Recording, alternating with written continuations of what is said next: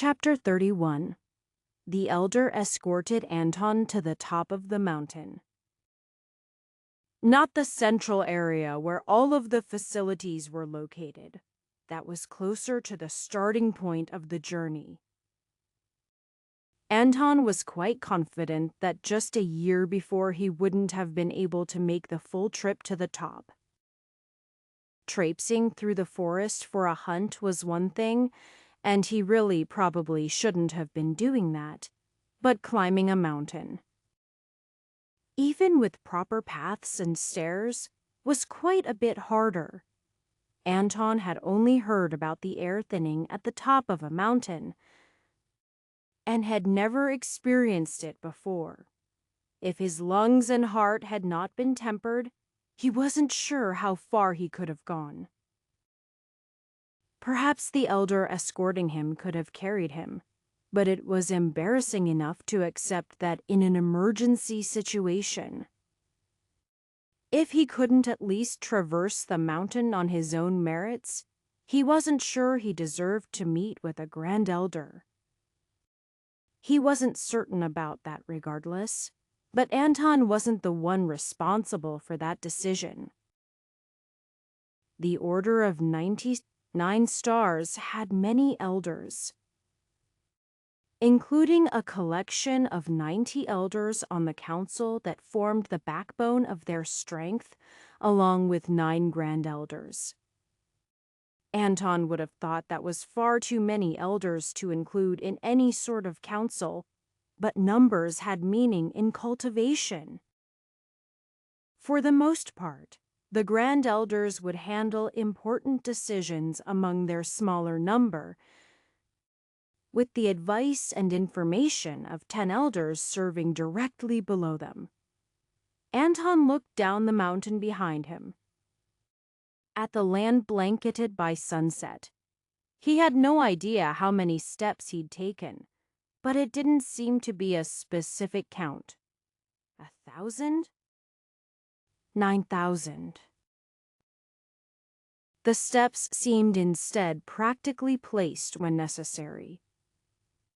The thin air around Anton was offset by greater concentrations of natural energy. However, despite or perhaps because of the density of the energy, Anton found it quite difficult to draw it in. The lower areas of the sect were much more optimal, at least at his level. He also found his ability to use energy weakened from his previous exertions. Just a small way further in front of Anton were a number of structures. The one he was being led toward was a large dome with a curious protrusion out of the top. Inside was one massive and dark room, nearly empty except for what Anton now realized was a massive spyglass, and a single old man sitting next to it. Anton couldn't see his eyes, but a glimpse of one gnarled hand indicated that this was likely the one who had appeared in the sky to save Thusten. Anton felt a slight tingling all over himself, and then the figure turned slowly. The eye was clearly the same. Its intensity was unforgettable. However, it appeared Grand Elder Vondale had only the single eye. At least, he kept his other eyelid closed, and Anton didn't see the shape of an eyeball pressing against it. Anton Krantz? Grand Elder Vandale's voice was raspy and almost weak. But when it struck Anton's ears, he couldn't help but listen intently. To my senses and my eye, you are almost two different people. My eye sees before me an old man who has lived many hard years, enduring many hardships. Yet my senses tell me there is a newly growing cultivator. Anton waited a moment, then supposed a reply would be in order. I never had the opportunity to become a cultivator while younger, though I don't know if I would have taken it, regardless. Grand Elder Vondale nodded. Perhaps the far corners of Greyoton have been overlooked, though we have certainly taken more care in recent years. He paused for a moment. Young Vincent told me of what happened in your region. He thought he could handle it alone. And with it being so far from our center of power, we let the problem continue for far too long. Relationships with Afrurg have always been touchy. He shook his head sadly. Anton still wasn't sure why he had been called to see Grandelder Vandali. Was it for a sort of apology on behalf of the sect, while Anton certainly was still bitter about what happened? He could never find it in himself to blame others for actions that weren't theirs. Elder Vincent was trying to hunt them down for years. Apparently, only a formation master would have helped. We have far too few of those. Grand Elder Vondale clicked his tongue. Come, let me show you something. He walked over to the base of the large spyglass. This is a telescope. It is much like a spyglass, but made for much further viewing. Stars are an almost unfathomable distance away. He placed his eye against a small segment on the side of the telescope, then turned a crank which rotated the telescope, and the whole dome just slightly. Another one adjusted the angle vertically a small amount. Look at this. What do you see? Anton stepped forward and did so. It took a moment for his eye to focus, but he saw that it was now fully nighttime. He could see a cluster of stars, lustrous against the black sky. A group of stars. They're quite a sight to behold like this. Anton had certainly taken pleasure from looking at the stars, but they were so much more clear through a telescope. Grand Elder Vondale made a sound like a dry cough that Anton took a moment to realize was a chuckle. Certainly. They would appear to be a group, though studious observations have told us that they are quite far removed from each other. Anton turned to look at the Grand Elder. The 99 stars has little tangible connection to actual stars in the sky. But in my case, I find that the observation suits my style of cultivation. Anything in the world can give insights, if viewed in the right way at the right time. He retook his position from Anton, moving the telescope once more. Here. This is a nebula, a collection of mere dust, similarly unfathomable in size like anything beyond our home here. Yet see how it sparkles. Anton enjoyed looking at everything Grand Elder Vondale showed him. It was a relaxing time, and it continued well into the night. However, he wasn't sure as to the purpose of him being called. There weren't many things that had been said. If the sort of apology wasn't it, then perhaps it was that he should seek insights from the world. Certainly, he shouldn't take any of the words of a Grand Elder casually. It was very late into the night when Grand Elder Vondale sighed. I should not keep you forever. You have been quite patient with me. You must have questions. About me, the sect, cultivation. Feel free to ask any of them. Anton nodded. He had questions. but he wasn't sure if any of them were good questions. He might as well start off with something straightforward. How does one grow in cultivation quickly? How can someone reach the same level as you, Anton, couldn't feel the exact strength of Grand Elder Vandali? He wasn't hiding it, but Anton just wasn't prepared to sense it. It was like looking into the sun. From what he knew, however, any of the Grand Elders were likely in galaxy construction, and perhaps near the peak of known cultivation. Two questions that almost sound like they might have the same answer. Grand Elder Vondale showed a smile that had many missing and crooked teeth. I can't answer the former. Honestly, I don't know. It took me hundreds of years to reach this point. That hardly seems quick. I suppose that might answer the second question as well. But that's not a very helpful answer, is it, I would have to say. Dedicate yourself to cultivation, but don't forget why you wish to grow. If you cultivate for temporal reasons, your growth will likewise be impermanent, though it is possible to merely have a change in focus. If I cultivated, it would be for the order. Do you not cultivate? Grand Elder Vondale shook his head. I find myself unable to take the next step. Cultivation is quite difficult on this old body. Though I am sure you have some idea of that. Cultivation can maintain and restore youth.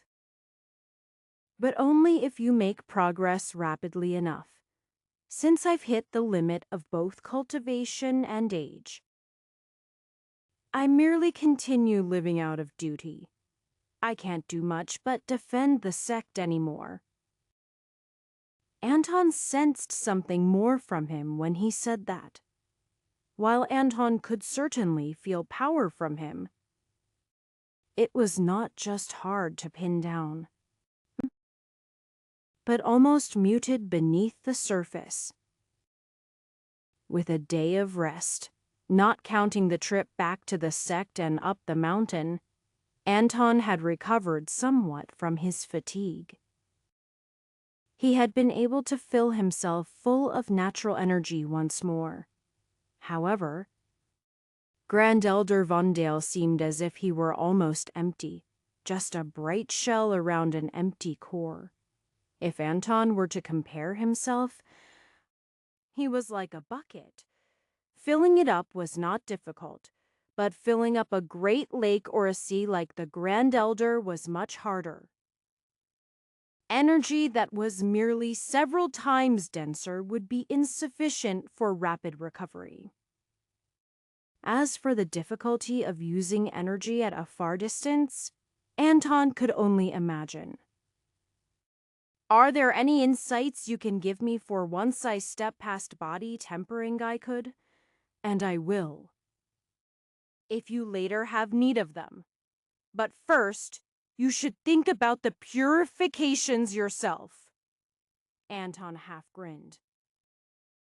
That will be at least 8 months from now. Why not sooner? A dry chuckle once more. I forgot. Here. Grand Elder Vandale pulled out a scroll. The full 99 stars, continuing past body tempering. Anton looked at him for confirmation before cautiously taking it. What, are you worried about that rule, the 1-year thing? It doesn't mean anything for you. There are many exceptions made.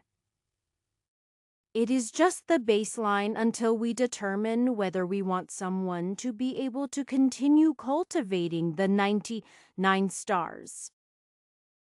It's not like we would deny someone the continuation of the technique after they reached the peak of body tempering. If they are a decent person. Anton thought for a moment, then nodded. Good. I was actually a bit worried. You've been here 4 months. At your rate of progression, I can see why you'd be concerned about reaching the end of body tempering with nowhere to go. Grand Elder Vandale breathed out slowly. I must be off. Do not hesitate to return if you have questions. Only I can answer.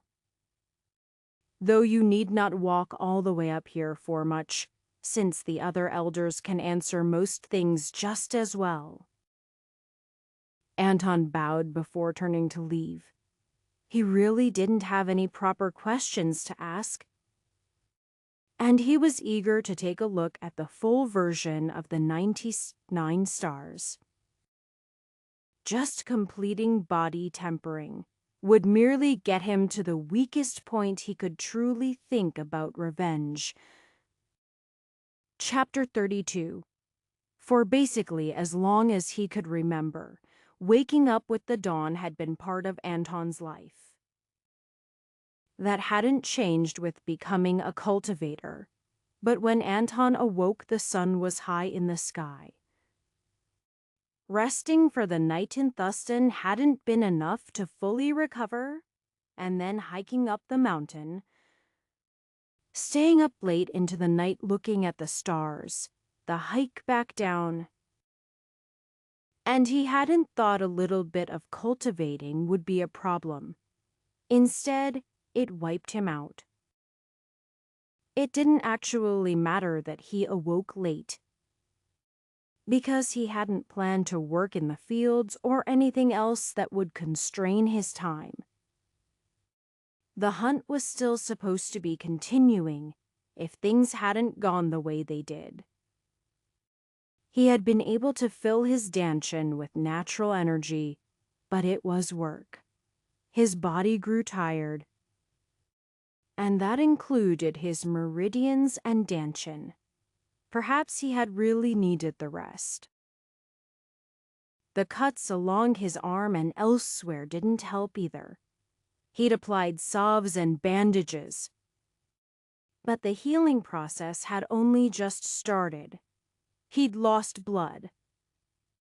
And while walking back to the sect had been fine, he only now realized how weak he had been.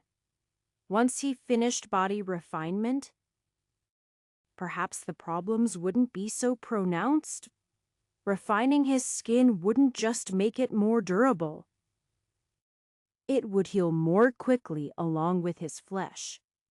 Refining his marrow would also allow for recovering blood more quickly. Among other benefits, Anton stretched, arms up above his head. Before he did any of that, he needed to finish refining his tendons. Some archery practice and some movement techniques would be a good start. Despite his fatigue, everything felt just a bit smoother. As Anton imagined a foe, he formed a spirit arrow at the same time as he determined where it would go. He hadn't previously been waiting to draw the arrow, but this way it formed at the earliest opportunity, but not too early. Holding a spirit arrow in its shape took some amount of effort, and while over a single shot it didn't matter, over 100 any inefficiencies could add up. Anton now had practical experience avoiding attacks as well.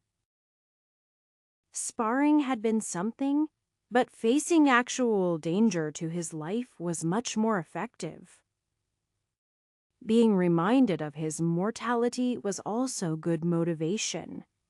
After some time spent in cultivation, Anton pulled out the scroll of the 99 stars. Not just the first section, but the full technique given to him by Grand Elder Vandale.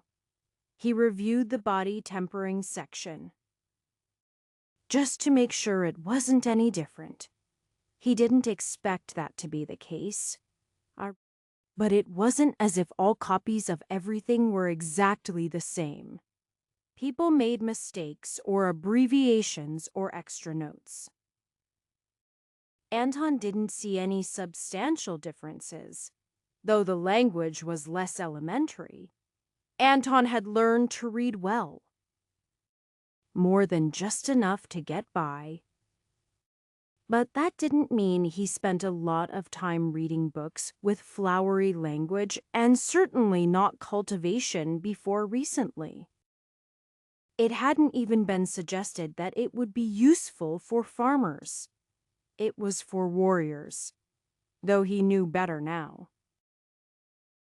The next section covered the segment of cultivation, the 99 stars called spirit building. It was similar in nature to body refining, but of course tempering the spirit instead of the body. The next 7 stars were the 7 purifications, a much more abstract process where various facets of the spirit were tempered. Only one aspect could receive the prime tempering, though just like body tempering, that didn't mean the others couldn't catch up given time. For a practical point of comparison, Anton considered a few of the elders he had seen in action. Mental vision was strongly displayed by Elder Kania, and perhaps was a requirement for one step ahead. On the other hand, Grand Elder Vandali seemed to embody more of spiritual connection with the way he interacted with the stars. Those were the most prominently displayed facets of those two, though he couldn't be sure if they actually had those as prime refinements. Vandale in particular, Anton had only interacted with for a short time, so Anton's judgment might mean nothing. The 11 orbits following the 7 purifications were simply a revisiting of the various facets of body tempering and strengthening the connection between the body and spirit. On an individual level, they were nothing special, but the whole process was important. The prime refinement was merely the completion of the task. Important, but not a decision that had to be made. Beyond that was what the 99 stars called constellation formation. It was even more abstract than the previous level. And Anton could tell he wasn't ready to truly dive into it yet. Maybe? Never. He wasn't sure if he could ever reach that far. Even if he could, he had to do more than just cultivate before then. Participating in the hunt had been good, not just for himself, but because of protecting Thuston. Anton knew there were more dangers in the world, and there was also everything he still had to do. He found himself growing impatient with himself, which seemed like it would lead to harm. More than just getting in over his head in a battle, he needed to properly prepare himself for the future. Among other things that meant continuing with his cultivation. Since he couldn't be sure how long he would live even if he didn't throw himself into danger, he also wanted to actually do things to leave the world a better place while he had the chance. Timothy breathed out heavily, swirling a small bit of excess natural energy he hadn't absorbed around himself. I was so close. I almost caught up to her. He looked to Anton. I wish I could keep you around all the time. Your advice is very helpful, Anton. Anton grinned. Enjoy it while it lasts, though I am still planning to stay around for a while. Oh, yes, I just meant. We're planning to return to Karen for a while. So I'll probably be away for a couple months. Karen? Anton nodded. Your hometown. I am sure they'd be happy to see your progress, and it might even help your cultivation to return. Anton returned the topic to where it had been. On that note, why are you concerned that Katerina reached 6th star before you reached 5th Timothy side? I wanted to catch up to her. At least for a bit. To be as strong as her again. I just want to keep up. So you want to be as strong as Katerina? Anton asked. Don't be embarrassed. It's quite understandable. However, to summarize the words of someone even older and wiser than myself, think about why you wish to grow. Why you want to be as strong as her? Timothy looked over towards the adjacent courtyard, which was currently empty. I want to. Protect her, impress her, Anton grinned. Maybe you don't even know yet whether you want to keep your friend safe or show off your ability. I think you might have the wrong focus on your cultivation. Tell me, do you want to match her or be stronger than her? Timothy shook his head. I am not sure I can do either. There is the core of the problem. It's not so easy to fix. Anton thought for a few moments. I'll say this. I know you can't just suddenly become confident in your own abilities. That is a process that takes time. But it might do you good to reframe the way you look at your own strength. Whether you work for yourself or for someone else's sake, ultimately I am not sure it matters. It can even be both. The important part is that you... Anton poked his finger into Timothy's chest. You, Timothy, want to be stronger. As strong as you can be. It doesn't matter what anyone else's cultivation level is. So you are slightly more than a full star behind. That's not an impossible gap. You almost did it.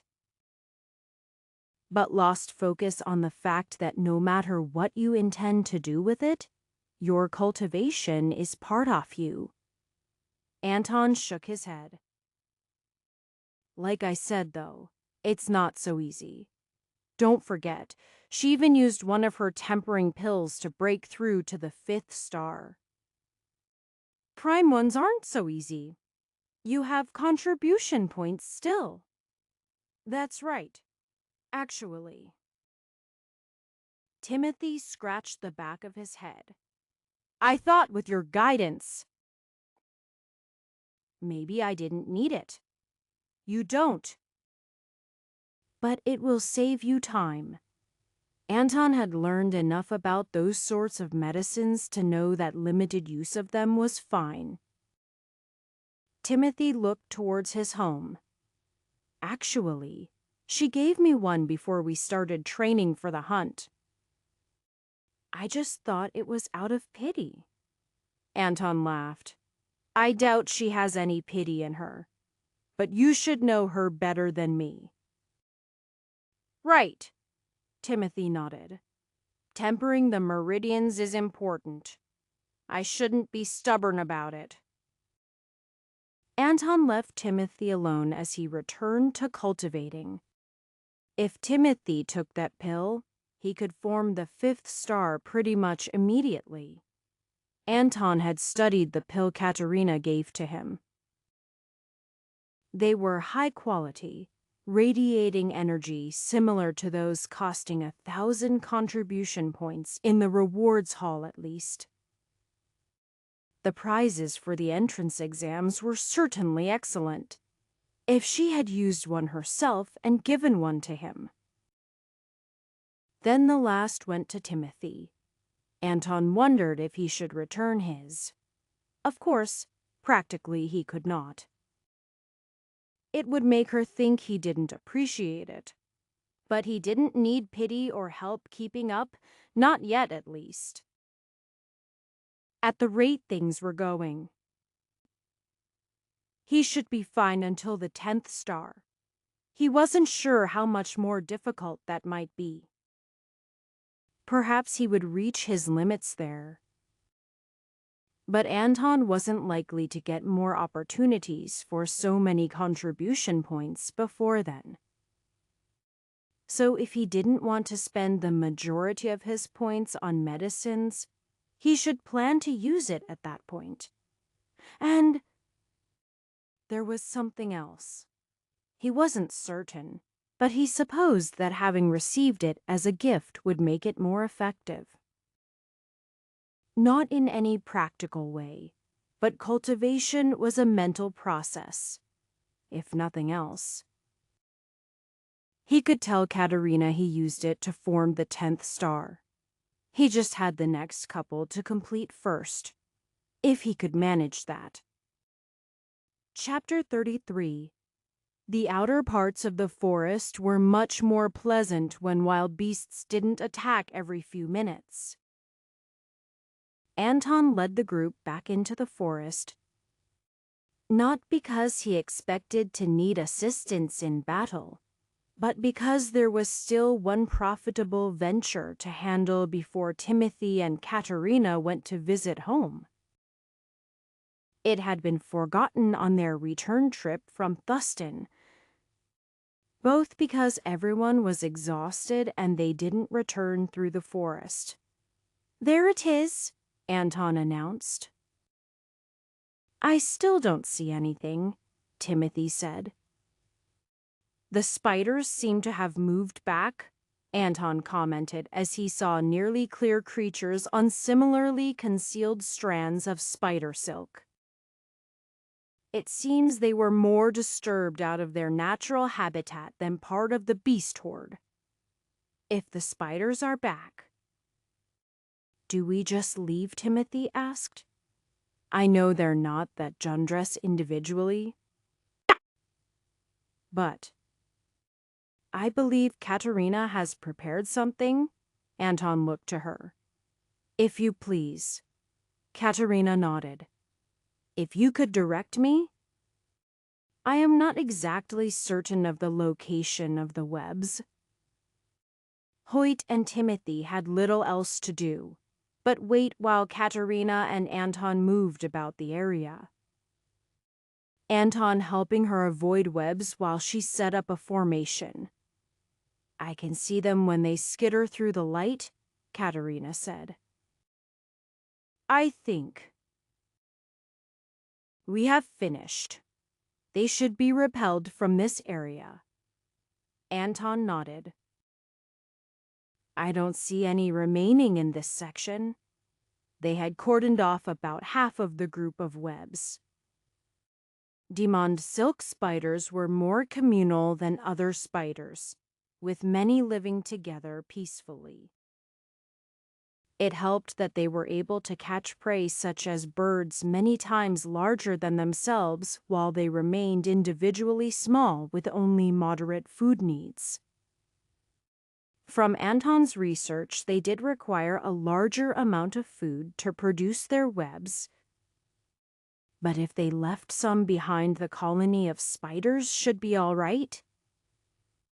The cultivators had actually been hoping the group had migrated, since animals often learned which section they inhabited.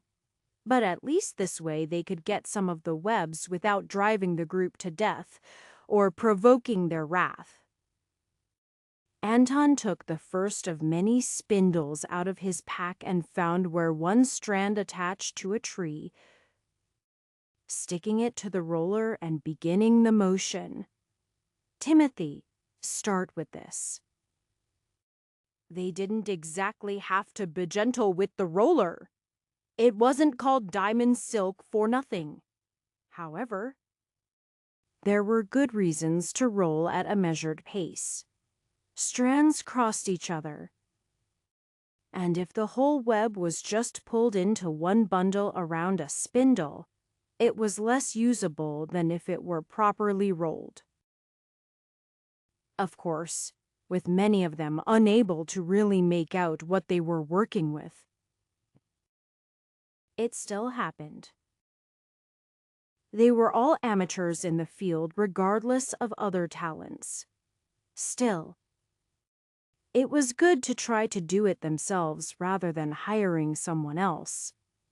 Everyone twisting a spindle could feel the tension, even if they couldn't see the thread until it started to form multiple layers around the spindle. It wasn't complastin. And the repeated distortion of light through its strands allowed it to gradually become more visible on the spindles. Anton continued to pick his way around, starting spindles and picking out crossing strands. He really missed having a magic bag. Unfortunately, they weren't cheap. 5,000 contribution points might actually be obtainable in a reasonable time. But at the moment, it was just a convenience instead of a necessity. Anton stepped over to one side of their cleared area. The spiders seemed to be returning. Despite their exceptional nature, diamond silk spiders weren't magical beasts able to use energy. Thus, forming a small barrier to keep them away was simple. Even with dozens of them, their combined force was less than a child pushing against him with one hand. Anton held up the temporary barrier while he looked to Katerina. The formation changed, Katerina said. She looked around. I forgot. We changed the flow of energy by removing the webs. Anton shrugged. I can't really tell any difference, but I'll leave the judgment to you. Katerina moved about, fixing the formation. And the spiders pulled away again. Now we can finish. Diamond silk could easily be exchanged for contribution points, even if the order raised some spiders. They really needed a lot of space and the right conditions, which were mostly in the forest. It was also tricky work that required someone with refined eyes to watch for spiders attempting to leave containment. However, nobody was really hurting for contribution points at the moment. Each had received an equal share of contribution points for the hunt. Even if Hoyt wasn't physically present in Thuston, he was certainly responsible for some of the success in the village's survival. Making something practical out of it would in turn cost some contribution points, but much less since they could provide the materials. Even with giant webs and a large number of them, the amount of material they had was limited. Each strand was extremely thin, so weaving it into clothing wasn't really possible. At most, they could make a full undershirt for one of them. However, while it would certainly be valuable to do so, the actual practical effect wouldn't be as much as splitting it. Diamond silk could be woven into other thread to greatly increase its strength, enough that everyone could get a full undershirt that would protect against cuts and stabs. Since it was flexible and thin cloth, it would do little against bludgeoning impacts, but it could be worn under anything else without discomfort. Personally, Anton thought full diamond silk garments would be a bit uncomfortable, not physically, but mentally. It was almost completely invisible, after all. Certainly not something that could be worn as anything but an additional layer. The decision to have defensive undershirts made would slightly delay the departure of Katerina and Timothy. But they didn't have a strict schedule they were adhering to regardless. It was unlikely they would need the additional protection on that journey. But everyone was eagerly looking forward to some tangible fruits of their labor. Anton stretched. He felt like a cat. Though the way they distorted themselves, he knew he was at best only slight like. He still had a spine and all that. Sometimes, he wasn't sure that cats did. He could feel his tendons reaching the peak of the refinement process. Each additional step towards refining his body took more work, but Anton found the whole process invigorating. Though he might traditionally stay statically in place for the formation of a star, that was merely for purposes of concentration. He found he was experienced enough in cultivation that he could do so while moving. Though, of course, the effect might vary greatly. In battle would be quite impossible. But a nice bit of moving around his courtyard was easy enough. Even for a breakthrough, it felt appropriate to make use of his body. He pulled on his bowstring, with no arrows, just feeling the strain on his tendons as he did so. He had no idea how strong he needed to be. Spirit building at the very least. But he didn't need to stop there if he could go further. The world just didn't have the problems of Dungan on to deal with. But others like those bandits and dangerous beasts. It even could use more everyday people who knew a bit of cultivation in their work. Further from centers of cultivation like the Order. It wasn't clear if making himself and the world better was a proper reason to cultivate. It seemed a bit too broad. But it was certainly better than just revenge. The bowstring twanged as Anton's fingers let it go. Revenge was certainly still on the table. However, he had to balance between practically being able to accomplish that revenge and spending too much time. It had been nearly 8 months since the destruction of Dunganon and the beginning of his cultivation. Anton knew cultivators worked in longer time spans than the rest of humanity, but it felt so long. When he'd been living happily and working 8 months was almost nothing. Every year birthdays of great-grandchildren had surprised him. Now, he never truly relaxed. At most. He distracted himself for a time. His grip tightened on the bow. He pulled back. Almost as if he was trying to break his bow or his arm, or snap his tendons. That wasn't quite the case. If he truly injured himself, he wasn't sure if he could recover even with good medicines and the aid of natural energy. However, he had to push himself.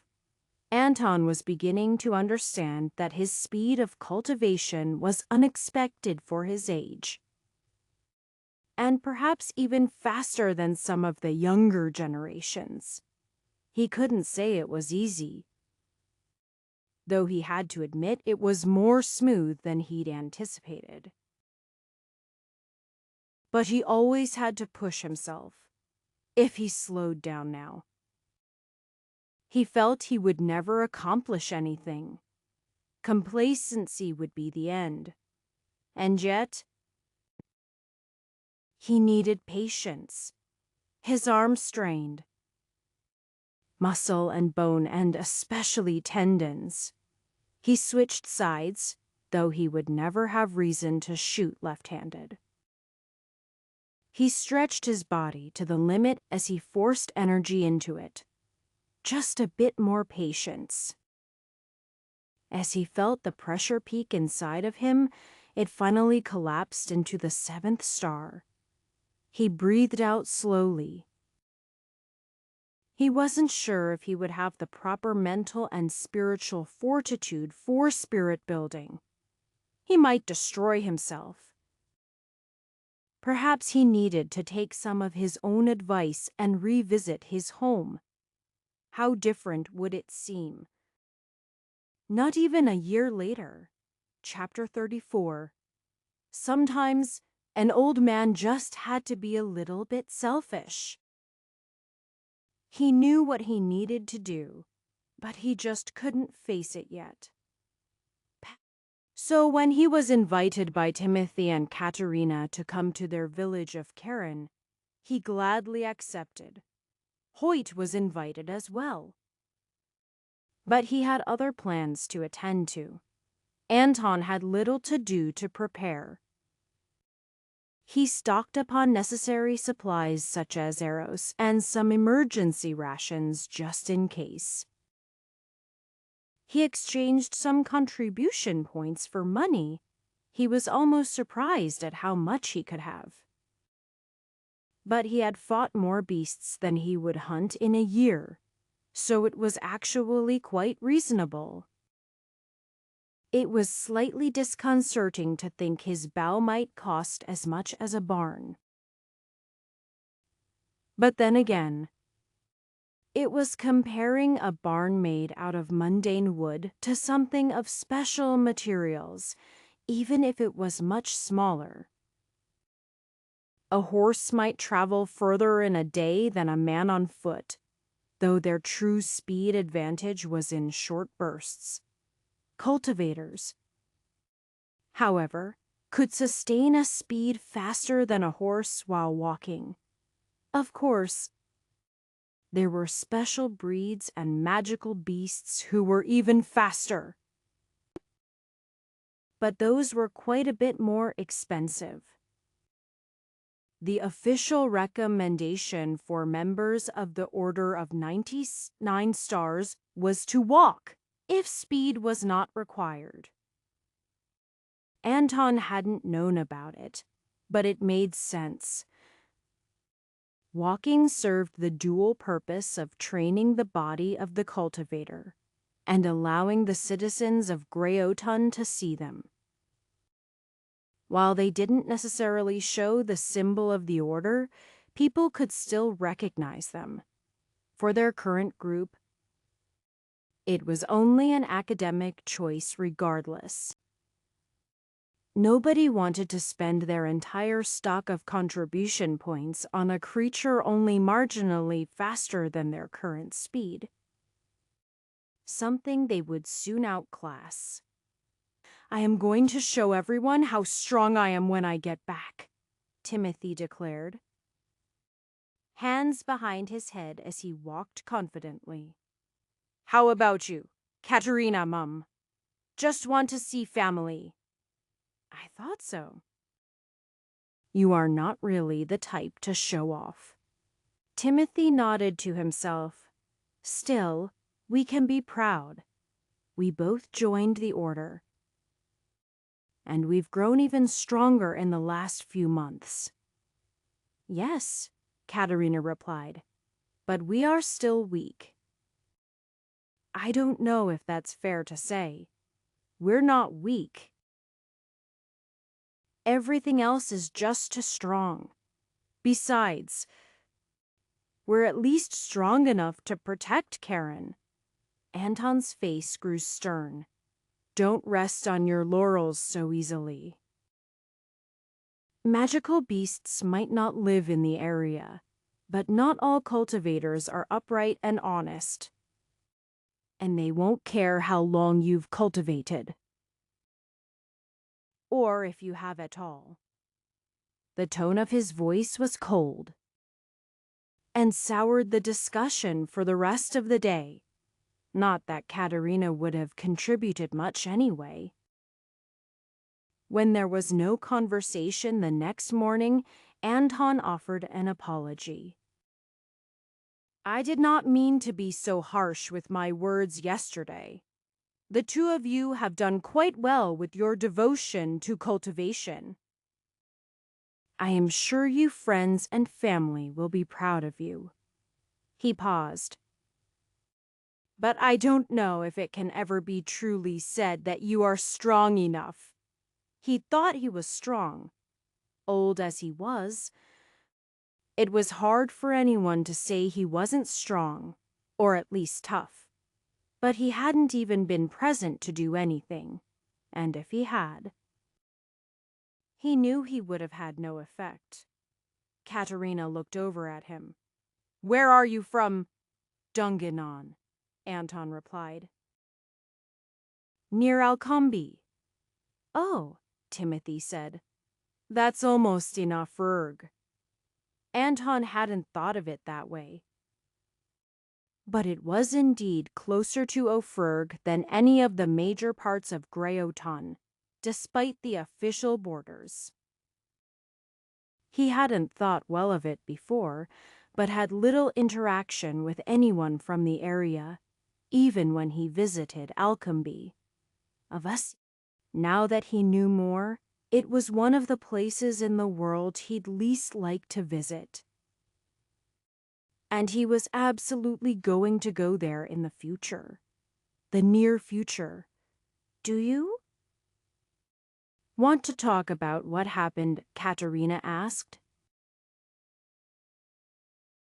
Number Anton breathed out heavily. Not yet. It wasn't just that they were young. Maybe they would understand.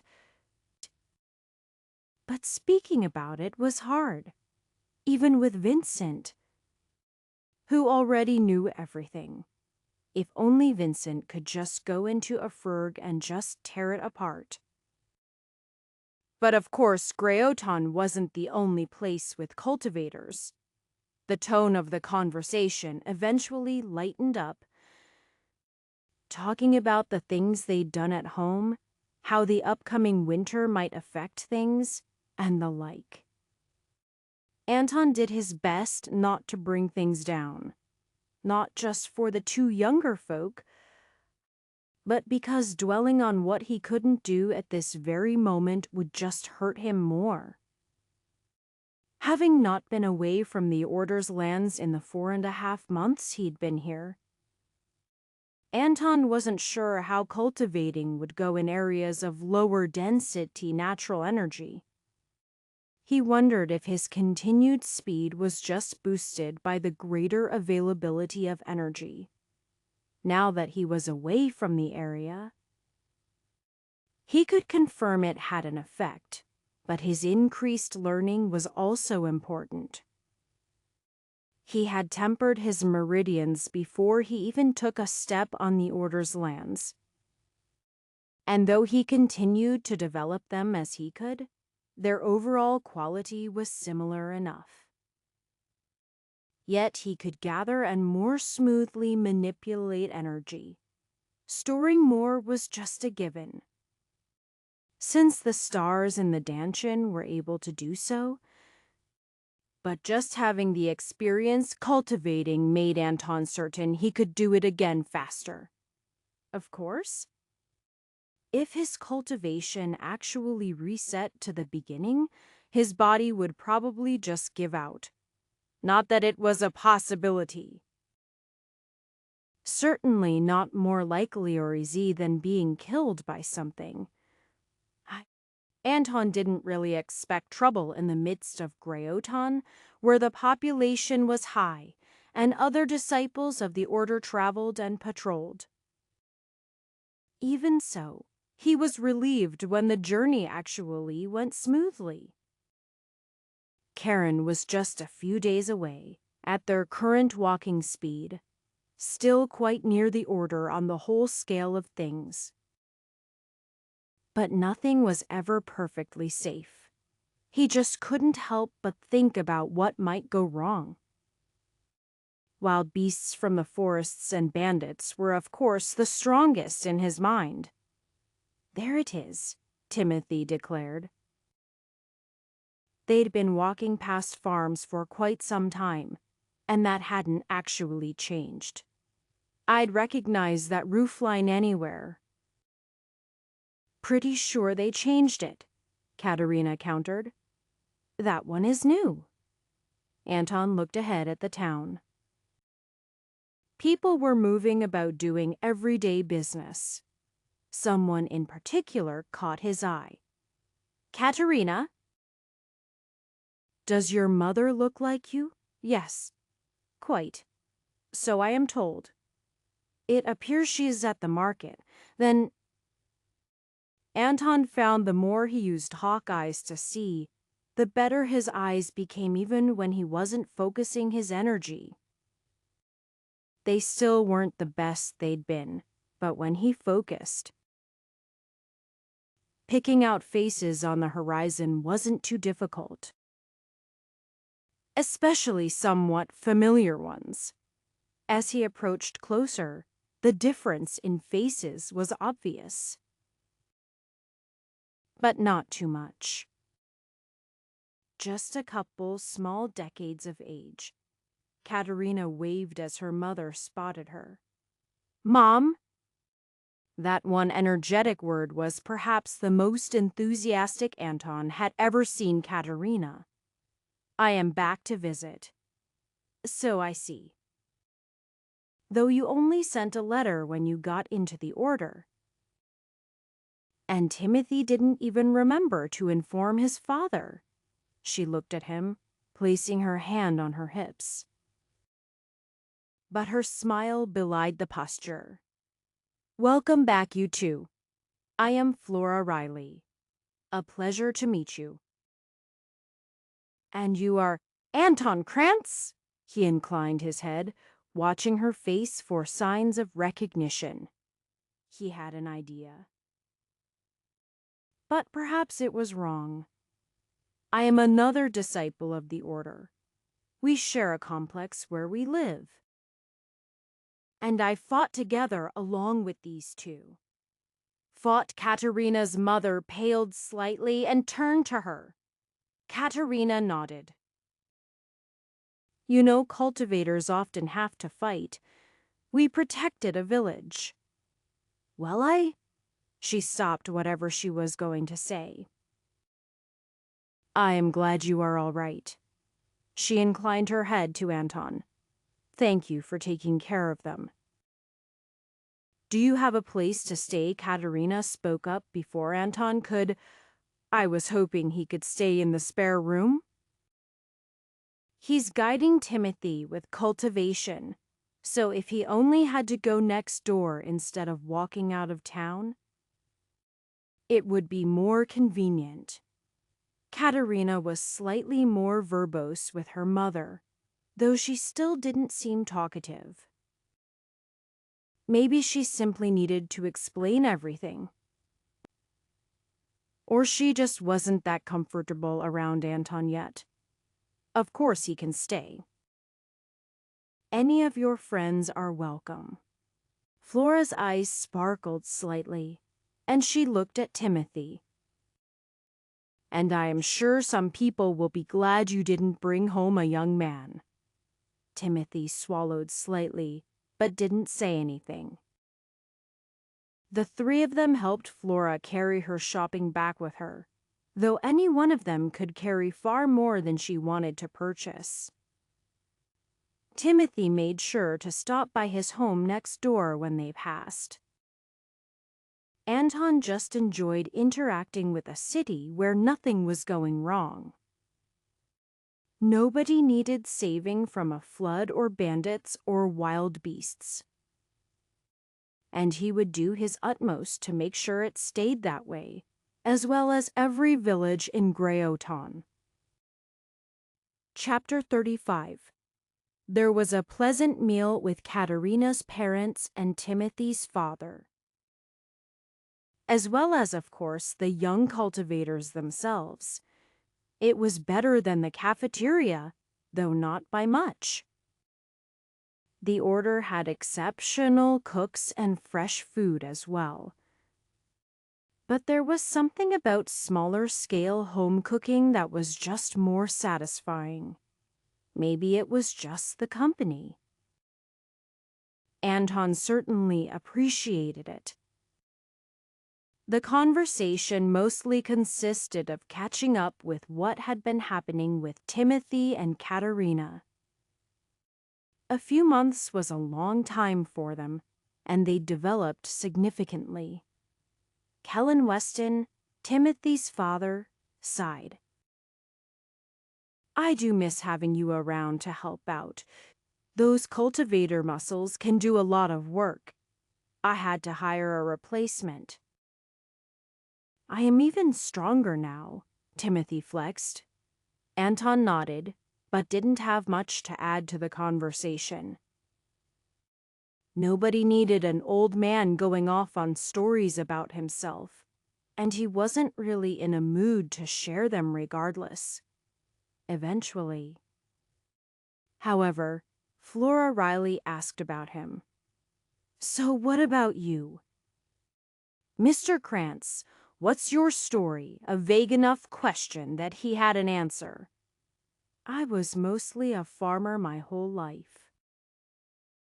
Grew up in Dungannon, far to the east. I got into cultivating very late in my life.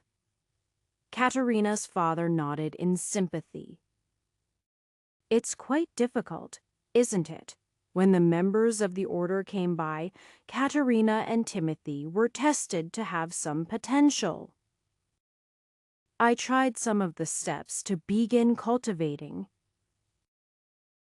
Jasper shook his head.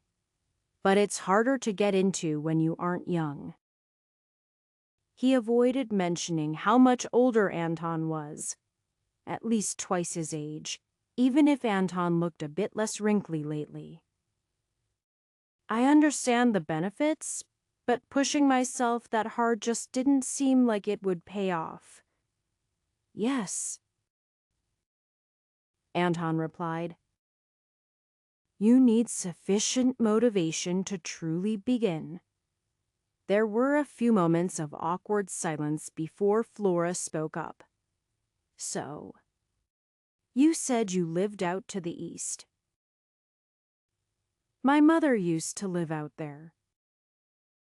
Didn't like the small country life and moved to Edelhull, though I ended up out here anyway.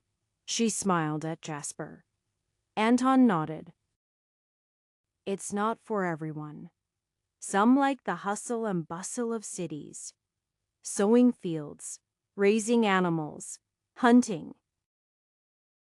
All suited me just fine, Kellen commented. Cultivation must be a nice change for you. I know it's work. But you don't have to move your body so much. He saw the twisted grin on Timothy's face. What? I am pretty sure he moves now more than ever, Timothy said.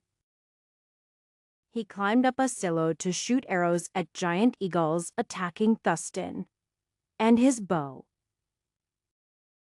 Timothy shook his head. It's not something non-clean cultivators can use. The rest of dinner continued uneventfully, and then it was getting late. Before Anton had time to settle into the spare room, Katerina was inside shuffling things about. That included pushing the bed to a different corner. Anton just watched, since she requested no help. Besides, she didn't need any. She'd gone through the full tempering of her muscles for the 6th star. Anton had offered guidance if she wanted it, but she politely declined. However, the sounds Anton heard from her courtyard indicated she took up the active style of body cultivation he thought was most beneficial. She might not have tilled rows of soil, but she worked her body without relying solely on energy. Her muscles would be a bit weaker than those who had done a prime tempering of muscles. But her fighting style worked well enough without. The added power she now had would still ultimately be useful, just not critical to her success. Katerina fiddled with the slats for the window and turned a small standing closet. None of the features of the room were more usable in their current positions, but she stood up proudly. Done? With what? Exactly, Anton asked. An energy-gathering formation? She shrugged. As much as I can. Anyway. Mom made me put the rest of the house back. My room is also set up. Anton nodded. He could feel the concentrations of natural energy increasing, though he couldn't pick out the exact details that supported that. It wasn't anywhere near what was around the Order, even in Edul Hall. But it was at least a step or two above where it had been, which was a similar concentration to Dunganon. Certainly not weak. But not particularly powerful either. I appreciate it. I couldn't have done it myself. He'd looked into formations after seeing their utility, but he just couldn't wrap his head around the details. If he wanted to learn, he'd need to devote months at least to develop his thought process, just to start learning. He certainly couldn't afford that now, though perhaps if he later found himself with time. He shook his head. That was quite unlikely.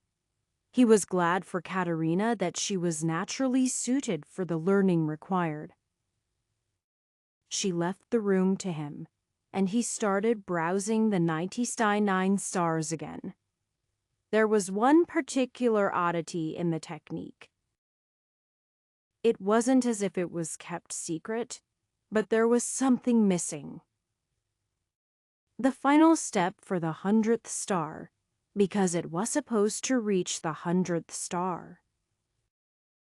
That was the summation of the first 9 primes, which meant in actuality 99 stars was incomplete. But so far, nobody had reached the 100th star, as far as was known.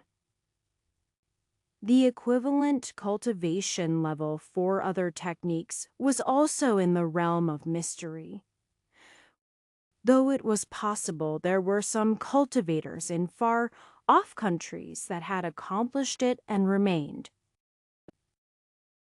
existent.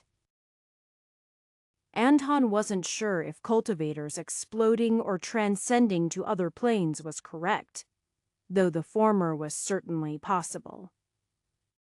The latter was quite hard to test, especially since he was still 93 stars short. Anton focused his energy inside of himself, taking advantage of the increased density in the surroundings. While he would normally move around while cultivating, the exact circumstances didn't allow for much motion without creating noise that might wake others. Besides, tempering the marrow didn't have much he could physically make it do, short of something like cutting himself to try to force it to replace his blood. Perhaps getting his blood flowing faster would suffice, but he would save that for when he could be outside. In the morning, Anton awoke as the roosters began to stir. Though he was on a smaller farm than what he'd developed over generations, there were still familiar sounds of the world waking up that it made. Anton pulled himself out of bed and went outside to see the chickens. "Hello there, little ones. Feed will be coming for you soon." I am sure he would have done it himself, as thanks for staying, but he didn't know where it was. And of course, using other people's things without permission wasn't something that would be taken well. He heard footsteps coming outside not long after. Oh, Mr. Krantz? Jasper Riley was carrying a bucket of feed. Did they wake you? Would have been up anyway, Anton smiled. I was a farmer. Remember, need help with anything. We couldn't possibly ask you to do anything. You are a guest, Jasper replied. And I am old. So what? I'd rather not sit around and rot. Anton's eyes scanned the area. Could fix that fence or weed a few rows. Help fill that firewood shed. Here is always work to be done. Isn't there, Jasper sighed? Well, if you insist. Anton took the chance to do every single thing he'd spotted. It wasn't that the farm was poorly run, but it was a bit much for two people to handle, and things would forever crop up even if they hired some help. That was just how things were. Timothy and his father passed by early as well, heading off with a third strong man into the woods not far off behind the few nearby houses, the Rileys, the Westons, and two neighbors he didn't know. Jasper watched Anton, clearly worried he would overwork himself. But Anton hadn't yet done anything that would have strained him much, even before cultivating had made him feel 40 years younger. I am impressed. You really know what you are doing. That's experience for you. 100 years of it. Minus maybe 5 while I wasn't walking around. Anton grinned. Though I wouldn't say that I was very helpful for a few years after that, either. Still needed someone following me around so I didn't tip over the feed bucket. 100?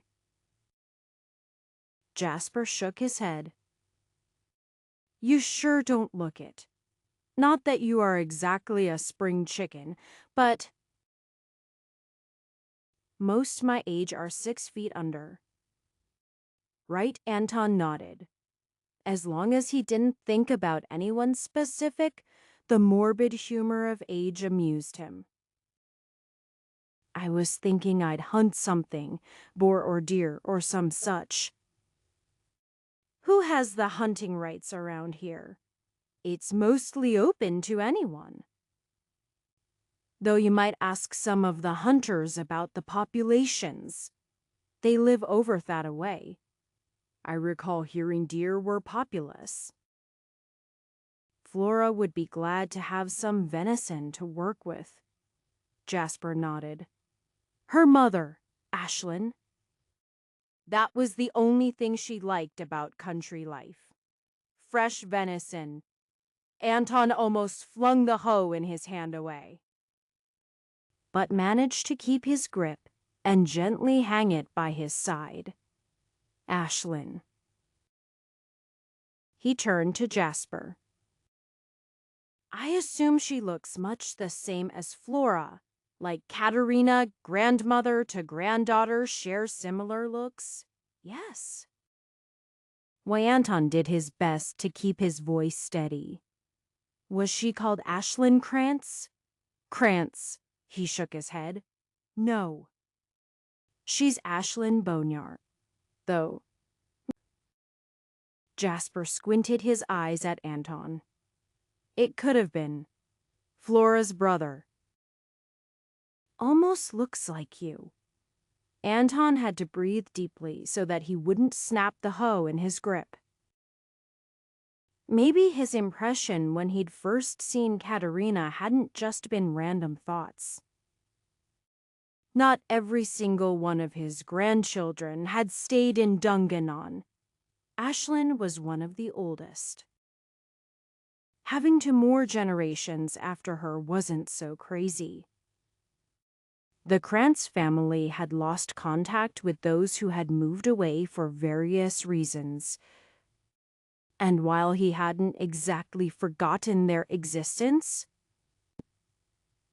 they hadn't really registered as family, living and safe. Elsewhere in the world, I think we should speak with Flora. It could just be the same name. But we need to find out one way or the other. Jasper nodded and followed him towards the house. Chapter 36. It was easy enough to find Flora inside, patching up a pair of work pants. Jasper hesitated a moment, clearly unsure how to broach the subject. Your mother? She was from out east. Right. Did she ever talk about where specifically Flora's fingers continued to stitch without slowing? She probably mentioned it once or twice when I was little, mostly to mention how much she liked being in Edel Hall. She looked up at the two of them. What's so important that it made the two of you come in from the fields still covered in dirt, even? Anton looked down at the path of dirt behind them. He was usually more careful about things like that. Since keeping the house tidy was hard enough without actual mud and chunks of dirt. However, it was easy enough to wave his hand and push it all away with some energy. It took quite a bit less than the power required to kill a giant boar, though it took a couple passes to get everything. Sorry about that. It's probably not urgent. But I'd really be interested. Or if she mentioned her parents at all. Did she mention them, certainly? But I only remember hearing about them as Grandma and Grandpa. Flora thought for a few moments. I think I have some old letters from her. They might have names. I could dig them out this evening. It's a bit of a trip to Edel Hall just to ask her, of course.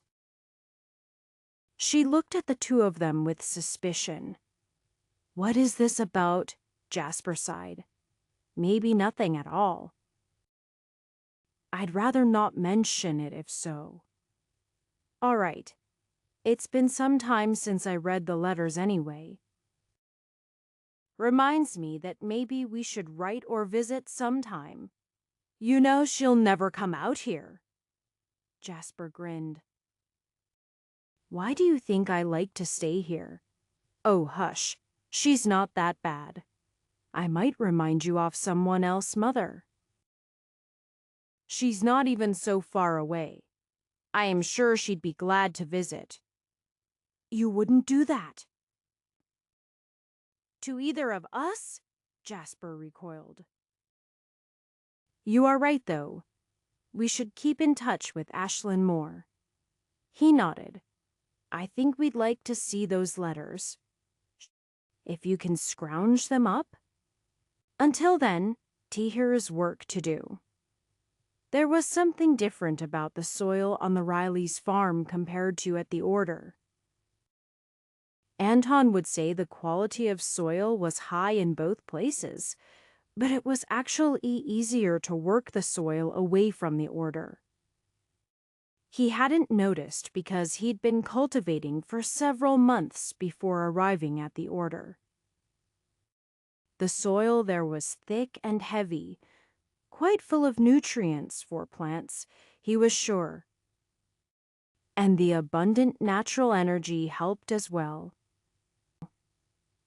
But it was harder to work than normal soil.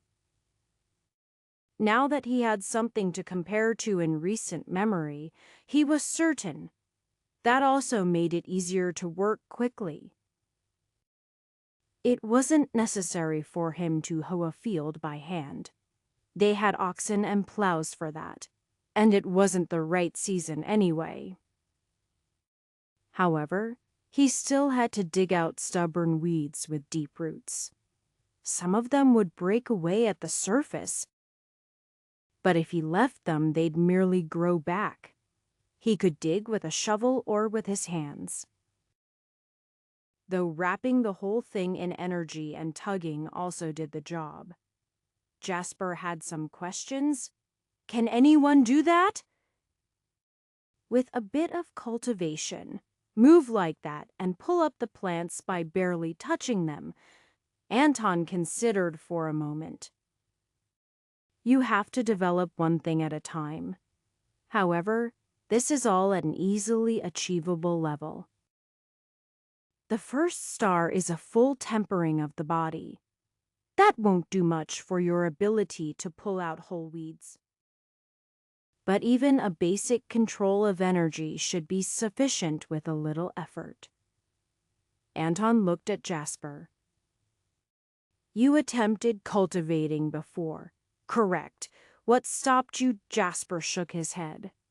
Couldn't sense the energy, really. I wasn't able to gather it or done with it. Let's take a quick break. Anton gestured over into the shade. Have a seat.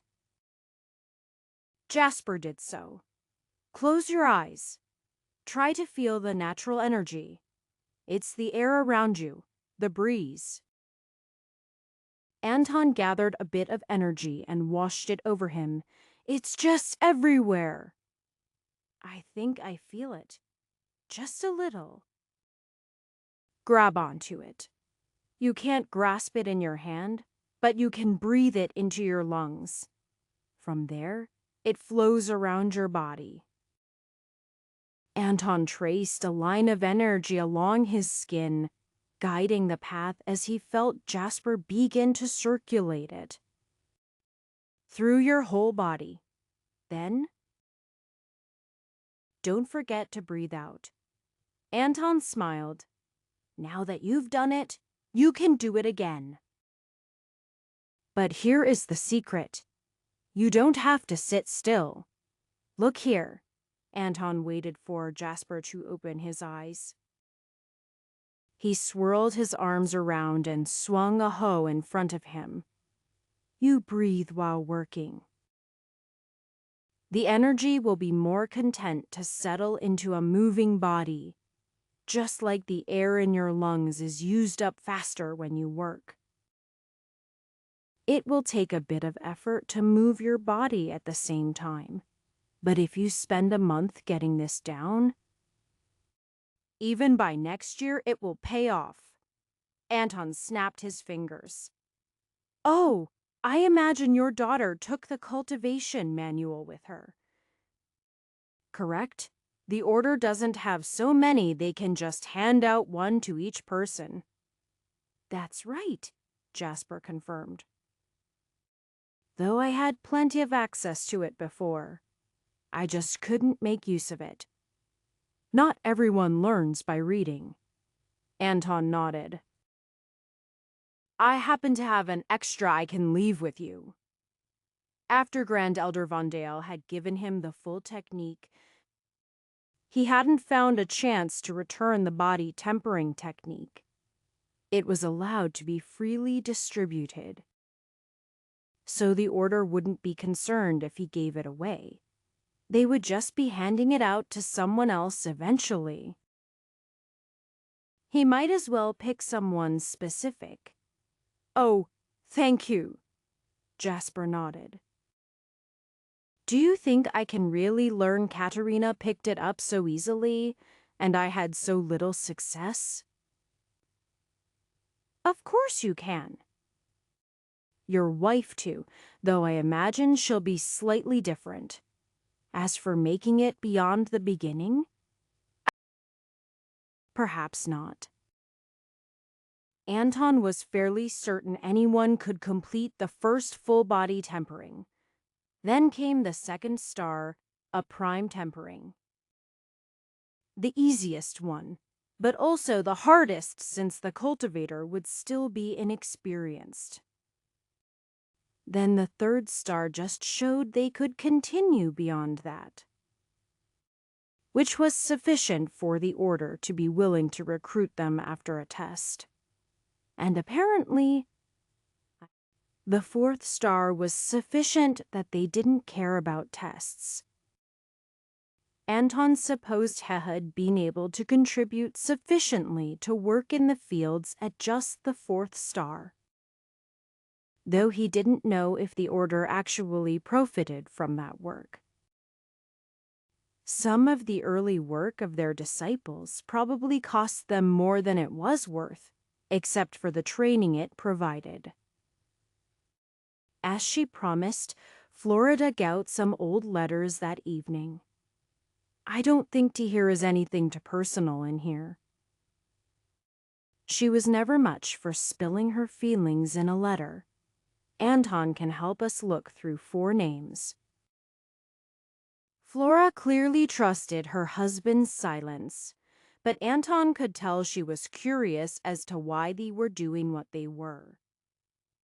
Maybe it didn't need to be kept secret, but Anton also didn't want to cause excitement for no reason.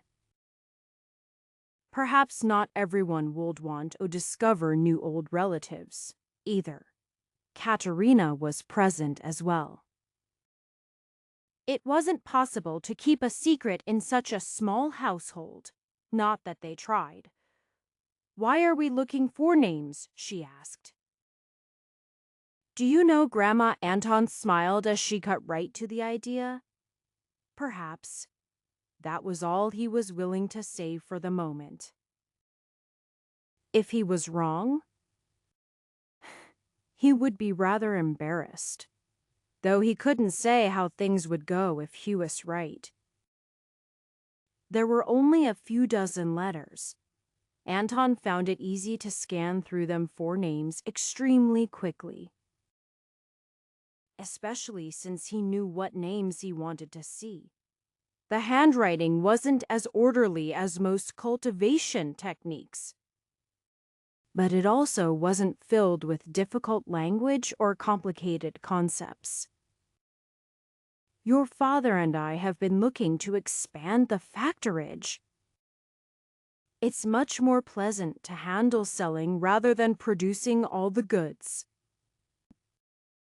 Letters of that sort dominated. Anton couldn't say the hand was familiar, but it would have been many decades since he'd seen it. And at least a few decades of development after the last time when they would have been written. "William?" Jasper asked. "No? Not what I am looking for." Katerina also found a name. "Barrett. That's not it either." Anton shook his head. "There are a number I am looking for." Flora found something that sparked his interest. "Cora! That's a name I recognize." "What does it say? Let's see here." Cora came to the factorage today. Her vegetables are good quality, but a bit too expensive. I don't see much else. Anton sighed. That doesn't sound right. I am looking for people she would have known from before. There could be a lot of things, but Miles and Leslie are the best connection. They were nearly done with the letters when Anton's eyes finally found a name. It even had the right context. Your Grandpa Miles used to eat so many potatoes. I had no trouble discerning the quality of the batch at all. We won't be buying from that farm again. Just as Anton was about to say something, Katerina held up her letter. This mentions a Leslie. Ahem. My mother, Leslie, gave me this recipe for potato soup. But honestly, it has far too much. Celery, Anton said. She always complained about that. Katerina paused. Looking at the letter. Yes, celery. Did you read this one? Anton shook his head. Number, But Ashlyn always said the potato soup had too much celery. Every time. Flora Idanton. You certainly sound like you knew her well enough. She seemed to have gathered some idea of what was going on. Are you perhaps? An uncle of hers, Anton grinned. I am flattered you think me so youthful. But Ashlyn properly referred to me as Grandpa. Grandpa, Katerina muttered. Even Grandma had a Grandpa Anton thought that part was quite obvious. He was rather more excited about discovering another generation he hadn't known existed. It was a bit strange to have a great-great-grandchild older than merely his great-grandchildren. But over a handful of generations, it wasn't that odd. You two look quite like her. And she was quite like Janina. Katerina's thoughts were clearly still processing things for a moment.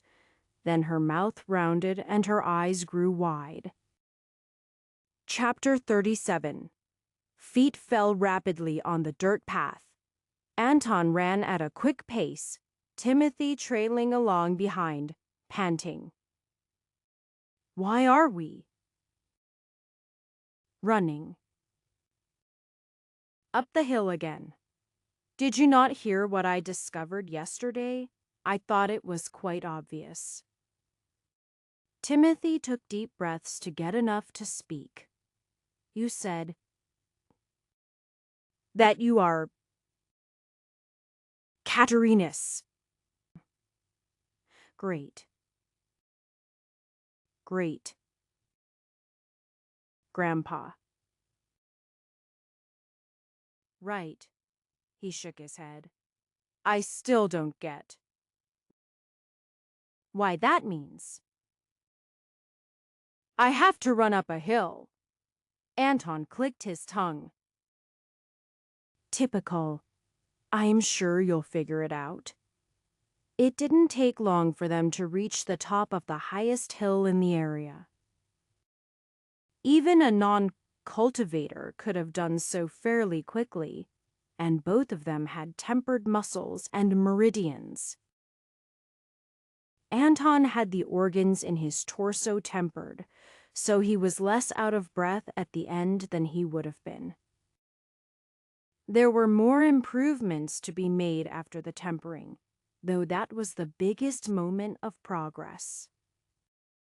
It wasn't that Anton wasn't breathing hard at the end, but he handled it better than Timothy. Now. Sword out. Anton pointed, though there wasn't anything in that particular direction. 100 swings. At the same time. He pulled out his bow and began firing spirit arrows. He let them unravel not far away so that he wouldn't accidentally hit something in the trees. There was nothing complicated to what he did, just repetitive shooting at a regular pace. For his part, Timothy had exhausted his questions. He just accepted that Anton thought this training method would pay off for some reason. He just shook his head and kept swinging. Technically, sometimes he stabbed, but he was pretty sure that counted. His arm was tired by the end, because Anton's pace didn't give him a moment to recover. Good. Now, swap arms. I am right-handed, though. I am aware, Anton said. And maybe you'll never injure your right arm. But that doesn't mean you should leave your left untrained. Anton also switched his stance with the bow. It would require very specific injuries for him to not be able to fire the bow with his right hand pulling the string, but still able to grip the shaft. But he began to fire arrows regardless. When Timothy had finished each swing with his weapon and shield swapped, He found his balance was quite different on that side. It probably wouldn't matter since the situation shouldn't arise. But it was weird to be so asymmetrical.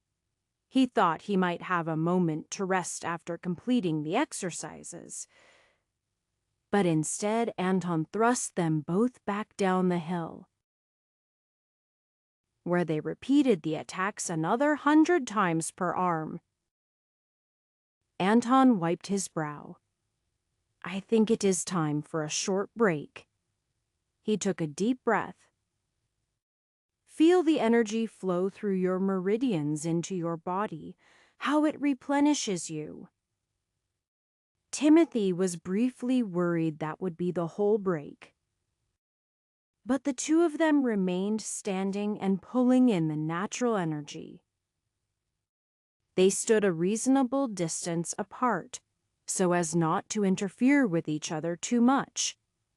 Once he was actually feeling recovered, Timothy had the bravery to ask another question. So, why isn't Katerina doing this with us? You think this training would be good for her? Anton shook his head. It might be, though she has her own methods that work. Perhaps we should have her join us for the next round. Timothy groaned. Though he should probably be sleeping, Anton couldn't help but write his thoughts on his training. It wasn't some profound technique or expert advice. It was just his only way to make sure what he learned lasted beyond himself. But while he wasn't sure how long he would live or how long after that his words might last, he supposed he might as well aim high. This was his path to the peak of 99 stars. Anton was startled by a knock on his door. He should have been able to sense Katerina coming. But he was preoccupied with his thoughts. Yes, come in. She stepped inside and inclined her head. Grandpa Anton. She'd gotten him with that one earlier. Something about the younger of cultivators strived for formality, calling him Senior Anton and the like, despite the fact that he wasn't particularly higher in cultivation than any of them. For the sake of brevity, Katerina left off to greats, but he couldn't refuse her addressing him in that way.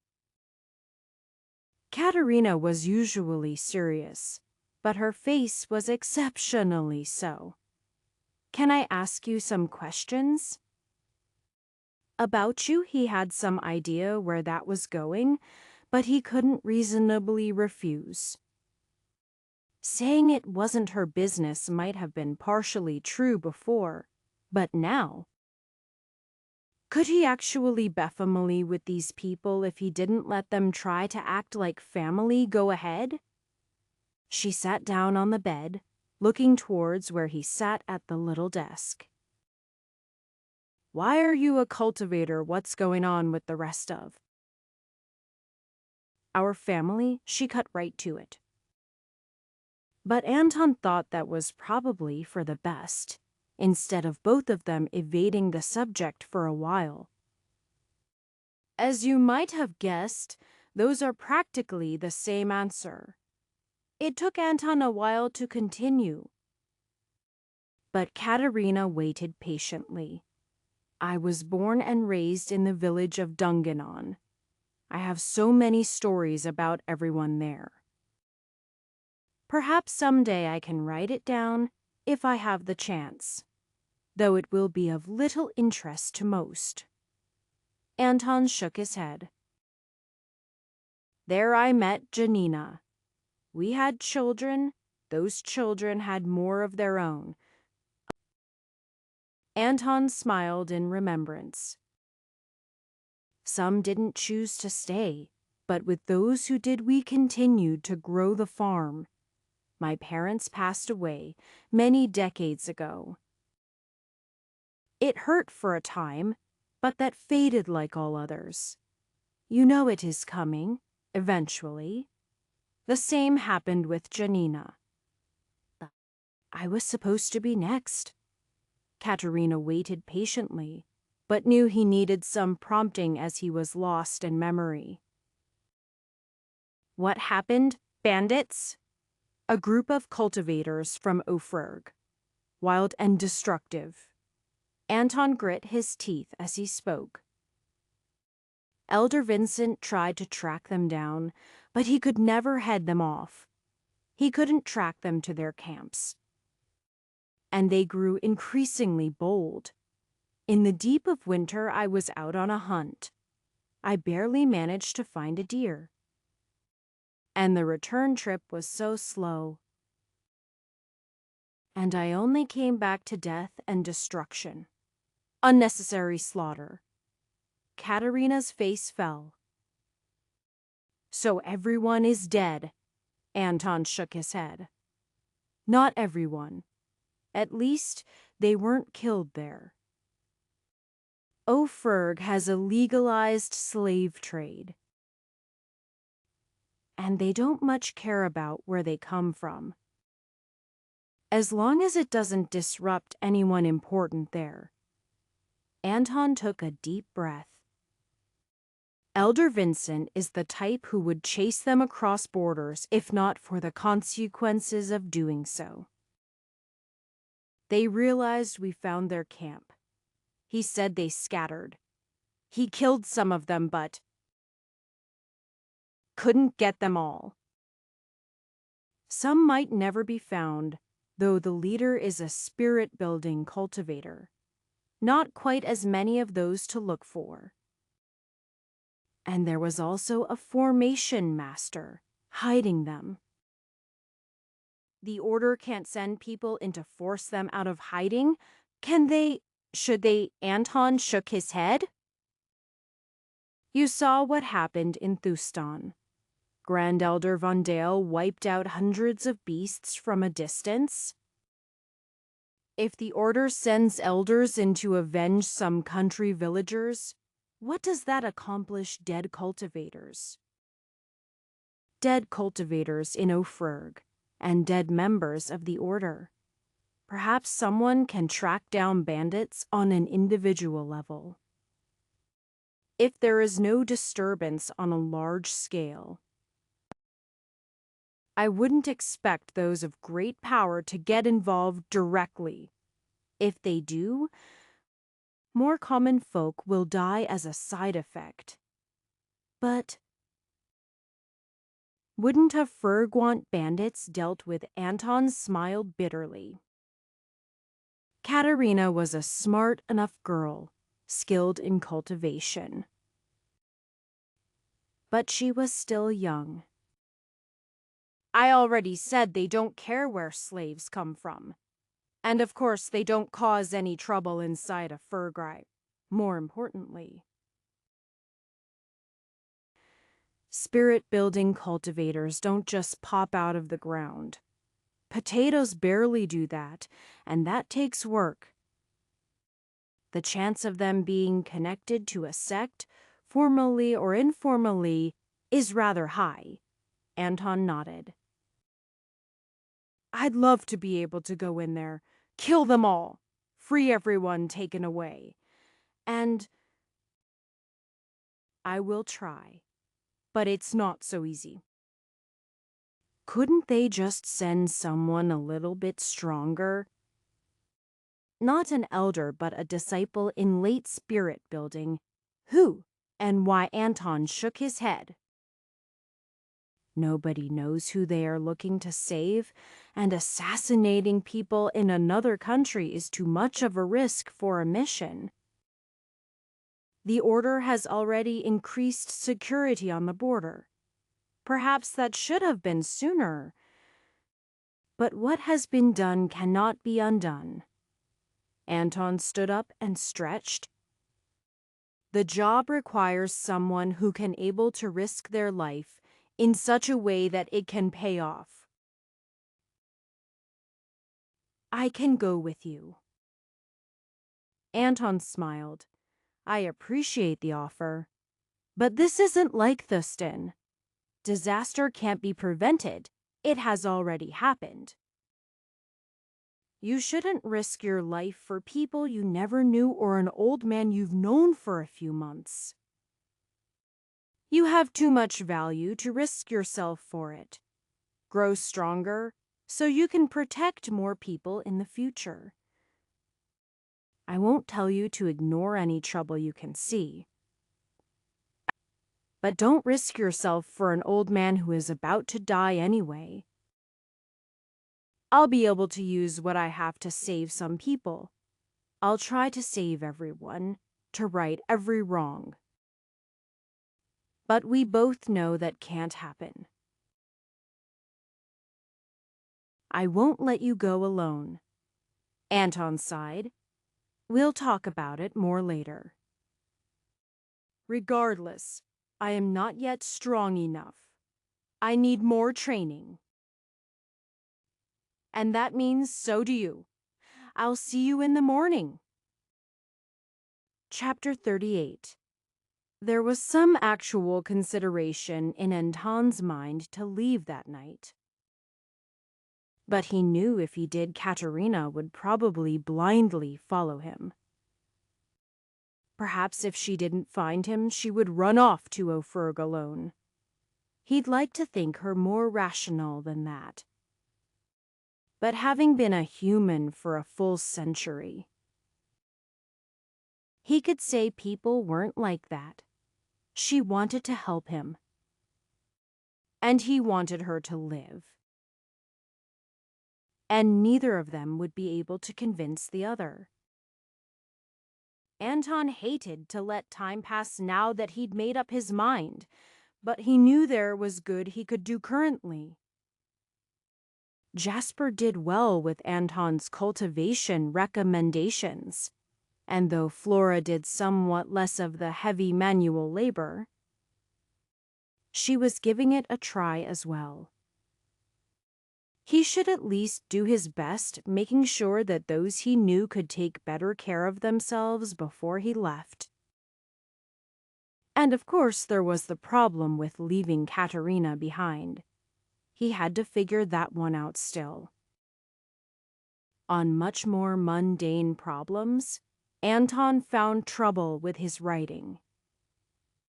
It was no trouble at all to write down his observations during cultivation. What was good for the vigorous sort like himself and Timothy weren't necessarily right for Katerina. Though he did his best to share his experiences, he learned some from her and Timothy in return. Mostly little things. But every experience was important. But that wasn't where he had trouble. Anton didn't think that any of the methods laid out in the 99 stars were wrong. Just incomplete, of course. His notes would have holes in experience he couldn't cover as well. But if someday someone found his writing and used it as a supplement to bring them another step further in cultivation, that would be good enough. Anton wasn't concerned about it being the most important document ever written. Really. An old man just starting cultivating could only do so much. But there was one thing. If others were to read it, it should have a name. Anton's journal of cultivation was bad. It was for others to read to begin with. So was it really a journal he'd written down a name? Path to 99 Stars. It was the sort of thing he'd expect to find in the library, but something seemed to be missing. More than just 92 of the stars, of course. Anton stood and stretched. He very much appreciated the fact that his body could do that without yelling at him to stop. It just whimpered a bit. His cultivation was going well. The change in scenery provided benefits that mere density of natural energy couldn't make up for. He wasn't sure if he wanted to spend a full 2 months away from the sect, but that had never been a hard timeline for the stay regardless. Timothy and Katerina just wanted to show their parents their progress. And now their parents were beginning cultivators as well. A sword wreathed in copious amounts of energy sliced through the air towards Anton's head. The only thing he had to block it was his own arms. And of course the cloth armor covering them.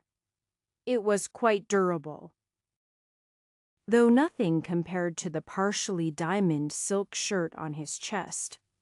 Anton's arms rose up to meet the sword, and his energy condensing until it could be seen, not just as cultivators envisioned energy, but in a way the naked eye would see the yellow shine. Golden, if one were to get fancy with the name. Anton staggered back under the force of Timothy's blow. But Timothy himself was staggered as well. Anton couldn't expect aerial opponent to just straightforwardly hit his defenses. But he had to test how much they could actually withstand. Anton looked at his forearms, one of which was dripping blood. Slightly less than that. Then, maybe it was the way he angled the energy. Though of course Timothy's power wasn't something he could ignore. Muscles trained by chopping down trees with his father worked together with his energy to become powerful attacks, even if he wasn't using an axe. "Sorry," Timothy said. "You said to go all out." "I absolutely did," Anton nodded. "I merely couldn't withstand your attack, which gives me more reasons to not try."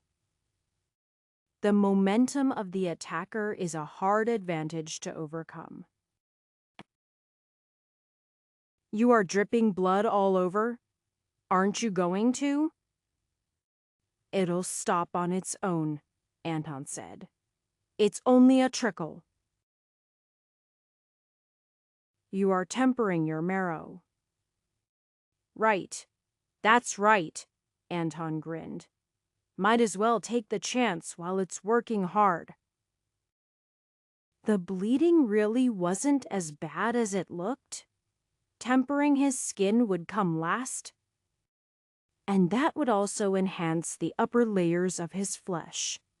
He wouldn't be able to take a blade without an energy, but at least he'd be able to ignore pricking bushes. Energy flowed deep into his bones, supporting the marrow in its work.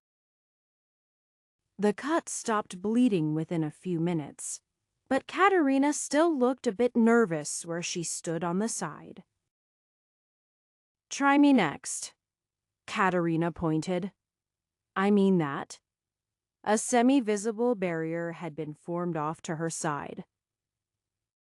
It was a formation created by her own energy, but it would sustain itself on the natural energy of the area without her input, at least for some time. More powerful ones would require larger areas or more permanent physical fixtures. But spending money on special materials wasn't really as good for training as seeing what she could sustain otherwise. Timothy readied his sword. He was only using it in one hand, but being able to attack unrestrained still had great power. Step back. Obviously, in combat situations, Katerina would want to stand behind a barrier, or have something she intended to protect behind it, but there was no need to risk that in training. If Anton was able to form golden armor away from his body, he might have done that. However, it wasn't within his current capabilities. Anton approved of the angle of the swing into the barrier. Timothy's sword struck a resounding blow on an edge, but the power merely wasn't enough. His sword rebounded and the barrier held. It wasn't undamaged, but his attack hadn't broken, though, in any significant manner. Timothy looked to Katerina, who nodded. "Keep going." Timothy continued to swing at the barrier. Katerina directed some of her own energy to keep it standing, which half negated the point of it being a barrier formation and not her own defensive energy. But it looked like they were having fun competing. Eventually, the barrier gave out, but that was inevitable. The power levels were similar enough, so a proper offense would always win against defense without retaliation. But they were just testing the limits. Katerina smiled. "Good. I was able to keep it up for a while." "But you still managed to break through." She turned to Anton. "Now you try." Katerina began setting up the barrier before Anton could protest. "I'm afraid I don't have quite the sort of power required to break through. My arrows don't exactly have a lot of weight." It was why people didn't shoot arrows at walls in a siege. It simply wasn't what they were intended for.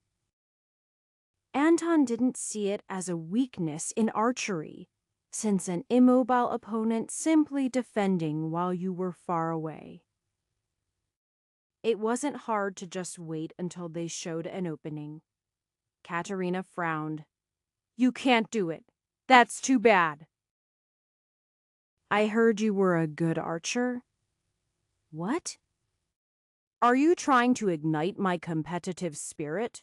So I'll make a fool of myself," Anton grinned. "Because I absolutely will." "Finish setting that up. Then everyone back away, because the arrows might deflect a bit." Flora and Jasper watched from a further distance.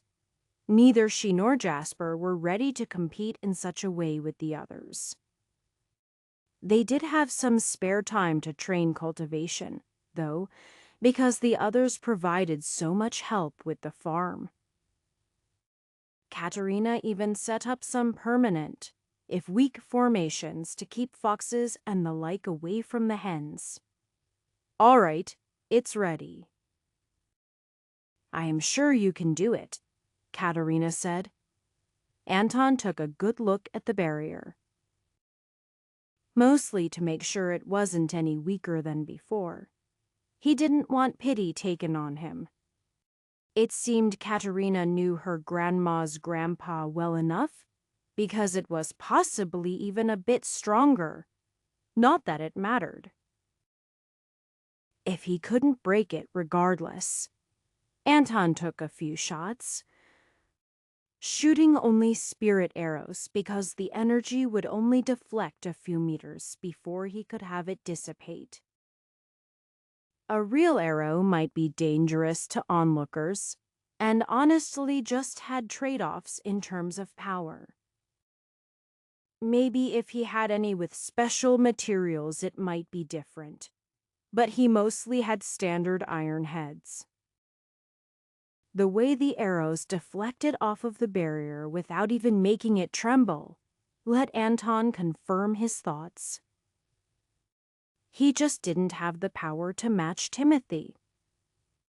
Though did he have to? The young man struck the barrier with great force many times before it shattered. But if he wanted something practical, shattering it wasn't necessary. Anton relaxed, then reset his stance. He wanted to get the most power possible. He readied his arms, then pulled as he formed a spirit arrow. Muscles in his back straining more than his arms, though his whole upper body was involved. He wouldn't have the luxury to prepare himself normally, but he could add a bit of extra power. As he did so, he condensed the spirit arrow until it was even thinner. Elder Kanea's arrows were extremely thin as well.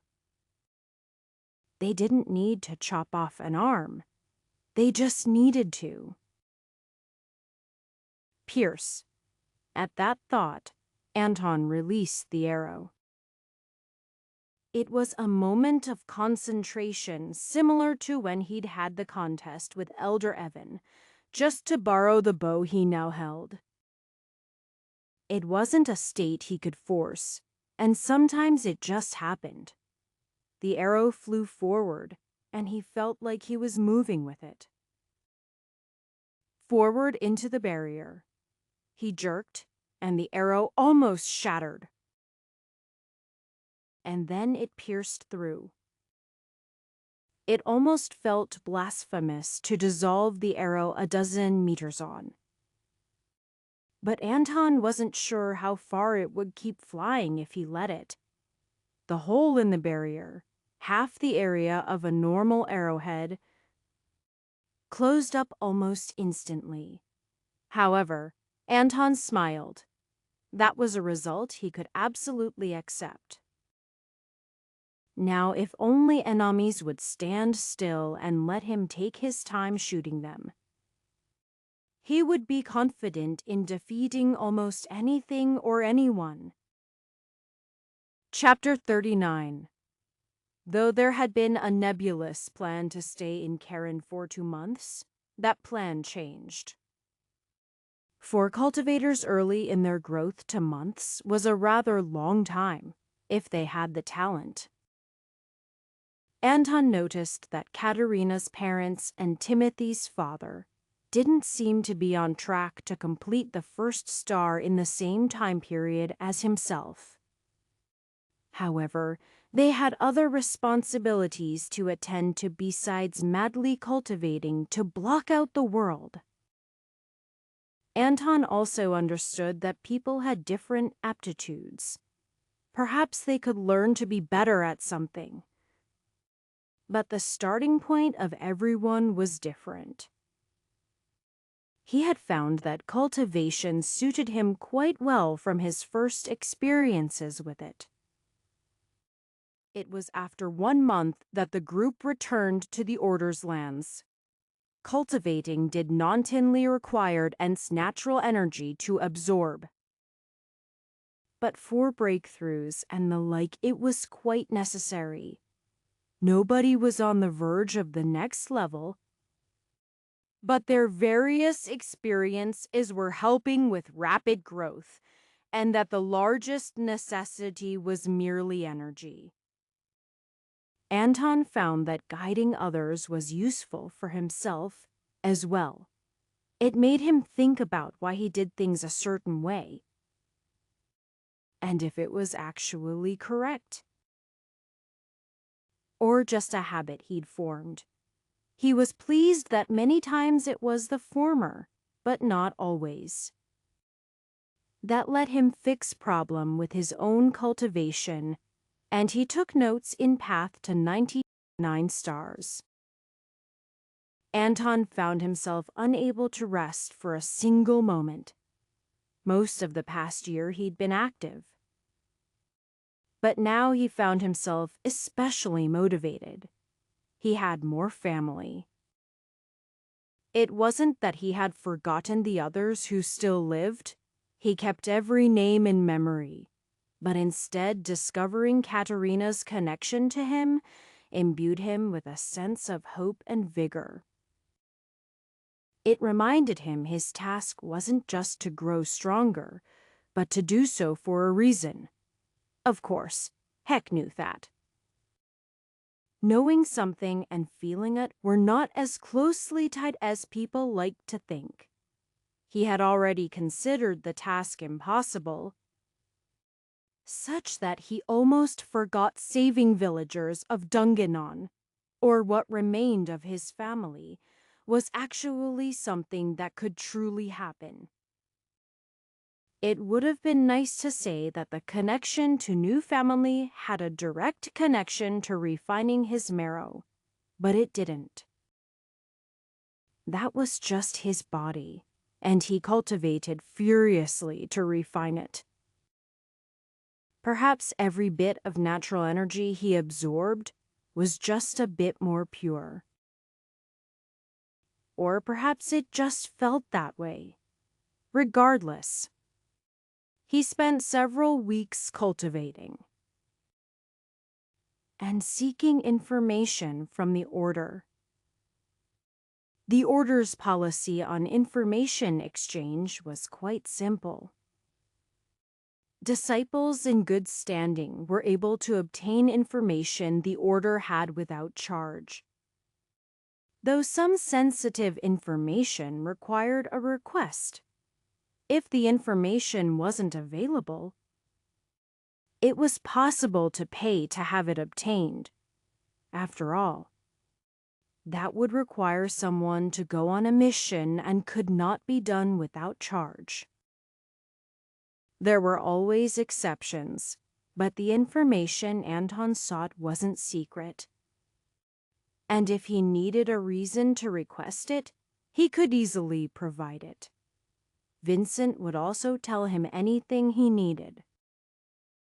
But some of that information would come from the same place. For example, Vincent had never seen the leader of the bandits. In Vincent's own words, "If I had seen him and known who he was, he would be dead." But just because Vincent hadn't seen him didn't mean nobody had. Nobody was perfect, including cultivators. Survivors of villages that had been attacked by the bandits could identify some of the bandits.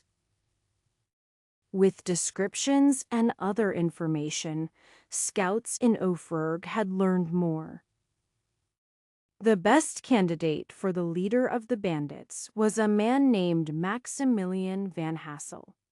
Likewise, it was presumed that the formation master was Nirmal Slusser, though information about his actual ability with formations wasn't readily available.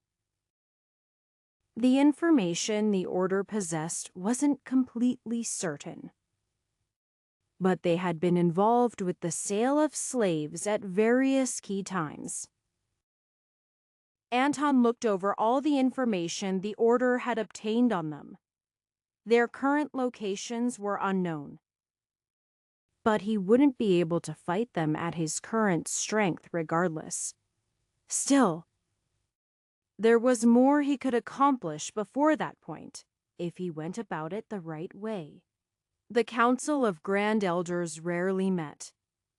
It was an unnecessary waste of time, unless there was something important. Vincent wasn't a Grand Elder, but he was called to speak. He didn't know much about the council meetings in the past, but he knew they very rarely met on matters concerning a single disciple.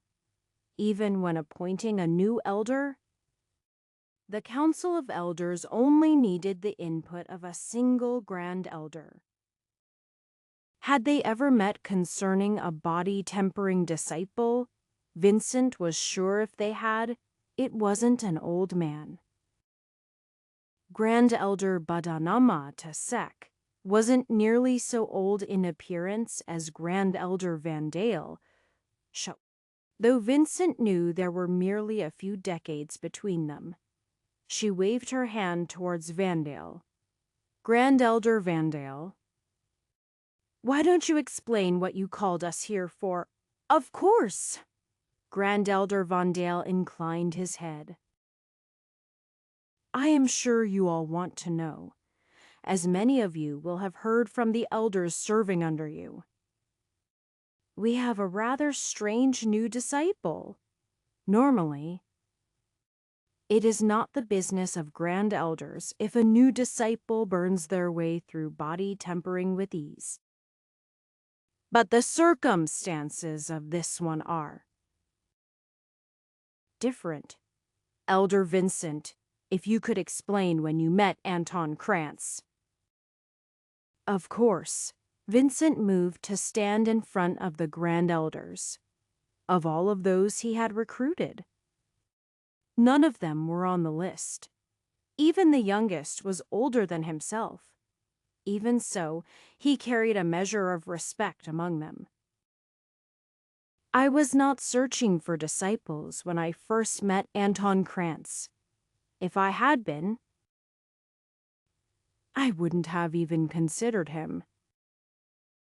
It was a decade ago, when the bandits in the far eastern part of Grey-Otan were first beginning to test the waters. I came across Anton Krantz out in the forest when he was 90 years old. One of the other Grand Elders, Cultivator, frowned. "Did I not hear that he has achieved the 7th star only recently? That's certainly an anomaly for an old man, but a decade to go so far." "Am I missing something?" Vincent inclined his head. "Indeed, there is more to be said. As I said, I was not searching for disciples. He impressed me with his vigor for one of his age, and I found him pleasant to interact with. But that was all at our first meeting. I remained in the area off and on again for a decade as the bandits grew more bold. They finally destroyed his village. I arrived too late, only to find him dazedly wandering the remains. He had been out on a hunt in midwinter and hadn't been present during the attack. He had spotted their camp, and he led me to it. It was then I determined that they had a formation master keeping it hidden. Perhaps I was late in that realization. But that is not the important detail at this moment.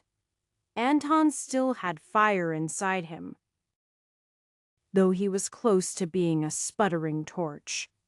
I gave him the 99 stars out of pity, so that he could die in an attempt to avenge his family and village. After that, I set about to track down what information I could on the bandits. I merely found a few of their scraps and some potential candidates before I returned to the sect 4 months later. He was in a small bit of trouble for a conflict with another disciple, and was at that very moment breaking through to the 5th star. Grand Elder Bodana widened her eyes. "He reached the 5th star in 4 months. It's not unheard of, but for someone of advanced stage who just took up cultivating, it's nearly unbelievable. But his pace has not slowed afterwards." Grand Elder Vondale waved Vincent to seat himself. 3 months after that, he reached the 7th star, which is where he currently is. He has been seeking information on the bandits and clearly intends to seek them out. There was a knock on the council door as a messenger stepped in. "Message for Grand Elder Vandali?" She hurried forward and slipped him a note. Grand Elder Vondale looked at the note in front of him, taking a moment to read it.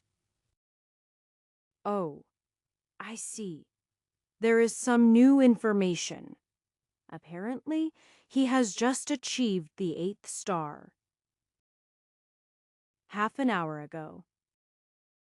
Vincent muttered to himself, "That man sure has a sense of timing." "Regardless," Vondale coughed slightly, his voice slightly weak, "it is clear his rate of advancement is top tier. Few can match him." But one might wonder, if he was not a century old when he began to cultivate, what might that mean he looked over the rest of the council?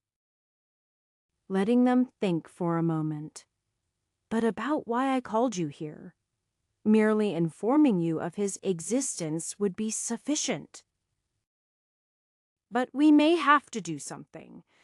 He is almost certainly going to head to a Ferg soon, though it is not completely lawless. It is not safe either, when one specifically is looking for trouble. It could lead to disaster. So what do we do? I doubt any of us here would have the audacity to tell him not to risk his life for those he cares about. Yet if we hold him back, perhaps his cultivation will expire. Even those who are young and healthy do not cultivate well when restrained.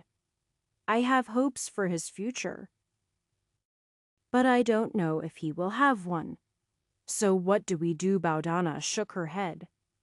I think we should do nothing. I will admit he's an enticing disciple, but if he cannot judge danger for himself, his future will go nowhere. Restraining his actions would almost certainly negate whatever future he has, but assisting him may do so just as much. I would also prefer not to show too much favoritism to any new disciples, and Haisnu, still. Then there is the potential of war. If we settle the matter for him, we already considered that specific course of action. Kunibert once again spoke up. Could we not at least send a discreet guardian, or assist him with a team? I am already unsettled at how long those bandits have lived with minimal reprisals from our side. Grand Elder McAllister took her turn next. I agree with Baudana, though it may seem heartless at first. We should not interfere. Of course, if he recruits others to go with him on his own. That is also allowed. And though we might think of those who advance quickly as young and rash, he is at least experienced with the world. Grand Elder Von Dale sighed. Justice will be done, one way or another. I sincerely hope he is the vessel that will bring it. While I am also concerned for his well-being. In addition to fast advancement, his actual performance so far has been exemplary. His mastery of spirit arrows is beyond what we would expect at body tempering. But though I would like to say I have full confidence in him, a single person is merely that. I suggest we provide a simple guardian in the middle of spirit building. That should not interfere with his development too much, or cause untoward amounts of trouble with Oferg. Vincent watched and waited as the Grand Elders discussed. He had no idea what the final result would be. He also had his own ideas on what should be done. Though the only thing Vincent could be sure about was that whatever happened with Anton would surprise him. Hopefully, those surprises would continue to be good. Chapter 40. In front of Anton's saddlist. It was as accurate as he could make it. But it was possible he'd missed something or other. His memory wasn't perfect to begin with. And at the time he could have been most precise, he wasn't in a state to do anything to any level of accuracy. This was the list of those who were still alive. Potentially, none of his children were on the list. But that was understandable. They were old, like himself, and that meant they had little value as slaves. While the bandits had been somewhat unpredictable in their actions, Taking everything of value was certainly consistent. That included people. Dungannon had not been large, a few hundred people, but Anton had buried most of them. Their faces, at least, he could picture in his mind. If not their names. Some had not been in a state he could recognize. At least 50 people had the potential to be alive. Of those people, however, he only had information on a dozen. Some didn't stand out enough to have information remembered about them when they were sold. Most went to mines or farms. Hard slave labor wasn't good for anyone, but they could certainly survive since most were young and healthy. One went to a fighting arena. Devon was one of Anton's younger grandsons, the son of his youngest daughter. The chances of him being alive were much more slim than anyone else. Then there was Anali. Anton had avoided learning about her fate in particular until he felt he had at least a little bit of strength. Her fate was known to a certain point. She'd been sold to the Frost Mirror sect. The Order of 99 Stars was a righteous group, and the Frost Mirror sect was not. The only thing to say for them was that they also weren't a demonic sect. But with the extravagant price they paid for her, Anton could hope they found some value in her being alive instead of otherwise. Anton had exchanged contribution points for money. Enough that he could buy the others. He knew the locations of at a fair price, and even some extra. He detested the idea of supporting the slave trade with his money, but it was either that or fight an entire nation and their cultivators himself. That wasn't something he could do yet. He considered for a moment. Somehow, his mind hadn't had the doubt he expected. Was that what the problem was? He filed the thought away for later. Though he could buy the freedom of a handful of people with what he currently had, Annalise price paid by the Frost Mirror sect had been more than Anton had ever seen. More than the price the family farm had been worth plus every contribution point he'd gained exchanged for money. There was some sort of test for cultivation aptitude, and Annalise had something special in that area. Specific details hadn't been obtained. Whether or not the particular thing found would be ultimately to her benefit remained to be seen.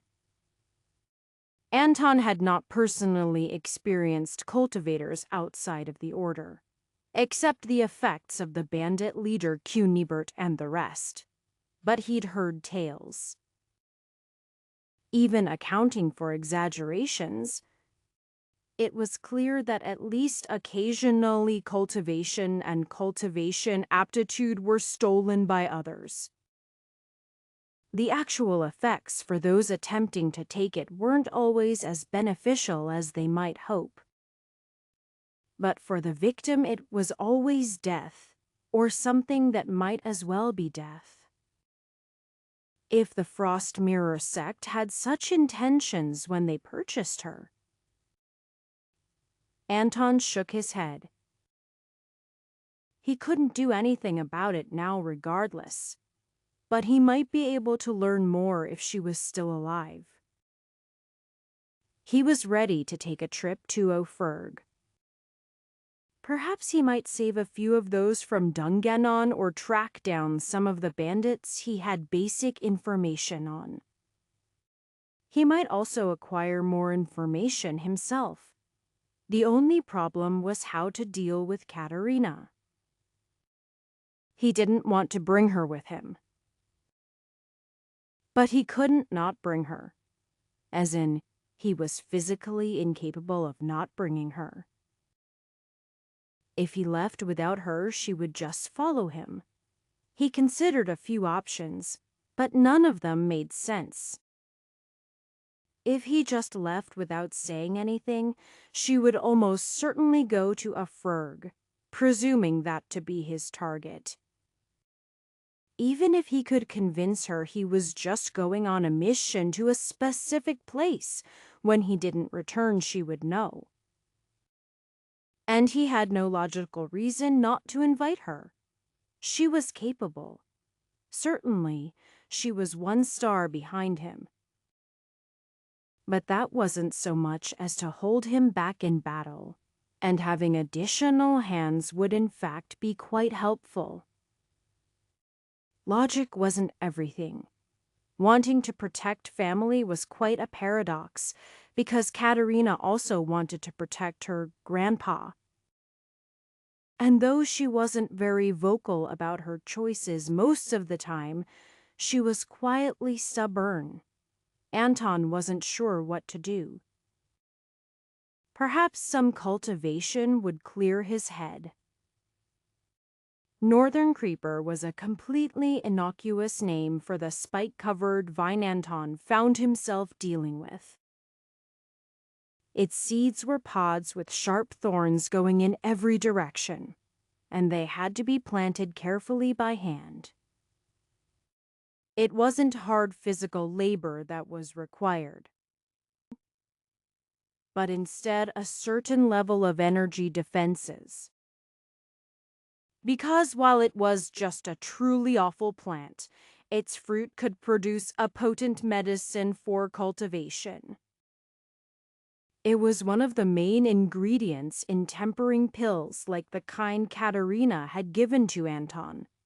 That was quite understandable, considering the way it sucked up natural energy around it. As Anton carefully put his arm deep into the plant where he might prune away some dead leaves, he cut a gash along his arm. While tempering his meridians had allowed him to handle larger amounts of energy, that wasn't enough to just ignore the thorns.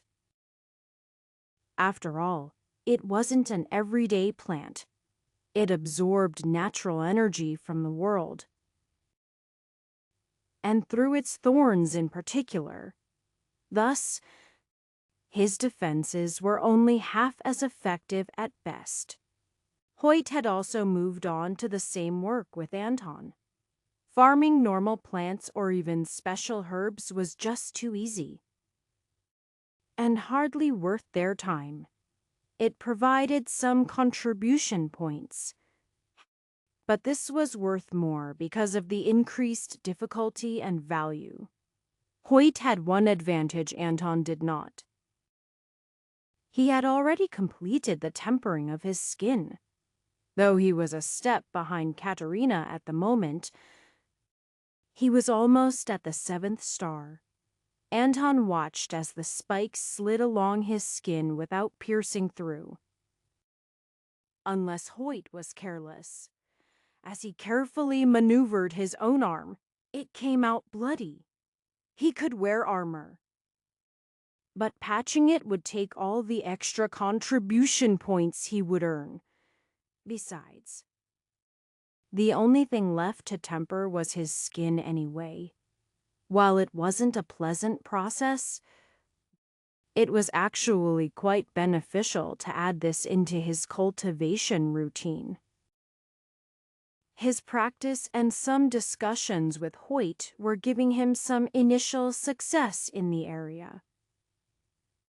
Anton didn't plan to remain in the order for the months it would take to finish the tempering of his skin. But at least beginning the process in an optimal environment would help him later. Hoyt, meanwhile, needed advice on tempering his internal organs, starting with his torso. He was young and strong, so he hadn't found it a necessity to take care of them earlier. Anton envied that youth. But of course, he provided the best advice he could. Among other things, it involved a lot of running. That took care of the lungs and heart, at least. He wished he knew that such an active style might be helpful when he first began cultivating, though he would have barely been able to make use of it. His body had been in a better state than his mind. But only barely. Sometimes one merely had to let themselves get stabbed with 1,000 needles to clear their mind.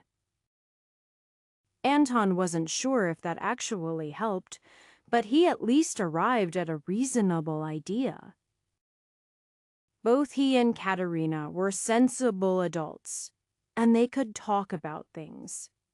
And if he didn't get what he wanted, and she insisted on coming with him, that would just give him more reason to be cautious. Anton invited Katerina over. His living space was still mostly bare, but he had a sitting room with some chairs and a table. At least. Come, sit. Katerina did so quite obediently. However, she didn't wait for him to continue. "Are we finally going to a frerg?" she asked. Anton sighed. "Don't be so eager to run into trouble. There will not be anything glorious orphan to be had there. Just salvaging remnants of old memories. I hope to do what I can for a few people and end the lives of a few others." Anton shook his head. "I don't want you to come with me. It's too dangerous." "I know," Katerina said. "That is why I can't let you go alone. I am just an old man. If I die doing this, the world doesn't lose much. You, however, have so much life and potential ahead of you." Katerina frowned. People aren't worth just what they can do and become. It's also what they have done. You still mean something for your past. And if we're bringing up potential, are you not improving in cultivation? I know you are. And fast. I can barely keep up. "I don't know how much longer I can last," Anton said. "Can I even reach spirit building?" "Can't you?" Katerina asked. "I know cultivating extends your lifespan, even if it doesn't help as much for you. It's not like you'll die of old age in just a year or two. Not with a whole 8 stars already." Katerina stood up and leaned closer. "You've already outlived one of my other grandpas. You are not just going to fall apart." Anton didn't have much else to say, but he wasn't going to stop trying. "You don't know any of those I plan to save. Don't risk yourself for them." So Katerina said, "I didn't know anyone in Thistin. Neither did you." "We still wanted to protect them from the beasts. And if you are planning to save some family, aren't they my family too?" "Grandpa, just because I haven't met them yet." Anton sighed again. "If you aren't going to listen to me, then maybe consider how your father and mother would feel if you died. Maybe a should." Katerina was certainly a lot more comfortable talking with him lately. She had quite a few things to say, apparently. "I know you can't just wait around to be strong enough to do everything you want, but you don't have to do it alone. If you still think it's too dangerous, maybe that should stop you." Anton locked eyes with her. How did she get so stubborn? Maybe she inherited that trait from her parents, or her grandparents, or her great-great-grandfather. If that was the case, maybe he should invite some others along as well. Timothy should be easy to convince. Though Anton wasn't sure if Hoyt would have any reason to join. Were there any others he trusted? He hadn't really developed his social circle much. Too much training, or maybe not enough. Chapter 41. Finding Timothy wasn't difficult. They were neighbors, after all. Timothy wasn't in his courtyard. But that actually made it easier. He was running around their little complex. So Anton merely stepped out of his door to see him as he passed by. "Timothy!" Anton smiled and held up a hand to ask him to wait. Timothy stopped, but continued to run in place to keep his heart rate up. "Yes, sir. What do you need was sir better than Senior Anton wasn't sure." But that didn't matter. "Katerina and I are going on a journey soon. I would like to request your presence." Timothy's face fell. "When is soon as possible? Actually, I'd prefer not to delay." Timothy scrunched up his forehead and thought. "I'd really like to, but..." Anton waited for him to say what he wanted. "I already promised to help someone with a mission. We leave in a week, and the mission might take several more. I already promised to help." Timothy looked quite disappointed. "I understand. It is good to keep your word." Anton tried not to let his disappointment show. It was foolish for him to assume that Timothy would have no other engagements. Just because he himself barely knew anyone didn't mean that others wouldn't be busy. That did mean the one he thought was a guarantee was actually out. "I hope your mission goes well for you." "Can you wait?" Timothy asked. "I know a month can be a long time, but I'd really like to help." Could it wait? It could. Perhaps. But if he waited a month, it might never happen. He could wait a month. Then what would another month to break through be? Then he might as well try to get to the 10th star. Another few months, and half a year would go by. The first few months of his cultivation, he had no chance of doing anything. But no, he could at least determine the full extent of what he was up against, and perhaps save a few people. He wasn't going to foolishly think he could challenge a spirit-building cultivator or two at his current cultivation. But he had leads on weaker individuals. "It is best to not delay so long," Anton said. "It won't be easy to meet up with us. So I wouldn't recommend it. I have no idea where exactly we'll be."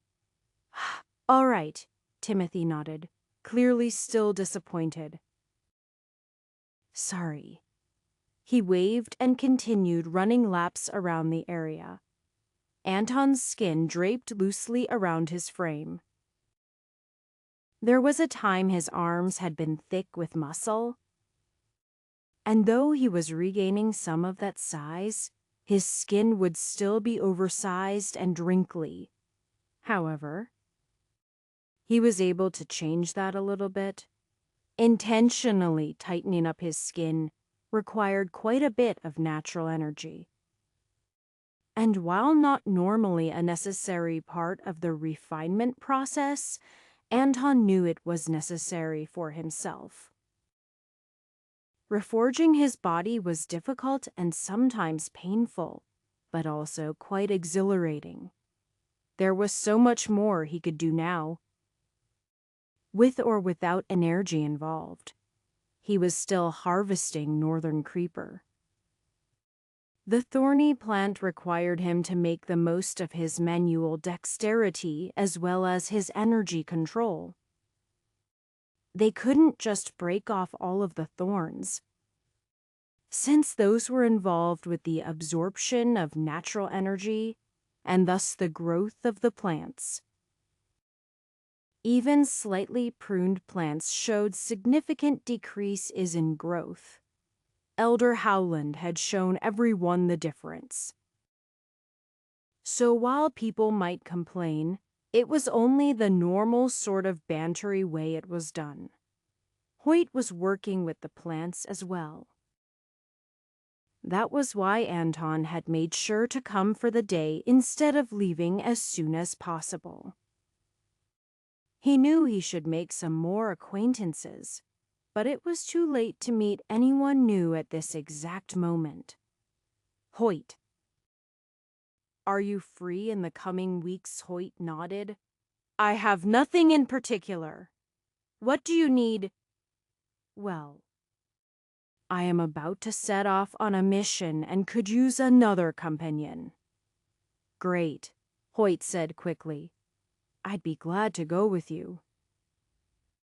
Anton held up a hand. Hold on now. I appreciate the eagerness, but I don't want you to agree to something you didn't mean to. It's not an official mission. It's something personal. No contribution points to be had. And perhaps quite a bit of danger. Though hopefully not the second. Hoyt shrugged. You need me, though, right? I'll do it. It shouldn't be something completely insane. If you knew we would die, I doubt you would go. Danger can be good training. And either way, some travel would be good for me. I don't want to stagnate in place. You said another. Who else is going already? Katerina. Even better, Hoyt said. A mission with 2 of the rising stars has to end up worth it. Somehow, I am sure of it. Timothy won't be coming with us, Anton clarified. Really, Hoyt shrugged. How unexpected. He found himself with prior engagements.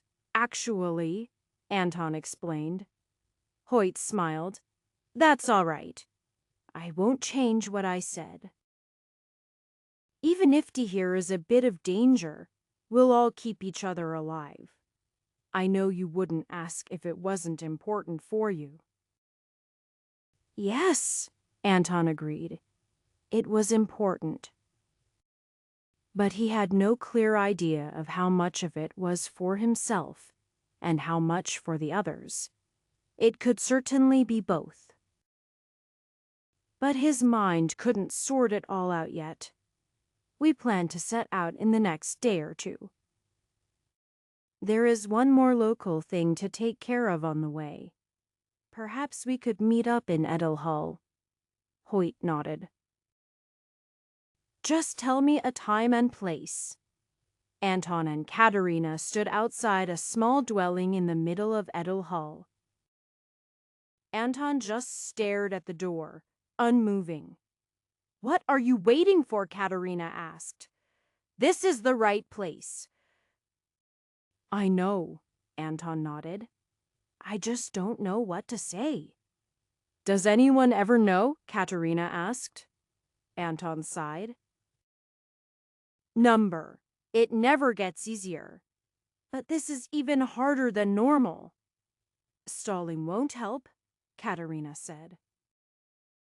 She raised her hand and knocked on the door. Then she stepped back. Go on. Anton stood bravely in front of the door. Why couldn't he just face down a charging boar or something? The door opened to reveal a woman showing the signs of age. Her hair wasn't fully gray, but she had age spots and wrinkles as well as the general tiredness of older folk.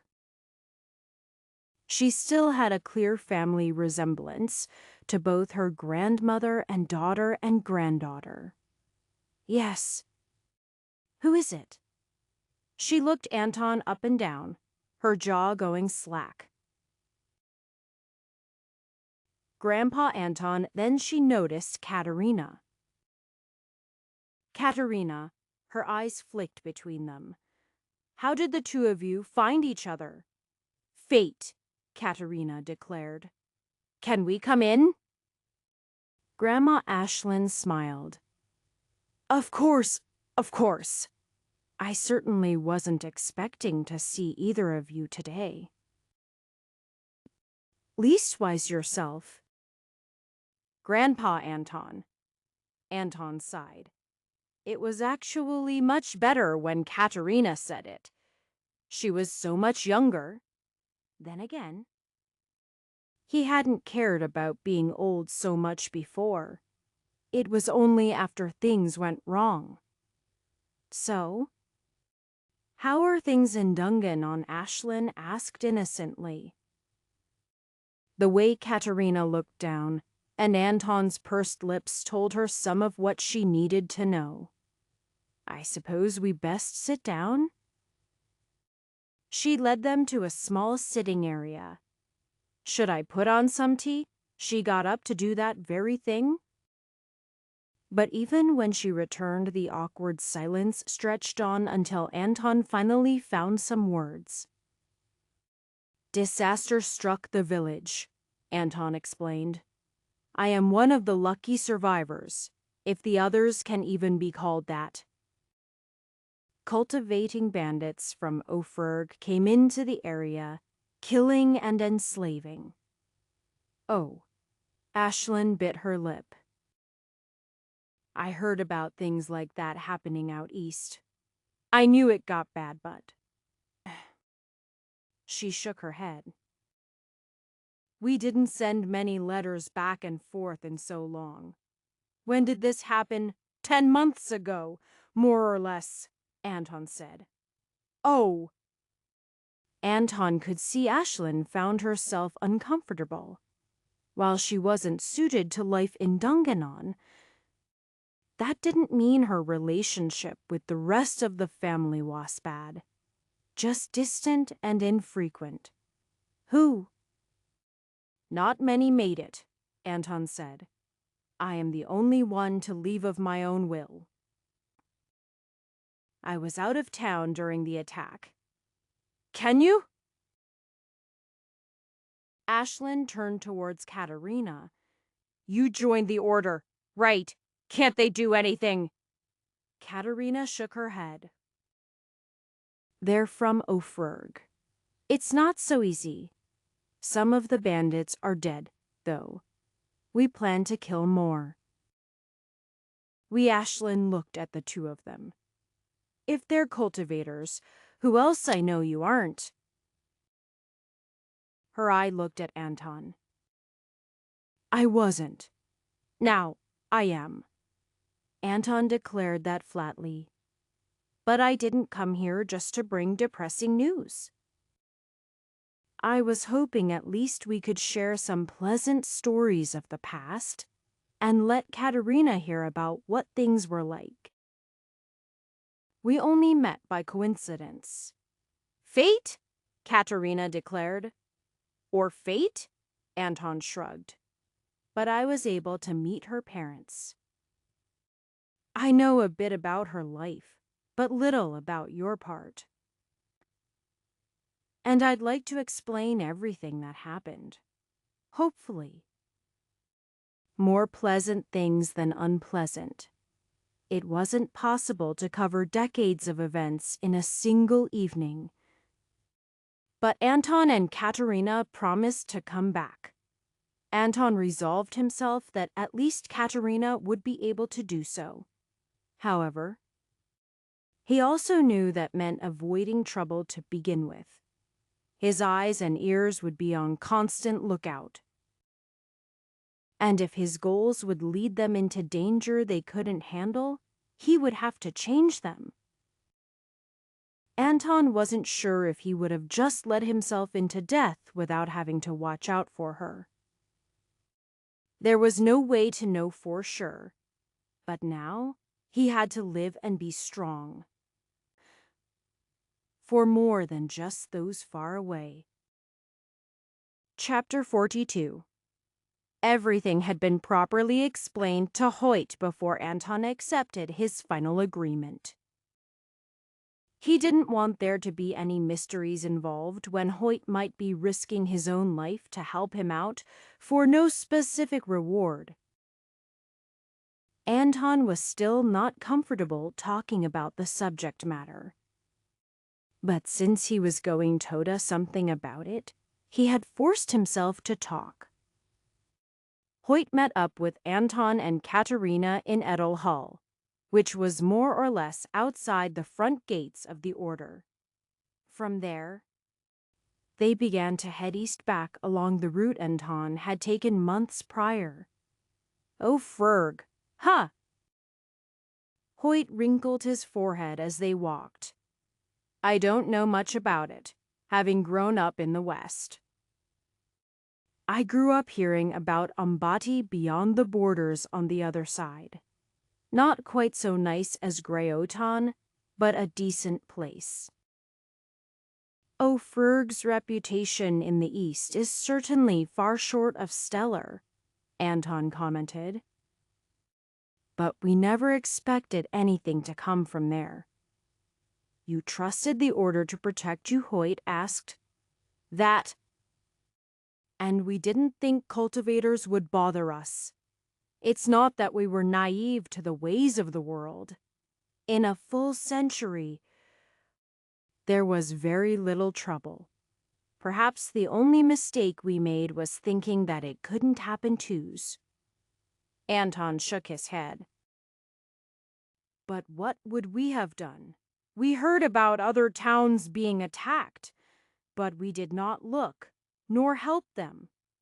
We couldn't have.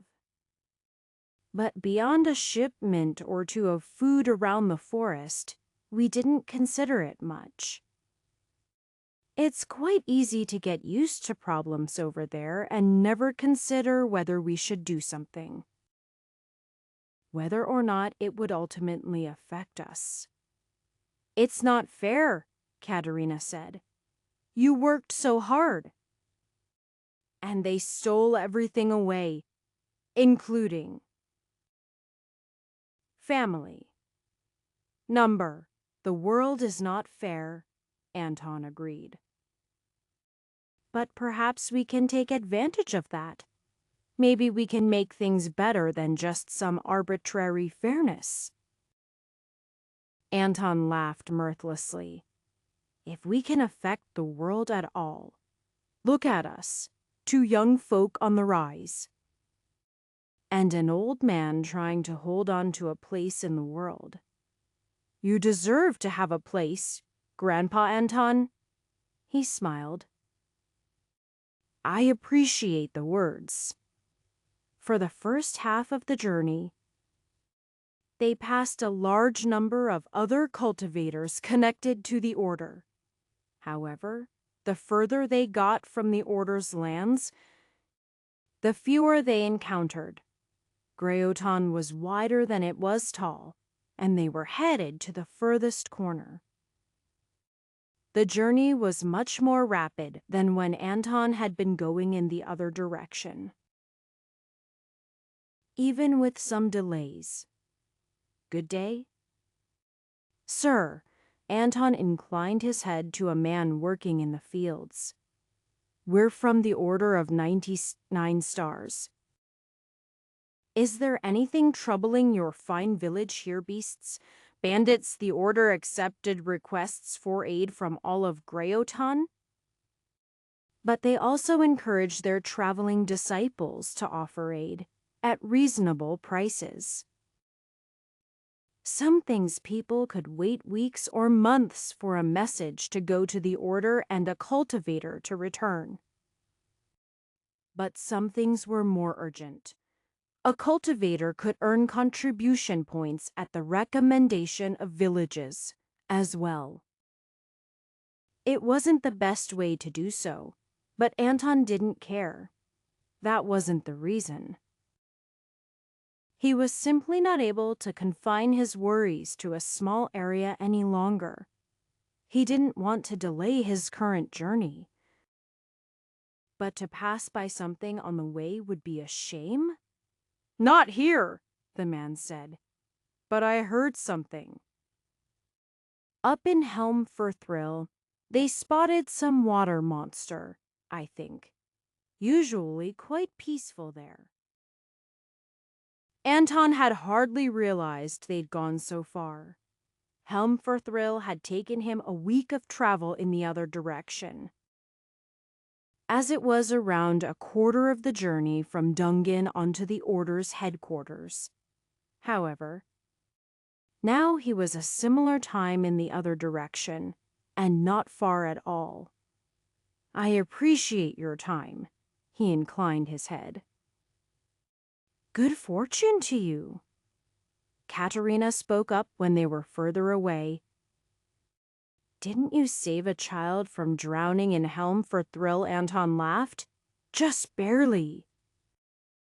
I wasn't so far from going down with him myself.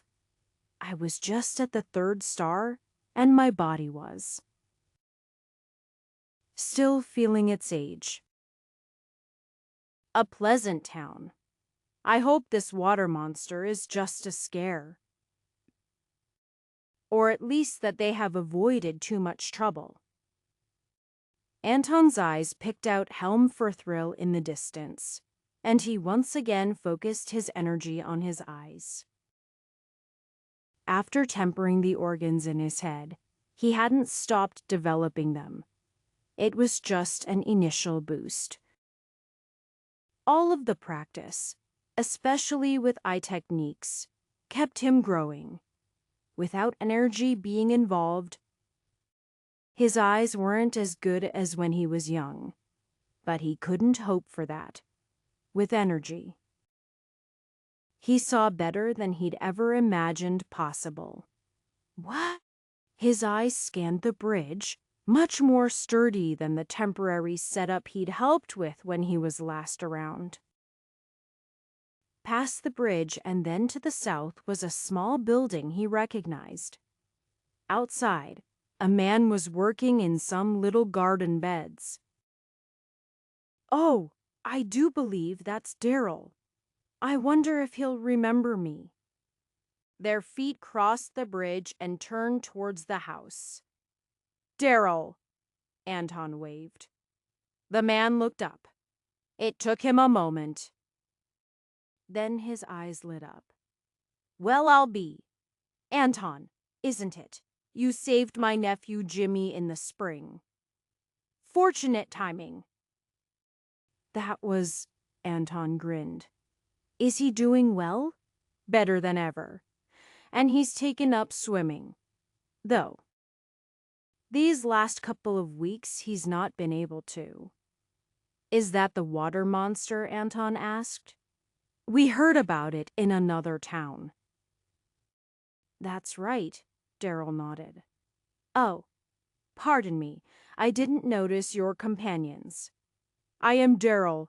I am sure you've heard. He held out his hand. Katerina. Hoyt. That's a strong grip. You work in the fields. Some, Hoyt commented. It's a good way to cultivate my body. I joined the order, Anton declared. We'd be happy to help you with that water monster. Anton patted the bow sitting unstrung in his quiver. Oh! I see you've gotten yourself a fine new bow. I am glad. As for the creature, well, it's hard to track down. The fishermen were noticing a lack of fish, and then some half-eaten bodies washed past. Fish, mostly, but there was also a bear. Half a bear, maybe. Daryl held his fingers splayed out, hands touching at the wrists. It must have jaws like this to take out chunks the size we saw. So we've been keeping out of the river. It's more trouble to draw all our water from the well, but people keep spotting a big shape, mostly upstream, where it runs a bit deeper. Daryl looked over Anton and the rest. I wouldn't suggest trying to fight it. But if you stay out of the water... I see. We'll ask if anyone else has more information. Do tell others we're in town. In a place the size of Helm for Thrill, it didn't take long to speak to everyone. Description of the creature's shape were inconsistent, but it was mostly noticed underwater as a large shape, at least man-sized. Some men on a Dave the ribcage of the bear that had previously been mentioned.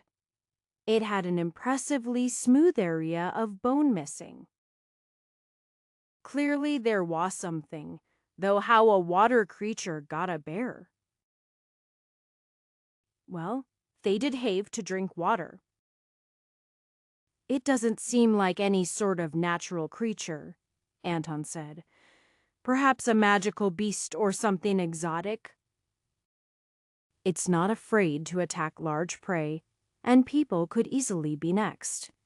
If not here, maybe further up the river. I agree, Hoyt said. We just have to find it. We'll start by looking in the deeper sections of the river. Like they mentioned, Anton had the most experience tracking down creatures. He didn't know what he was looking for. But he knew what he wasn't looking for. Deer and boar tracks didn't matter, though he paid careful attention to them near the edge of the water. He hadn't yet noticed any signs of anything being pulled in. But there was a lot of ground to cover. There, Katerina pointed into the river. The flow is different.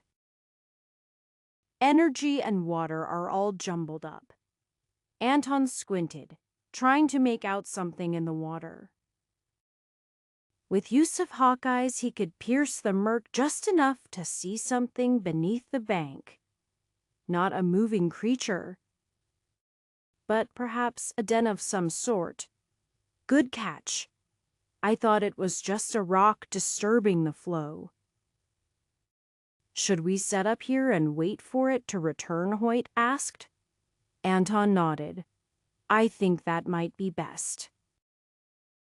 Though we don't want to spook it away. I am not sure if this thing frightens easily at cultivators. But if we simply force it to relocate elsewhere, the problem isn't solved. I can conceal us, Katerina said. I am getting better at it. At least it should get close before noticing us, even if it's a magical beast. Excellent, Anton said. Now, we just need to keep alert. He looked around. No tracks, even close to its potential lair. He wondered at that.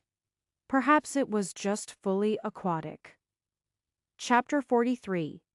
3 people sat inside a concealment formation. They had to wait around for an unknown length of time, and what was worse was that they couldn't cultivate while doing so. Not without potentially compromising the formation. Anton's eyes continually scanned the area around them, but didn't reveal much of anything new. The area was quite sparse of any creatures larger than an insect, however. No birds set down near them, even outside the concealment formation. That lent something to the theory that the underwater den belonged to the creature.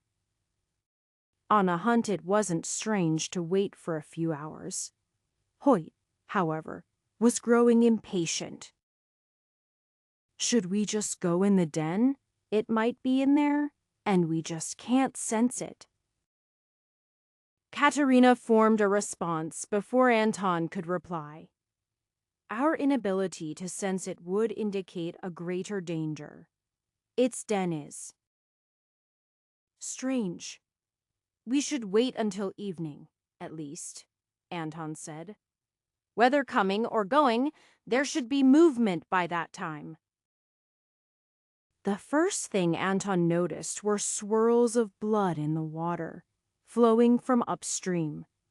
As his eyes followed them, he saw the carcass of a boar floating and a creature underneath it in the water. There it is, he whispered to the others. It would be best to fight it out of the water if we can, or on the edge if we can coax it there. He could sense the energy swirling around it. A true magical beast. The energy wasn't too concerning. But it was nearly enough to match Hoyt. He was at the peak of the 6th star, not quite the 7th. But what other features the magical beast had would be more relevant than a direct comparison of power. Want me to be bait? Hoyt asked. I can go near the river, but not too close. The concealment formation was only 10 meters from the river's edge, so he wouldn't be too far away from the others. Katerina nodded. I can quickly assist from there. And Anton. I can cover you as far as the other side of the river, if necessary, but preferably you wouldn't go that far. Not planning to get into the river at all, Hoyt nodded. All right then. Get ready. Hoyt walked out of the concealment formation. Anyone looking might have seen him suddenly appear. Or maybe even have the hazy idea that they could see something in the forest behind him. The creature they were hunting was in the water, and wouldn't easily see that. Hoyt moved forward, then chucked a stick into the river, creating a splash. At first there seemed to be no reaction. But the floating boar's carcass drifted more to one side of the river. Anton was prepared to shoot the creature when it leapt out of the water, but Hewis prepared for it to throw the carcass at Hoyt. Fortunately, Hoyt had the reaction time for that. He ducked under the suddenly flying boar's body, and even had his axe ready when a creature leapt out of the river, the first part of it that was visible through the spray being to curved rows of teeth on its upper and lower jaws. Hoyt's axe swung into its side, their energies colliding, resulting in the creature being deflected around him. At that moment, Anton took a shot at one of the most bizarre creatures he had ever seen. Its head had sharp teeth the length of a finger, but instead of being inside a muzzle or even a fish's mouth, it was more akin to the bill of a duck, with teeth all along the sides and around the front where the jaw couldn't fully close. The creature had webbed feet with claws on the end and a furry hide as well as a wide, flat tail. It stood on its four-webbed feet, its head as high as Hoyt's waist. Anton's arrow flew towards it from the concealment, but surprisingly it twisted its body in the air, and his arrow only managed to scrape along its tail. The creature landed, and instead of turning back towards Hoyt, merely flicked at him with its tail before digging its claws deep into the ground and flinging itself in bounds towards Anton. Anton took another shot, this time managing a better hit, but his spirit arrow only pierced through the creature's energy and hide enough to cause some bleeding. If he could hit the same spot again, he might reach organs, but it moved strangely yet quickly. It also seemed to not be concerned by the concealment formation, though attacking from within it had certainly disturbed the formation enough to weaken its effects. Katerina moved to intercept the creature, slicing with her sword as she moved past. Its rear leg swept at her in retaliation, and she only managed a small slice along its shoulder while she avoided the counterattack. Anton had to dodge out of the way as the creature continued towards him, but Hoyt had sprinted behind it and wasn't far. When the creature tried to move past him towards Anton, he swung his axe low, forcing the creature to jump. Once again, it twisted its relatively short hind leg as it passed, and Anton managed to pick out a small stinger of some sort going into Hoyt's shoulder. Anton managed to take advantage of that moment to shoot a second arrow right next to where his first had hit, ever so slightly deeper. With Katerina's help, the three of them should have been able to take down the magical beast quickly. But they didn't quite have that chance. Another one? Katerina called from closer to the river. Slightly bigger. "I've got this," Hoyt said, and indeed he flung the creature into a nearby tree, pulling its stinger out of his shoulder. "Help, Katerina!" Anton had no hesitation with that, turning to fire spirit arrows at the second creature. It was indeed larger, but it was slightly less quick than the other. Katerina dodged its attacks, and though the fangs got quite unpleasantly close to her at several moments, she seemed to be able to hold her own. Though Katerina moved cautiously as it flicked its tail at her, the most that could do would be knock her away. With her keeping the creature's attention, Anton was able to put a bit more power into his shots. And soon the creature was dripping blood from several holes. Anton realized the second creature didn't have stingers on its hind feet, unlike the first, and Katerina noticed that as well. The next time it lunged at her, she avoided its bite and then stabbed her sword into its belly with little concern for its rear claws. Though the creature's momentum knocked her back, she was mostly uninjured. Anton had been keeping a half eye on Hoyt's fight. He didn't want to undermine the young man's valor, and he seemed to be holding his own. But he was slowing down. Hoyt had still only taken the one hit, but the stinger had done more than just let blood trickle from his shoulder. Now that the larger and slower magical beast was down, Anton started firing arrows with speed. He couldn't be as accurate as he wanted and pierce fully through the creature's defensive energy. But Hoyt's attacks were keeping it occupied. 3 of Anton's arrows connected to no effect except distraction. But a 4th found its way into one of the previous injuries, piercing a thin, condensed hole in the creature's chest. It staggered back, and Hoyt swung his axe down straight into its skull. "Are you all right?" Hoyt grunted. "Poison, I think." "I can handle it." Anton looked at Katerina. "Perhaps we can help." "I can keep things away," Katerina said. "Or I can try to remove the poison." "I can do it," Hoyt said. "But perhaps some guidance on energy usage, and maybe an energy gathering formation," Anton smiled. Hoyt was tempering the organs in his torso. Several of them dealt with removing toxins in the bloodstream in one fashion or another. It was a perfect situation to make use of. Though Hoyt sat down stiffly, his energy was still vigorous.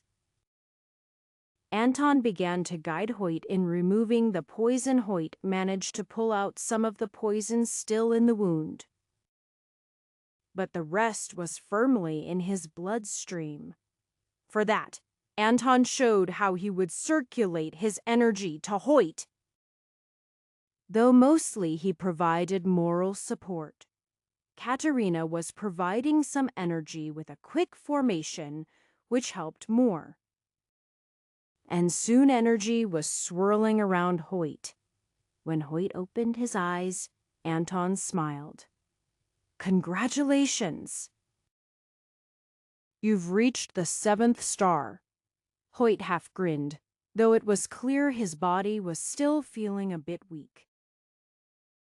The order certainly cautions against putting yourself in dangerous situations to cultivate, but it's quite helpful. Isn't it good for a bit of a boost anyway? Though I think the experience will last for some time beyond now.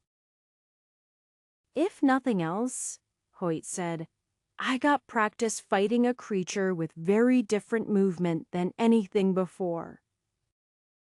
If we had been in the water? He shook his head. I am not sure how that would have gone. Perhaps we should train in the water, Anton suggested, after we make sure there aren't any more in that den. Or throughout the area. Katerina looked over towards it. I can sort of see it now. I think it had a concealment formation. Not a complex one, but I wasn't expecting it, so I didn't notice it. Sometimes, magical beasts will instinctively arrange simple formations like that, but I've only seen the magical beasts you have. None of the others did that. I think these also concealed their tracks from when they were on land. Anton sighed. Magical beasts using formations unpleasant, though these were mutated magical beasts. I've heard of creatures similar to these before. Though perhaps without the fangs, if what I heard was right. I don't believe they're native to the region. We should inform the Order. Helmforthrill should be able to send them a message. If we don't think it's urgent. Chapter 44. After surveying the area around Helmforthrill, no more dangerous beasts were found. While no humans had been attacked, their very first actions were aggressive and territorial. Even if they were just defending their den, a possibility, Anton knew it was far too dangerous to leave them alive. Not that they had much choice in the matter. Once it came to that, they arranged for information to be sent back to the Order. There might be rewards. But either way, Anton found himself satisfied with the results, even if he received nothing but the thanks of the village. The villagers certainly couldn't afford to pay anything appropriate for hunting such monsters, and they weren't asked to do so. Once they moved on, Dunganon was not far away. Anton both dreaded and highly anticipated his return to his hometown. It was no longer his home, though. He couldn't see himself living there again, even if it was in a different state. It was with mixed feelings that he approached the village. He mainly experienced dread, anger, and sadness. But he also had a bit of hope. He was only returning because he had confidence in himself to begin vengeance against those who had wronged them, and salvation for those who still lived. Anton would have liked to come back in spirit building, maybe even the peak of it, able to wipe out the entire bandit group single-handed. But he was willing to settle for at least having enough strength to begin. The other two were quiet as they passed overgrown fields that had no crops and came into sight of the sagging and crumbled buildings of the city proper. Even those that had been relatively untouched by the fires were showing a year without maintenance and the weight of early snows. Though he knew they were merely being respectful, Anton couldn't stand the silence. That was the home of Melinda, a seamstress. Best in the whole village. Across from her was Dio, possibly the worst baker in the world, but a wonderful man, regardless. Anton wished he remembered every single one. But Dunganon wasn't the same place anymore. He could barely recognize some of the buildings or what they had been. His memory wasn't perfect. And while he'd known most everyone, some he'd merely not interacted with, he did his best, however. Houses on the outskirts, workshops and stores and other nearby farms were all there. It was a place Anton had spent his whole life. And it had changed so much from when he'd first seen it to when it last existed. It had been most of his world. There was the nearby forest and other towns, but they were only a small part of his life. But as they finally arrived at the former Krantz farm, he realized how small it was. Anton tried to introduce the farm. But he couldn't. "Is this it? Then," Katerina asked. "Where you lived," Anton nodded. He could at least do that. At least, until all of the memories flooded over him. He wandered about in a daze, unaware of anyone else. Remembering. Janina had caught his eye in the city. But when she first came to visit him on the farm, he remembered how she'd slowly come into view on the horizon.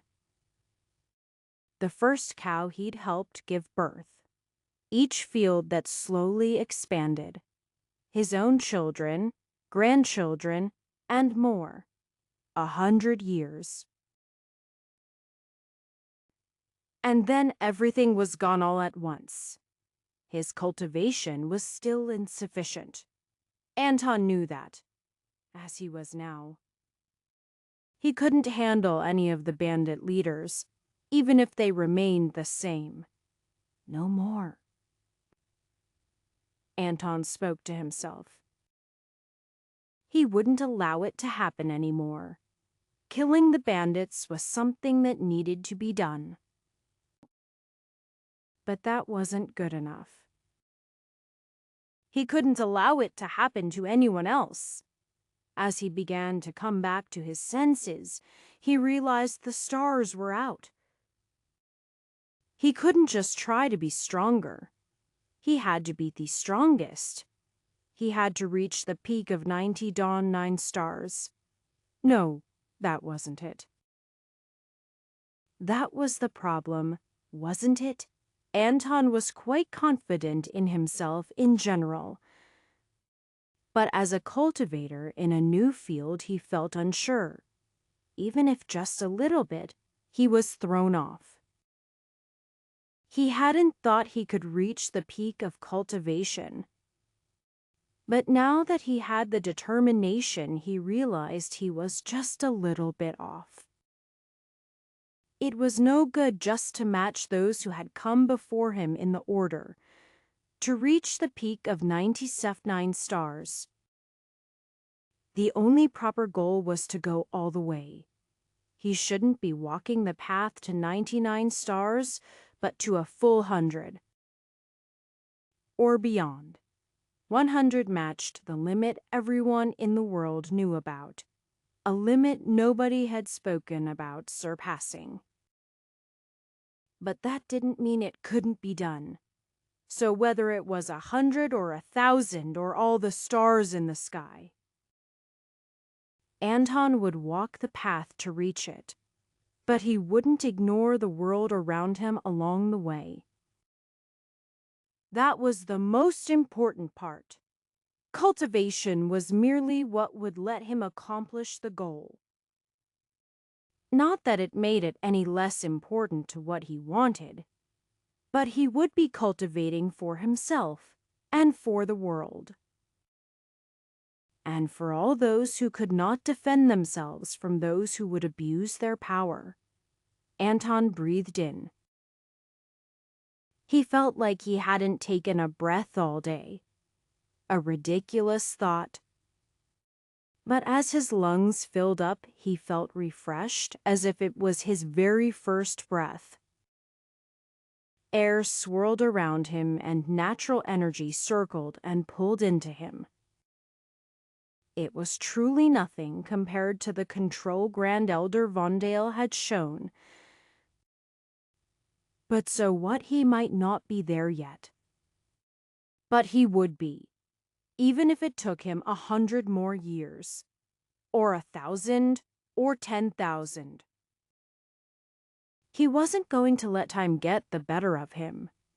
Katerina and Hoyt watched from afar as Anton wandered in silence. He hadn't responded to any of their prompting, but he didn't just stand around stunned either. He went from place to place, taking it in. Even when it grew late, he moved around the ruins of his former home. Then Anton looked up at the sky, and both of them felt the energy in the area roil around him like a storm. For a brief moment, his cultivation was hard to fathom. And then it returned to the feeling of its accustomed place in the 8th star of body tempering. Anton's head turned towards them, and he slowly approached. "Thank you for your patience. I believe I am done here. Tomorrow we head for Ofurg. It's not far. I would not plan to fight anyone there. What I want." Anton shook his head. "I shall merely buy the freedom of some for the moment, but I plan to track down as many of those responsible as I can. If they move outside of Ofrarg, I plan to kill them." Anton looked over the other two for their reactions. "Though there are some who will be too strong at the moment, I plan for only subtle inquiries into them." Hoyt shrugged. "I haven't killed anyone yet, but I'll have no compunctions about doing so to bandits and slavers. As long as we can confirm their involvement. It might not be possible to track down only those responsible for Dunganon," Anton said. "But as long as we can confirm the villainy of someone, I shall not be concerned as to who in particular they have destroyed the lives of." "What about those you are going to free?" Katerina asked. "How will we keep them safe? I have looked into the situation. Ofurg may not be the most pleasant country, but they aren't a lawless land. Their laws on slavery don't allow for arbitrary kidnappings." Anton shook his head. "Of course. Very few care if people come from outside the country with no documentation. But once I obtain ownership of someone and free them, records will exist that prevent them from being enslaved again so easily. Of course, I plan to help them move into Greotan so that there is no opportunity to begin with, even back to Dunganon, if they wish. But most likely further from the border. Though it should be more secure now, it would be better if they felt safe. Katerina nodded.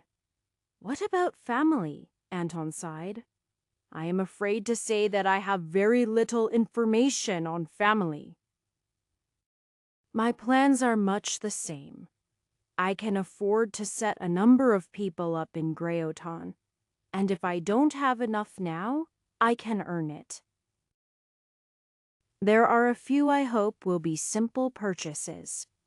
Devon has been sold to an arena, which will be trickier. And he may not even still live.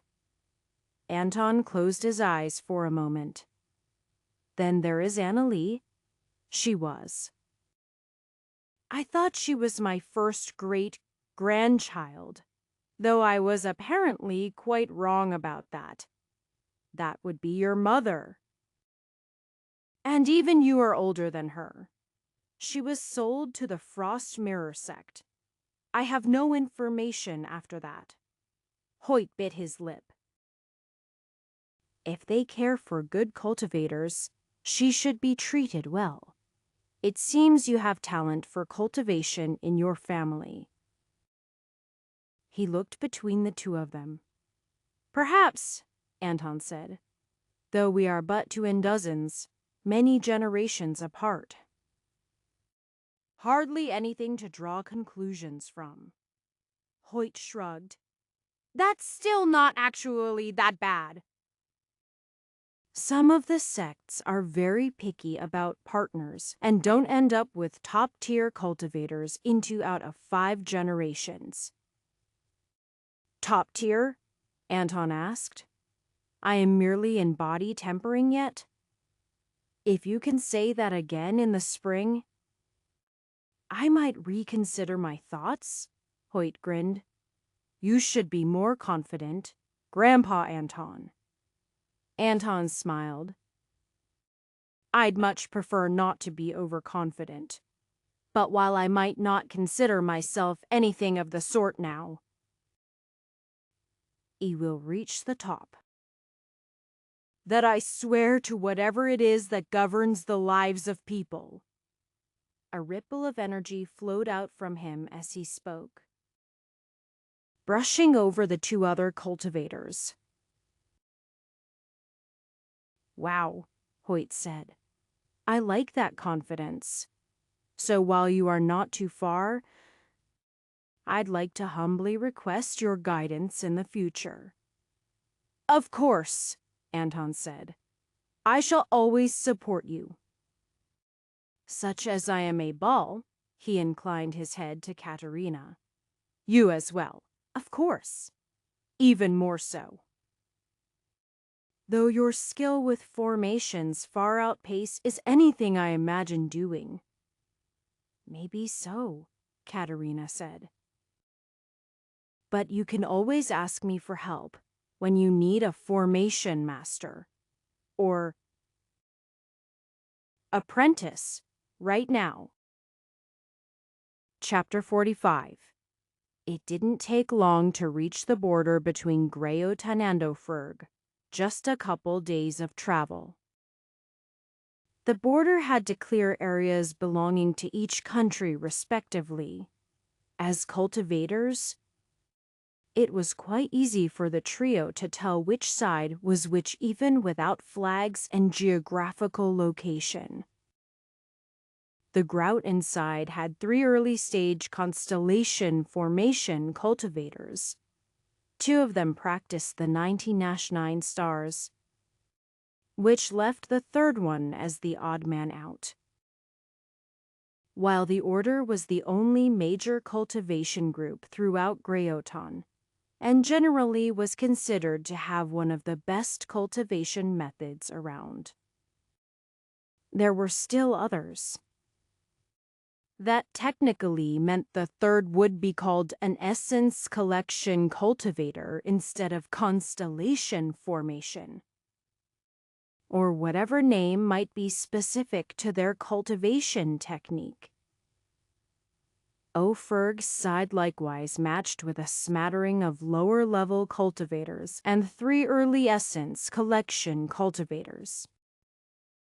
They all cultivated different techniques, though exactly what they were was more difficult to discern. If Anton was actually planning to cause trouble inside Ophirg, he might have been worried. But despite the power they displayed on the border, Anton was quite certain that most places wouldn't have as many high-level cultivators to worry about.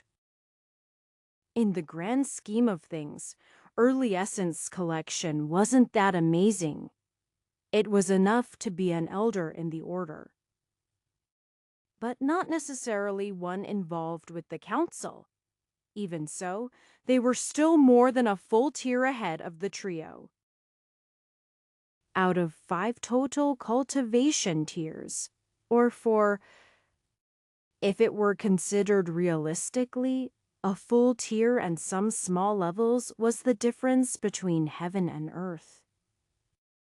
The group was stopped on the Groton side, not to prevent them from going, but purely to make sure they knew what they were getting into.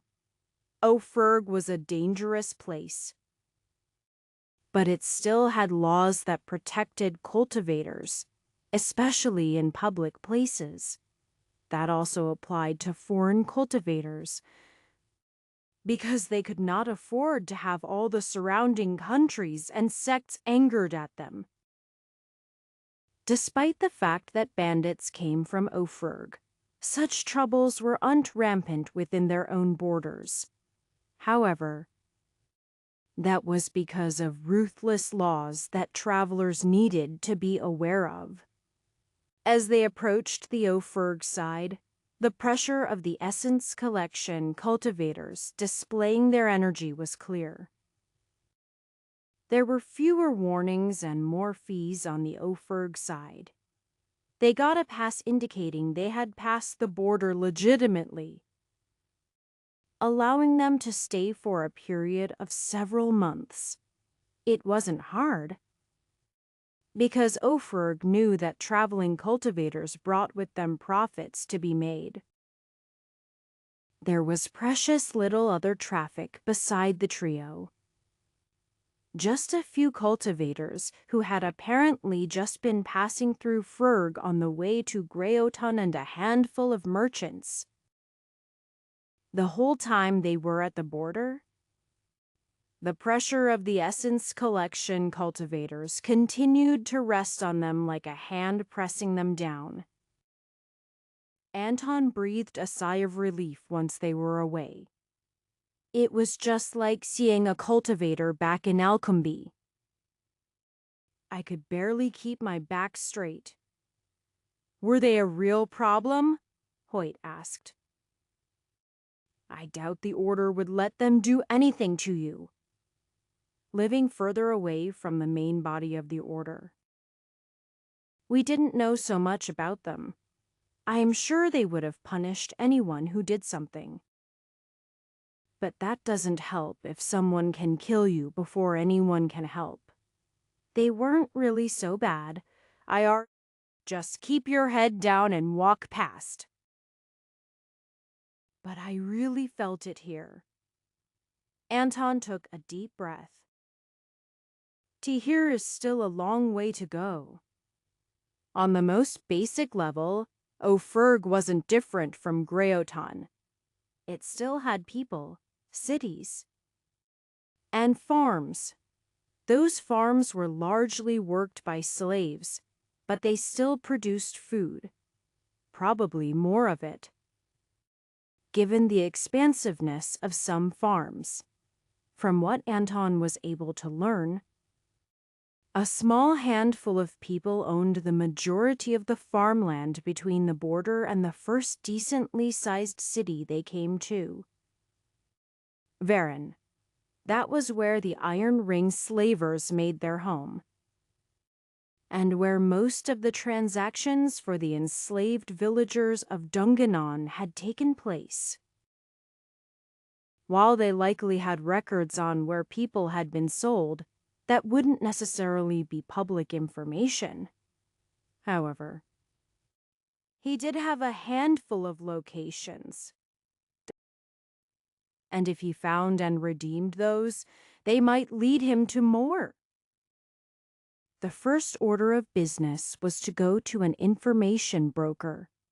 The order's information should be accurate, but it wasn't necessarily current. Oferg was willing to buy and sell nearly anything. And on the less unpleasant end of that was information. Among the various information groups was one known as the Ears of the Fox. They were a reputable organization, as such things went. At the very least, they charged fair prices and didn't sell information on their clients. That is, they wouldn't tell anyone what others went in to learn from them. People might guess, but they would never know for sure. Anything gained outside of that, however, could reasonably be sold. Not that anyone would care about Anton in the slightest. He was just an old man looking for people sold as slaves. Anton took a moment to ready himself before he entered. Internally, he told himself to not be nervous. He was just going into the market to buy something. He could be casual about it, even if some of it was information on people who could easily kill him. Though that latter information might be outside of his price range. The two of you should wait out here. I shouldn't be too long. He assumed so, anyway. Either they would have the information, or they would not. As he stepped inside, he was approached by a young cultivator in the late body tempering stage. The lobby was filled with others of various cultivation levels, to match pretty much any sort of customer. Good day, sir.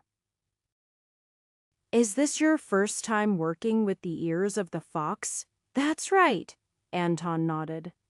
That information, at least, he could share. This way, please.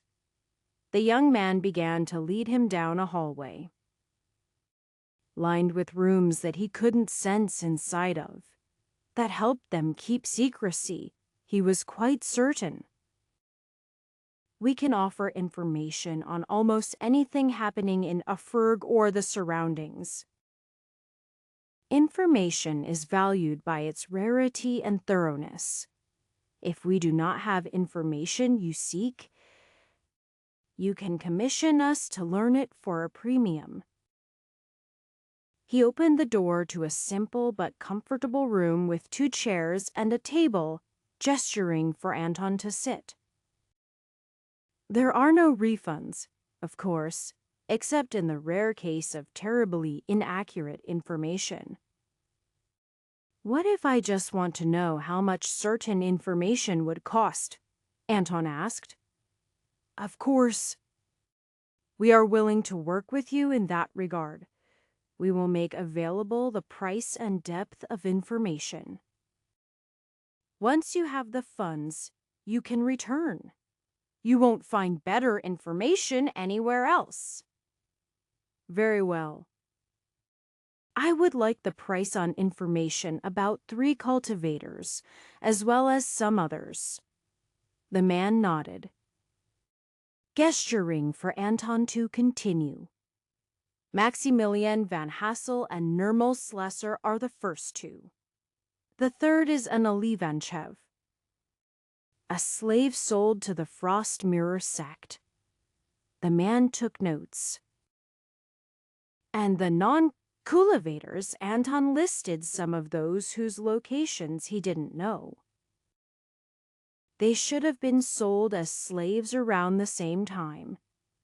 Anton knew that they weren't of much importance. So the information might be listed by the category of occurrence rather than by individual people. Even if they recorded pretty much anything, knowing actuary thing was impossible. Very well, sir. I shall check on each of these. Enjoy some refreshments while you wait. As the man left, a servant came into the room with a tray of fruits and other light food. Anton hoped they were a servant, at least. If they were a slave, at least they appeared to be healthy and not unhappy. Anton was certain the food would be untainted, but he had no appetite for it at the moment. He wasn't even sure what information was available, or that he could afford it. As he waited, Anton noticed the room had abundant natural energy, certainly more than the ambient level. And if he was just going to be sitting, he might as well do some basic cultivation. He breathed in and out, letting the natural energy flow into him through his lungs and even directly through his skin. Every little bit of progress would add up, especially when travel reduced the amount of time he could spend cultivating at full effectiveness. The representative of the ears of the fox returned in about half of an hour. Anton wouldn't have minded if he were a bit slower. He pulled out 4 sealed boxes. Maximilian van Hassel and Nirmal Slasser. He gestured to 2 of the boxes. Mostly older information, but includes origins and some recent activity. The information on analyses up to date, though limited by the flow of information out of the Frost Mirror sect. Anton noticed it was still twice as expensive as the other 2 boxes. Almost everything he had on him. However, he needed that to buy back as many people as he could. As for those sold as slaves, we have information on who 17 of those you listed were sold to in public auction. That was cheaper. Probably around the price of 1 slave.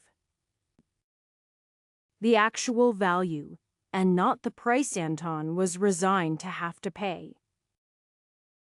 It should contain information on at least 5 people Anton didn't know the locations of. I shall take the last one. And I hope to return later for the other information. The man nodded. Very well. After Anton handed over payment, he gave him the box. Anton was pleased to see that the names of those who purchased the slaves as well as some information on them, including primary holdings. He supposed it was somewhat necessary information, but he wouldn't have been that surprised if that had been separate either.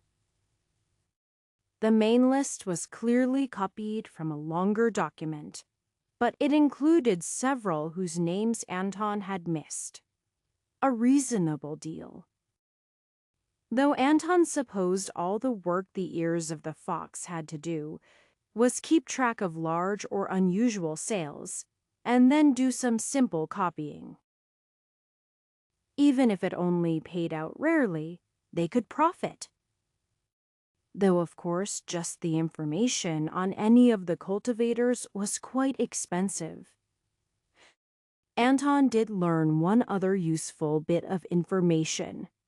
There was continued information on Analyze, which meant she was still alive. He couldn't know more than that just yet. But that was good enough. Thank you, Anton inclined his head. Of course, sir. It is our business. Anything else? Anton shook his head. Then we hope to see you again. The man retrieved the other boxes and led Anton out. As he caught sight of Katerina and Hoyt, Anton found himself encouraged. Though also more desirous of money than before. At least cultivators could make good money, even if it was often dangerous. Chapter 46. There was basically no chance that the Iron Ring slavers currently held any of those Anton knew. It hadn't been quite a year, but if slaves did not sell before that time, Anton wouldn't expect anything good would come of them.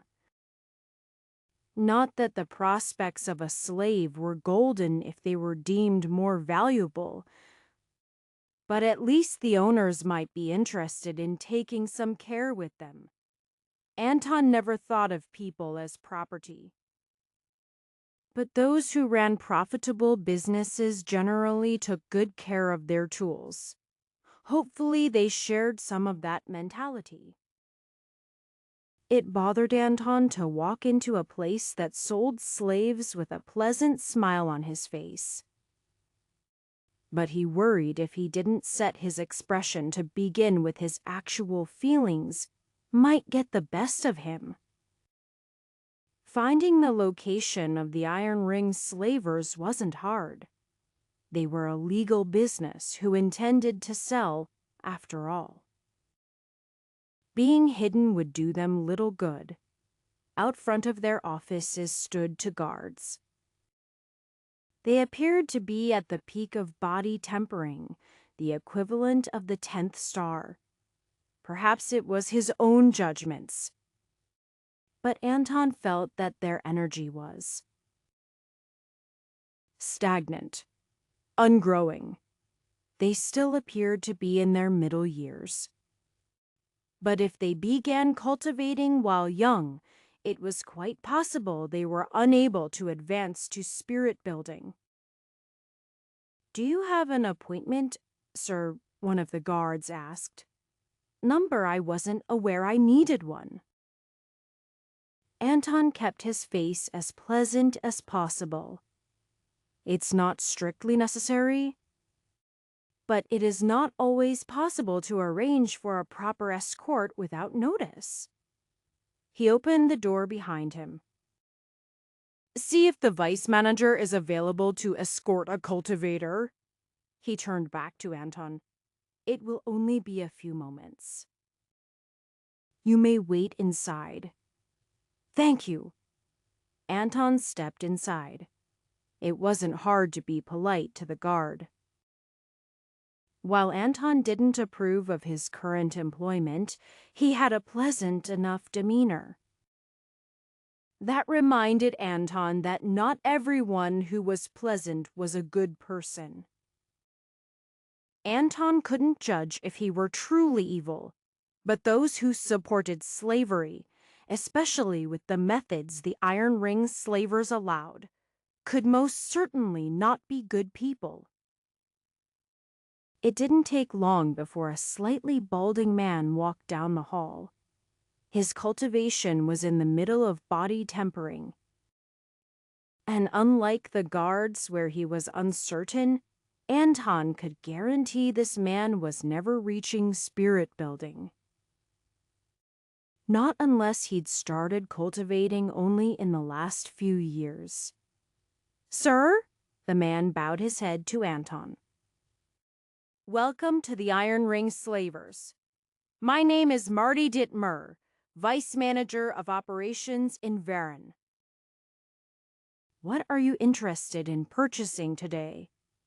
"I am not quite sure," Anton said. "I was hoping it was possible to browse." He couldn't just provide them with a list of everyone he was looking for. Even if they had some, the fact that he wanted them in particular would certainly increase the prices. "I see," the man nodded. "Of course. I can escort you around the area. Come, follow me." It didn't take long before they stepped into back rooms. Unlike what Anton expected, despite the surroundings becoming more austere with smooth stone walls instead of decorated hangings, the conditions didn't change dramatically. Women or men? He asked, gesturing to either side. I suppose we should begin with women. As he followed after the vice manager, he could see into the constructed cells. For women shared each cell, each of which had two pairs of bunks. Anton had imagined dirty and smelly places. But it was quite clean. That was all Anton could say for the area, as the conditions were quite lacking otherwise. Straw mattresses and cheap burlap clothing, and very little room. But even so, the conditions seemed tolerable. As his eyes passed over one woman, he stopped for a moment. How much for her? Vice Manager Dittmer quoted a price. It wasn't much different from what Anton had learned was the standard for a youngish, healthy woman. Would you like to purchase her? Perhaps later. Of course, that would be never.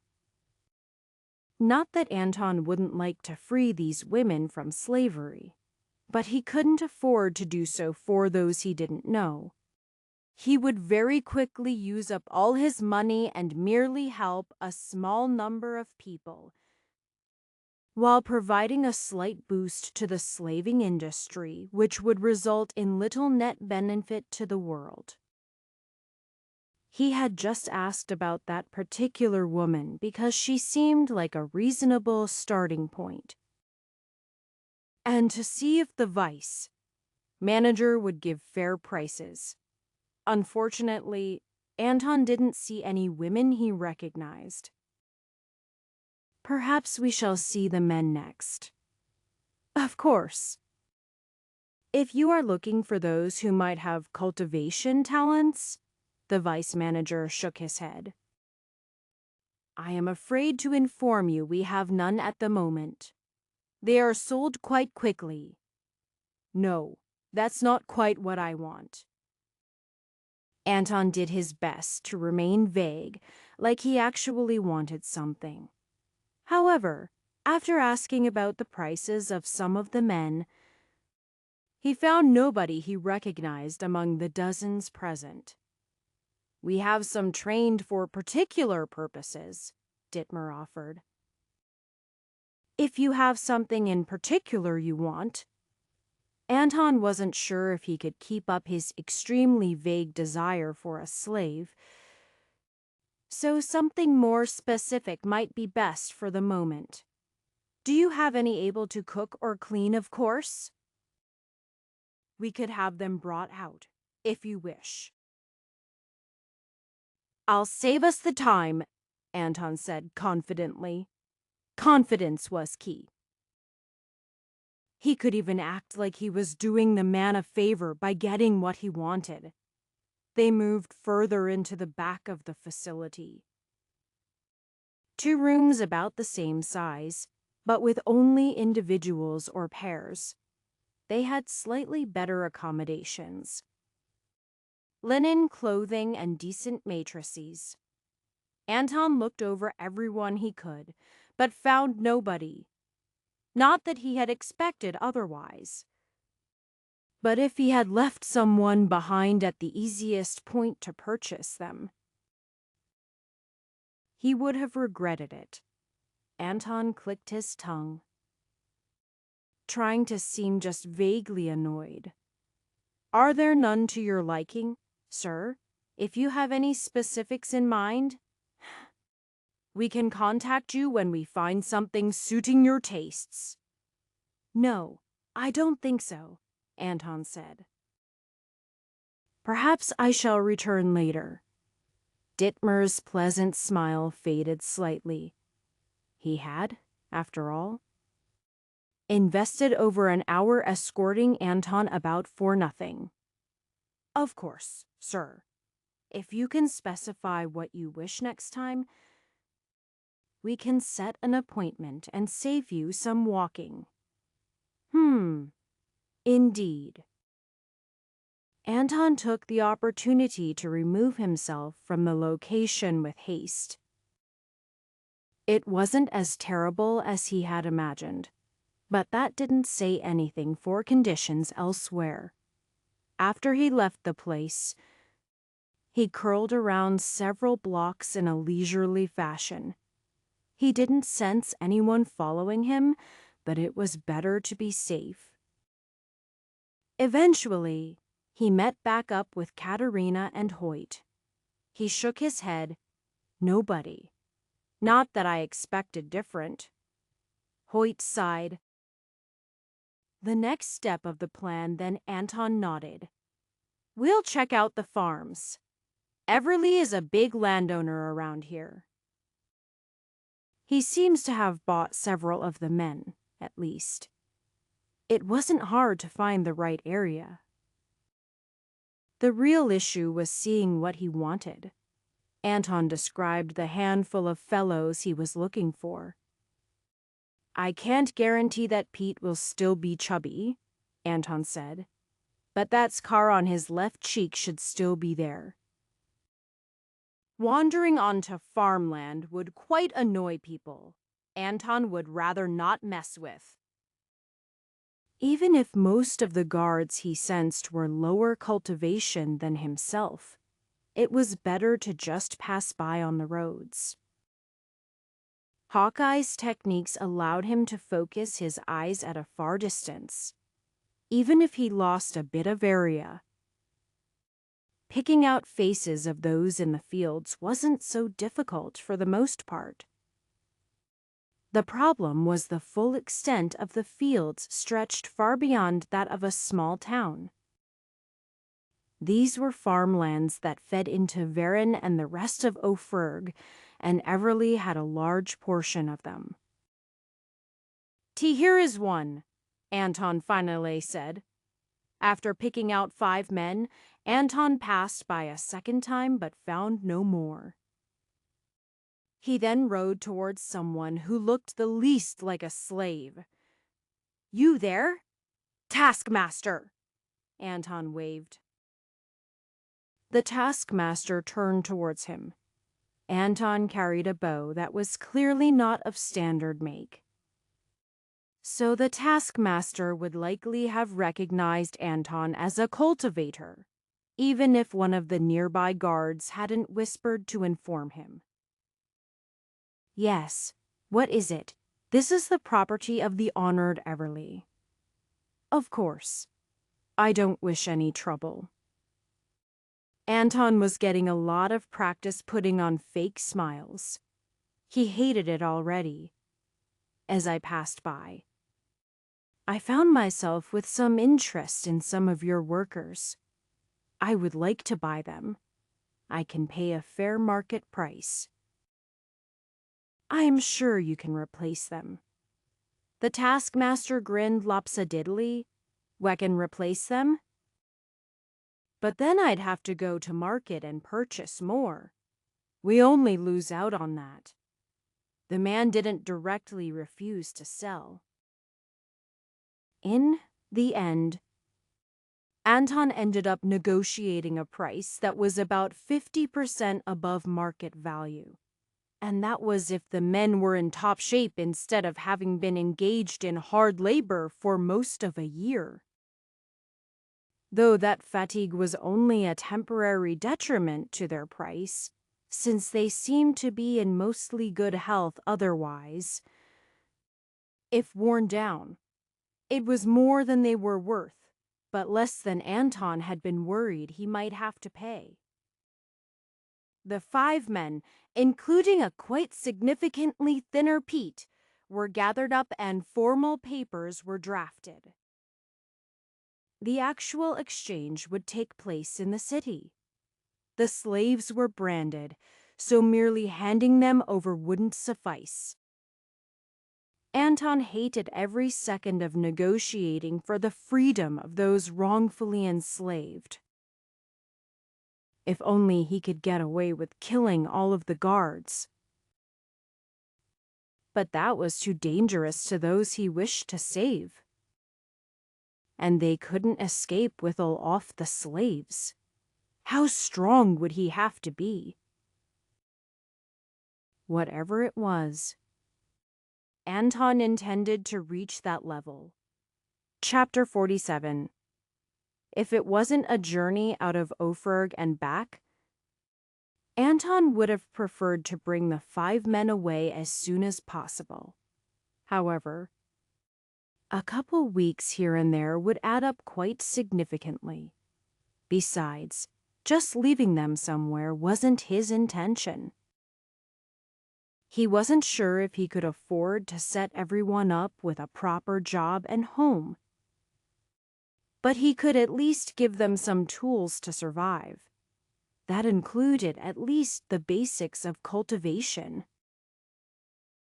The best part of body tempering, Anton explained, is that even if you don't intend to continue on the path of cultivation, it will still have clear benefits. I would like everyone to at least be able to gather and circulate natural energy before we move on. That will also give you some time to recover your strength. Pete and the others had been working hard labor on the farms. It wasn't necessarily too far from what their daily lives had been, but with the duration and difficulty of labor increased and the amount of food decreased. They weren't starved, because that wouldn't let them work at all. But they were certainly a bit undernourished and had scars from the whips of the taskmasters. An unnecessary cruelty for the sake of motivation. Of the 5, Pete had the quickest initial success. With some guidance by Anton, he was gathering strands of natural energy within the first hour, slowly circulating small amounts of energy through his body. It would be good for him to move his body while he did so. But at his current point, his concentration could only handle controlling the energy while stationary. The others took somewhat longer, and Anton had to gather energy for them to be able to sense it and take a small piece. He guided their flow, tracing the path through their body once, then letting go as they repeated the action on their own. The first day of cultivation would show few results besides pain. But if they could complete the first refinement of their body, it would provide benefits for the rest of their lives. They were still young, after all. If nothing else, work in the fields would grow easier. If they chose other professions, something Anton would blame them for not in the slightest. It would still help their daily lives to have increased health. There were some questions Anton had. The order freely allowed citizens of Greyoton to study the 99 stars. Common knowledge was that cultivating was difficult. While that was true, the benefits for those who didn't have the intention to fully devote themselves to cultivation still seemed significant enough. Anton Newthorder cared for the citizens of Greyoton and would prefer them to be more efficient in their everyday lives. Yet they only really encouraged those they found with talent to cultivate. Perhaps that was the problem. Creating a copy of a cultivation technique wasn't trivial work. And those without sufficient talent might find themselves stuck at the very beginning. Most individuals would need guidance, as Anton was finding. That said, it would be of great benefit to Greyoton if everyone could reach even the first star. Perhaps one teacher in each community could achieve what he wished for. though he wasn't sure how to get to that point either. After a few days, everyone was comfortable enough with cultivation to control energy while walking at a slow pace. While they would certainly be less efficient, it was enough for the moment. Good enough that Anton could move on to the next stage of the plan. "We need to earn money," Anton stated. Katerina held out a heavy bag of coins. "I converted all my contribution points." Hoyt smiled. "I can't say I convert at everything, but I can help by the freedom of a few people." Anton nodded.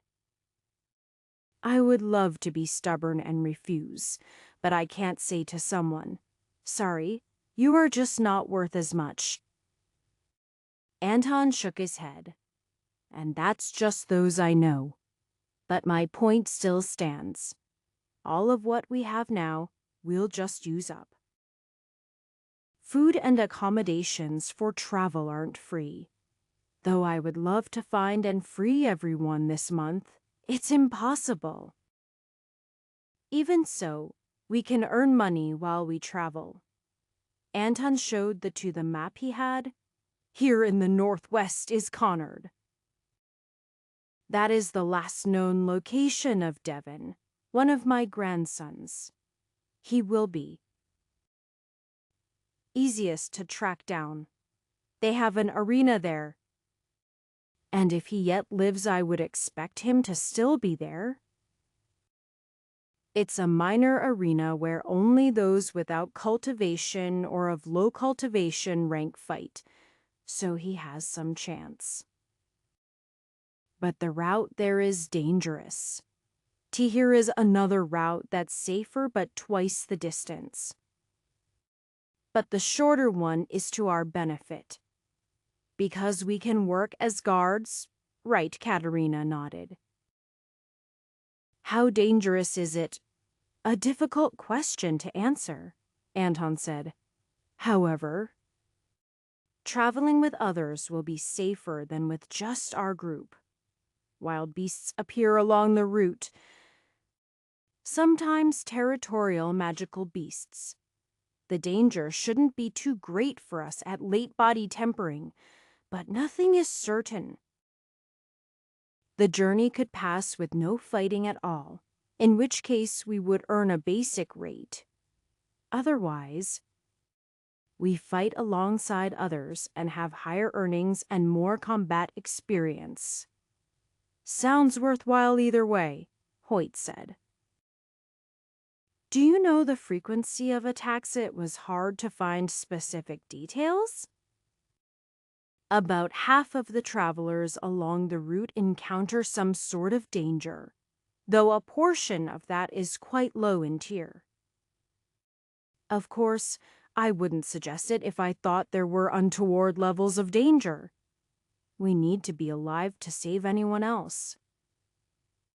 Caravans from Varan to Connard varied quite significantly by travel pace and size.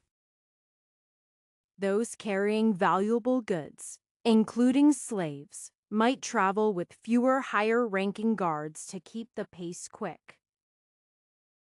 Those with somewhat lower-value goods that still needed to arrive in a timely fashion would gather together in larger groups to distribute the cost of hiring guards among them. After all, a caravan of twice as many people didn't need twice as many guards if there were only incidental attacks by beasts to worry about. Even if bandits were included, a proportionately smaller increase in guards provided a significant deterrent. Ofrurg also cracked down hard on banditry inside of their borders. Though just like the Order in Greyotan, they couldn't completely eradicate the danger, not without completely eradicating people. While Anton was willing to pay to free those he knew from slavery, that was already the limit of how far he would support the system. He settled for a group that at least was not transporting slaves, though some of their workers were certainly enslaved. It wasn't going to be possible to completely avoid slavery in a country where it was legal. The head of the caravan guard was a dark-skinned man with a strong aura. He sat outside near where a caravan was beginning to organize itself. It wasn't just his cultivation in mid-spirit building that made his aura strong, but also the way it was displayed. It was sharp, like an unsheathed blade, though as Anton and the others approached, he didn't feel a threat against them. "Greetings." Anton inclined his head. "I hear we must talk to you to be hired for caravan security. We would also like to bring 5 non-combatants along with us." "I am the man you seek." The man's deep voice spoke precisely, with a hint of an Embati accent. "Your names and specializations," Anton Krantz. "I am an archer. I can provide a demonstration, if you wish." The man nodded. Writing something down. "In a moment." And Hoyt shrugged. "I focus on the axe. I can break through heavy defenses. If we encounter wild beasts." He nodded again. "And you," he turned to Katerina. "I wield a straight sword, but I am also an apprentice formation user." That seemed to catch his interest. "I see." "We shall test if your abilities align with your cultivations." He stood up from the table he was sitting at. "I am Oten Daidawu.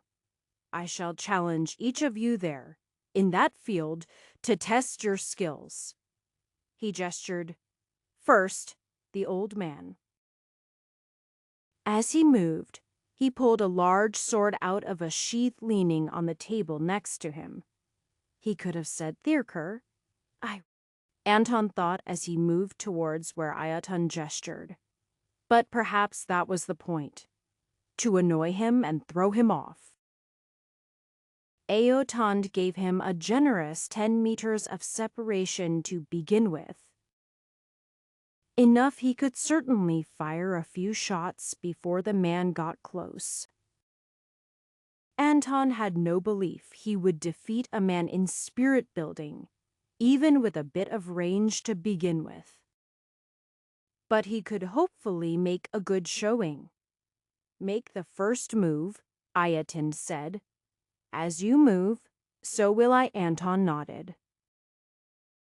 With that permission and feeling the man's energy defenses were in place, he raised his arm as if to grab an arrow from his quiver, but instead moved his hand to the string, drawing a spirit arrow and firing directly towards the man's chest. Aotun flicked his sword towards the arrow, but Anton very slightly pulled back on its momentum. That reduced its impact, but let it bypass his parry. The arrow did no damage to the man as it struck his energy, but it slowed him slightly. Aotund was fast on his feet, and his long legs certainly didn't hurt his speed. Anton fired 2 more quick arrows as the man moved, trying to track his exact motion. He would have liked to move away, but he couldn't even move at half the man's speed, so it would be fruitless. Instead, he steadied himself for one final shot. Iotan's sword came up, ready to sweep towards Anton, its power overwhelming but clearly restrained below the level of a spirit-building cultivator, and the arrow flew forward. It curved upwards, striking the man's wrist as Anton dodged to the side, shooting another arrow into the man's side as the sword veered slightly off course, slicing smoothly into the ground. The arrow hit his side directly, but it couldn't puncture a hole all the way through his energy.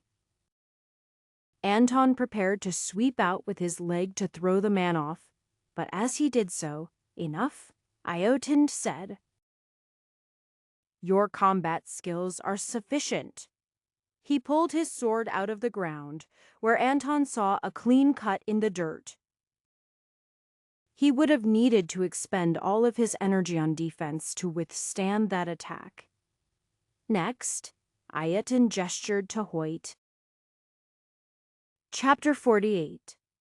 Hoyt didn't have the luxury of starting at range like Anton, which meant he had to deal with Eotund's swift and sharp blade the moment they began. The spirit-building cultivator was only holding back in terms of energy used, not technique. Hoyt used the momentum of his swings to parry the sword while dealing glancing blows to the man himself. However, he wasn't able to break through Oton's defense. The dark-skinned man was restraining his attacks. But his defenses had the full power of a spirit-building cultivator. With a forceful swing, Hoyt knocked the large sword back to the furthest extent of Eotund's reach, seeming to nearly knock the sword out of his hands. On the backswing, Hoyt aimed straight for Eotund's chest. With a flash even Anton found hard to follow, Eotund's sword had crossed in front of the two warriors. Hoyt's axe was flying through the air, and he had a shallow cut along his forearm. Hoyt held up his hands. Ah! A feint. And I fell right for it. Iotund nodded. Your skills are sufficient as well. Next, the girl. Show me your skill in formations. Katerina first displayed a concealing formation. Anton hadn't been on the outside of one. And it was quite a strange experience. In one version, she merely disappeared. It wasn't quite perfect. Because he could sense traces of her energy, but then again he already knew where she was. If he did not, he could easily miss her. The second version, she hid not only herself, but the table Iotund had set up for his papers. The wider range allowed Anton to see slight visual flaws. But again, he knew where to look. If he were just passing by, he could easily overlook them. Eotund also tested Katerina's barriers, ramping up the power of his attacks until he broke through. Good. All three of you pass. The payment shall be standard for a cultivator of your level 8th or 7th. With the formation user being one higher, at 8th, combat pay is extra. Eotund produced contracts Anton was aware were quite standard. They were quite simple. As such things went. Obviously, if they abandoned the caravan, they would not get paid, though they could get partial payment if they had to depart the caravan along the way and properly got permission to leave. For the particular route they were going, it was unlikely to be relevant. A tall man in fine clothes approached. His height limited the visual effects of his pronounced belly, which might have otherwise made him quite round. Ida-woo! You are not hiring more guards, are you? Eotund looked the man dead in the eye. Caravan Master Wilbur. You tasked me with protecting the caravan. I am merely doing so. Anton could see the sharpness in the man's eyes, and almost feel it. The type of energy he cultivated was not a style Anton recognized. Though he hadn't been exposed tough at money types of cultivators. Mostly those from the 99 stars and those he'd seen in Edelhull and Varen. The tall man backed down. All right, fine. But I think those you've already hired will be quite sufficient. With the addition of these three, it shall be enough, Ayatand said agreeably. The portly man sighed and turned to the trio of cultivators. A pleasure to meet you. I am Caravan Master Frank Wilbur. I deal mostly in herbs and spices. Normally, we do not hire so many guards, but we have quite a number of attached groups this time. There are a dozen others, Ayatund explained, mid to late body tempering. Then an equal number of early body tempering and non-cultivator guards, all for a dozen wagons. It seems quite excessive to me, Wilbur shook his head. But at least we're splitting the costs. Should trouble arise, you will be wishing we had more. No matter how many we have. They have 5 followers as well. Ayatand mentioned. Right. Have them bring 2 weeks of rations. We can supply that, of course, but it would cost you. We can handle the water for 5 more without issue. Now then, I have other things to see to. The caravan master turned and left. Off in the distance, he could be heard chastising some workers for how they had loaded goods. Elin balanced the wagon with a setup like that? Aoten smiled at the group. He is a fine enough man to work for. But he must keep the costs in mind. I to hope that we will not meet much trouble. But if we are to run into trouble, we will need each of you. He looked them over. You cultivate the 99 stars. Yes, I do not see many from your sect here. More in Ambati. I walk the path of blades. And cultivate the Western steel body technique. I've heard of it. Hoyt mentioned. Tahir is a stronger focus on cultivating the body at every stage than many others. That is correct. Many neglect the power of their own body in favor of the power of energy beyond the first stage. Ayatand shrugged. It is not impossible to temper both, just a bit slower. I'd like to hear about it, Anton said. The 99 stars still considers the body during spirit building, but I am sure the methods differ. Though of course I don't have any experience at spirit building yet. Ayetin grinned. Many keep the secrets of cultivation to themselves. They do not know they have the key to treasures the other hold. I would gladly exchange thoughts with the 3 of you. The young ones have much potential. Ayetin frowned as he looked over Anton. But you are much more difficult to read. You are not an elder guiding the others. Are you? Anton shook his head. Number? I am just a disciple. Now I am very curious. But we must introduce you to the others. Anton didn't find himself impressed by any of the other guards. It wasn't that he expected them to be as strong as Aotand. Obviously they wouldn't be, since they were still in body tempering. But their demeanors didn't impress him. However, he knew they should at least be competent in battle. The entire trip should be about a week in duration, if they did not run into any delays. Pete and the others walked along with the caravan, as did many others. The wagons could carry drivers and a passenger or two. But the majority of the space was reserved for goods. Anton, Hoyt, and Katerina were stationed together in the middle of the caravan.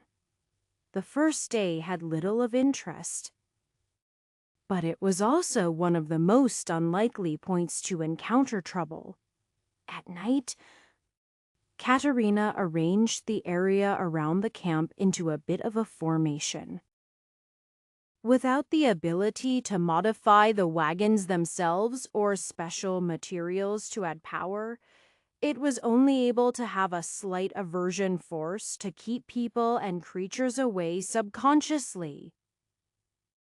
But Anton knew that should be sufficient for most cases. Guards stood 4 shifts during the night.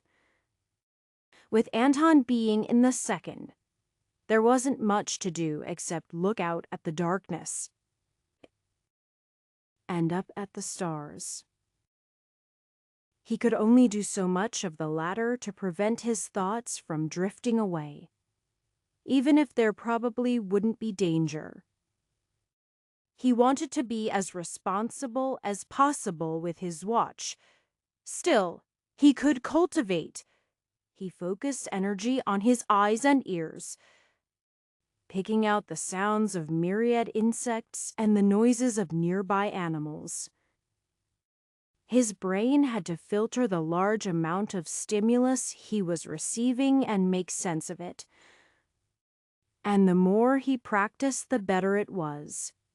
He circulated his energy through the rest of his body as well. And of course, through the surface of his skin. He just needed some time or one more good push forward to reach the 9th star. Rescuing Pete and the others was emotionally satisfying. But the feeling was tempered by knowing there were so many more people still in captivity. Not just those he knew, but many others.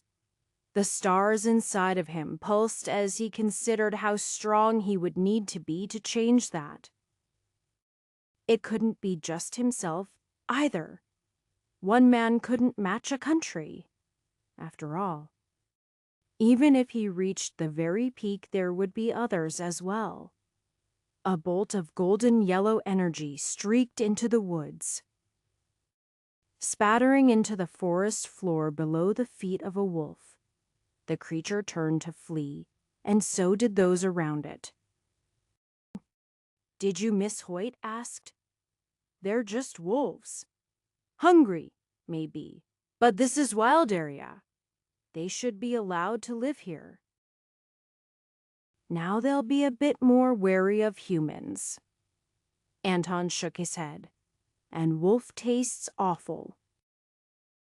I am not carrying a carcass with me for a bit of hide either." "I haven't sensed any magical beasts," Hoyt said. "They don't live close to the road," Katerina commented. "But some of them might choose to come here." "But I'd be more concerned about bandits. We have too many guards." "Wouldn't the guards dissuade them from attacking?" Hoyt asked. "Yes, but the caravan master and guard leader, Ida Wu, must know the value of the caravan. They would not hire so many unless there is something of value. But perhaps nothing will happen." "You don't sound convinced," Hoyt said. "Cultivators both prevent and attract trouble," Katerina said. Ophirg feels like the sort of place that has more of the latter." "We'll see," Anton said. "Just remember to keep your eyes and ears open." Chapter 49. Major. Sudden changes tended to leave Pete Sharman in a stunned state for a while.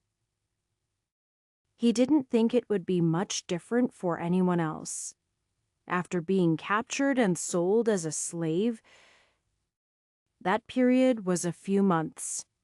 Most people in villages like Dungan worked on farms at least part of the year. Being captured and sold as a slave was a dizzying turn of events that left him spinning 4 months. The sheer quantity of labor expected of him increased suddenly, and he had little time to think. Just work, day in and day out.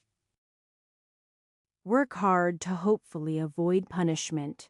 Eat, sleep, repeat. The food was nothing much to speak of. Just enough to keep working and no more. The sleeping accommodations at least kept them from literally freezing to death at night.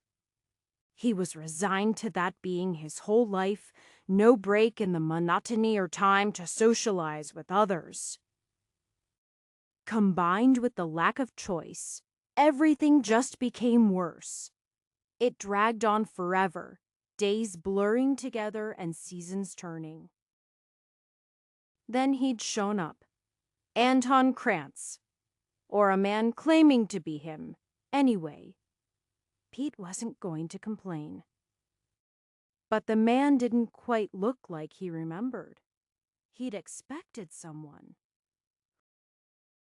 Older everyone in Dungan knew the Krantz farm, or at least knew them. Pete was quite certain he'd seen someone with the same features he thought was Anton, but this fellow was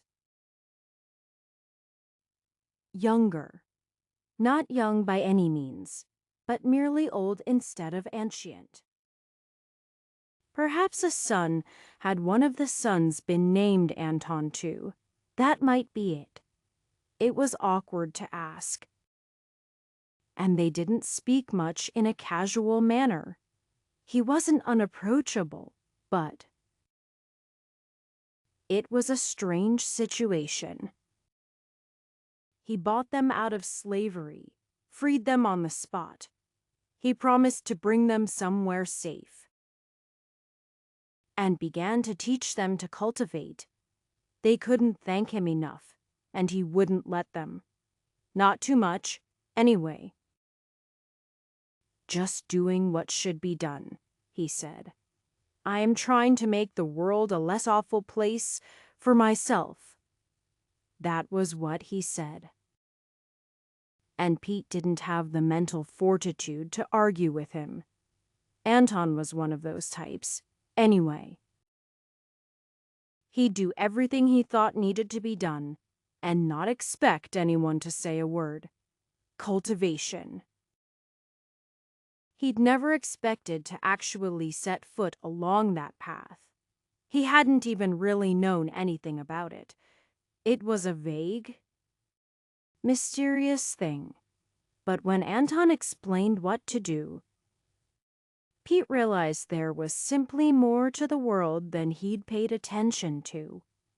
Maybe he just hadn't known where or how to look. Natural energy was a strange thing. And while tempering his body was hard, it was no worse than a day out in the fields, and it felt better afterwards. He was improving himself instead of slowly wearing himself down. Anton said they could do whatever they wanted. Maybe that was actually true, but Pete wasn't sure what he wanted, except that it wasn't staying in Ophirg. So he walked along the road with Anton and the caravan the cultivators were guarding. Someday he would figure out what Anton wanted. And maybe he could pay him back. Though it was a bit difficult to pay back your entire life. In accordance with his own advice, Anton kept his senses on alert as much as was feasibly possible. During the day, he scanned the sides of the roads for anything hiding in wait. At night, he listened, mainly to the comforting hoots of owls and other sounds to be expected of night in a forest. The howl of wolves was some cause for concern, but they did not seem to be close and would generally avoid large groups of people. If magical beasts were involved, then any standard behavior might be ignored.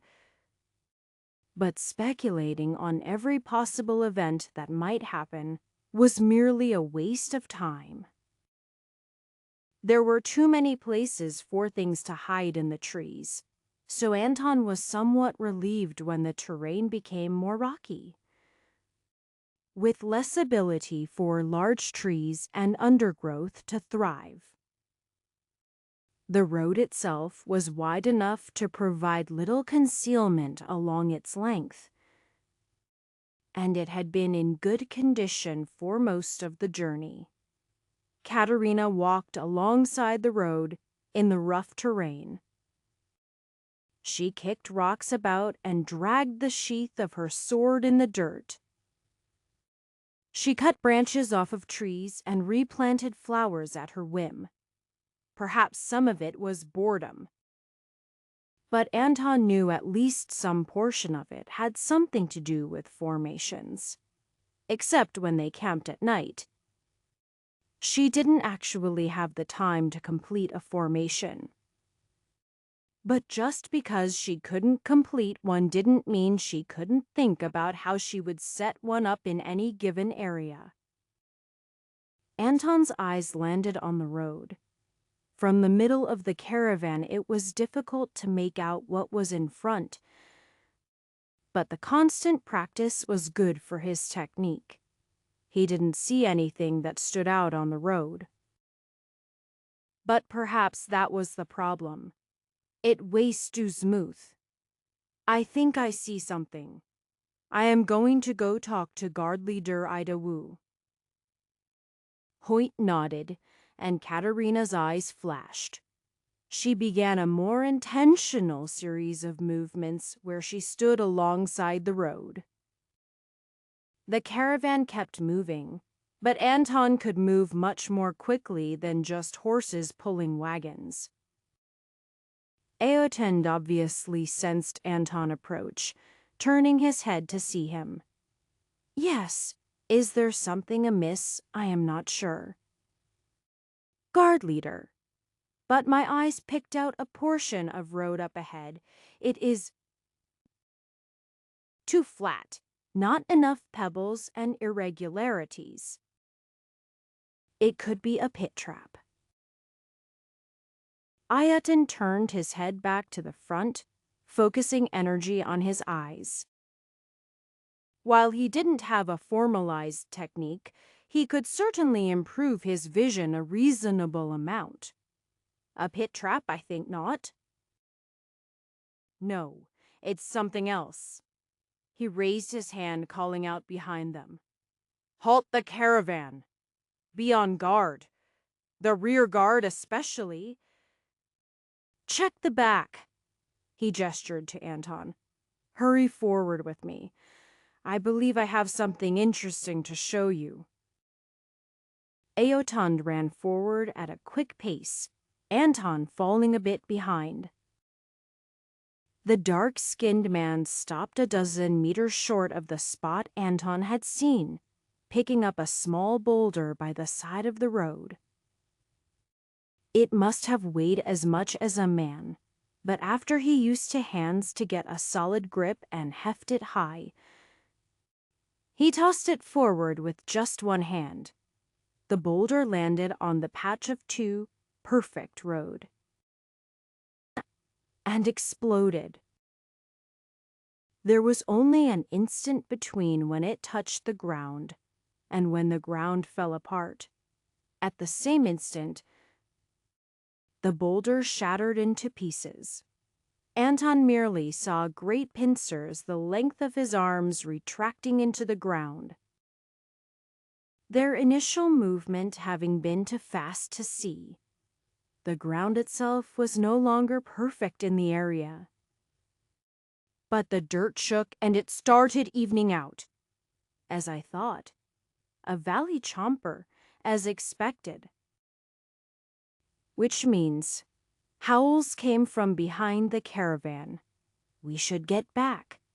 Scavengers like to drive herds of animals into these.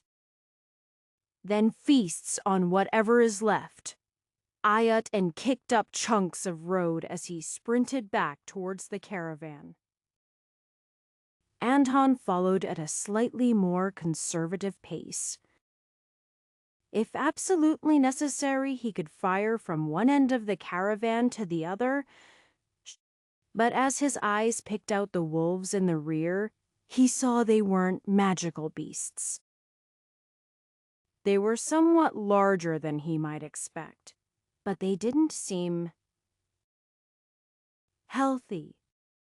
They had sandy brown fur, mottled with patches of black, white, and gray, but with patches also missing randomly. Anton could just make out the ribs of some of the creatures. So far, they were merely barking and snarling at those in the rear, clearly hoping to chase them forward. The caravaneers had some trouble keeping the horses under control, but the rear guards were keeping the wolves at bay. Then Anton's ears picked up an extremely familiar twang and the sound of something cutting through the air. Some of the guards had bows, but the sound Anton heard was off the road. Anton's eyes flicked towards the sounds with enough alacrity for him to yell, "Bandits!" with just enough time to give people half a second to react. Fortunately, the dozen arrows claimed no lives in the initial volley, though Anton could sense energy enhancing them, for only one had the sense of an actual archery technique attached. That arrow struck the side of one of the other guards, but he'd managed to rouse some extra energy defenses with the warning. Enough to survive, at least. Perhaps if they'd driven into the Valley Chomper, the chaos would have made the caravan completely incapable of defending themselves. But though some of the guards were out of place, they were able to react. Anton didn't even have to move further to fire back at the bandits. His first arrow flew straight towards the ribs of a tall fellow among the bandits. They were ready for an attack, but perhaps not ready for the arrow to redirect itself as they leaned backwards. Anton had thought they would retreat that way, pulling away from him at the angle he was shooting. As the spirit arrow pierced into their ribs, Anton realized it was a woman. He supposed that made just as much sense as anyone else becoming a bandit, but it threw off his rhythm slightly. Out from crouching behind larger boulders or from behind some of the wider trees came yet more bandits. They were far enough from the road that they couldn't be easily sensed, and clearly they had trained to limit how much their energy was noticed. But that distance also meant they had to take time to approach the caravan. With the woman he'd shot ducking back into full cover and clutching the hole in her side, Anton picked another target. It was a meaningless thought in the grand scheme of things, but Anton didn't want the first person he killed to be a woman. As his second shot flew true into the sternum of one of the archers somewhere in mid-body tempering, his wish was granted.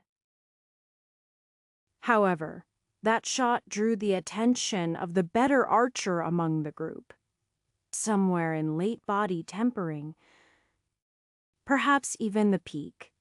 As an arrow flew towards Anton, time seemed to slow in a moment of great concentration. He judged the trajectory of the arrow in a mere instant. Compared to Elder Kania's shots, it hardly moved at all. His body still was a moment slow to react, and it took a portion of his defensive energy with it as it passed. But he took no damage to his person. Nobody else existed. The people in the caravan next to him would have to handle themselves. Even Hoyt and Katerina faded from his thoughts, though not consciously. He could think about them, or he would die. An arrow of his own was rapidly shot at the enemy archer, even as he tumbled off the road to where there was more cover. If he moved to stand on the boulder in front of him, he could get a good shot, but leave himself open. Instead, he turned slightly, running in front of said boulder. He lined up his next shot as he moved, aware that his accuracy would suffer. Another arrow came in return, swirling energy betraying its presence, but also signifying its deadliness.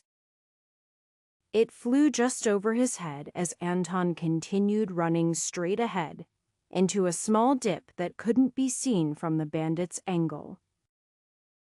A rock slammed into the guts of an approaching bandit as Katerina kicked it towards the oncoming group. It merely bounced off of his defensive energy, but it slowed him half a step. "I told you I wasn't paranoid," Katerina said to Hoyt. She pointed to another rock. "That one! Just throw it anywhere!" Hoyt reached down with one hand to grab a rock the size of his head, while she said anywhere. What she really meant was away from where she'd been messing around to set up a formation.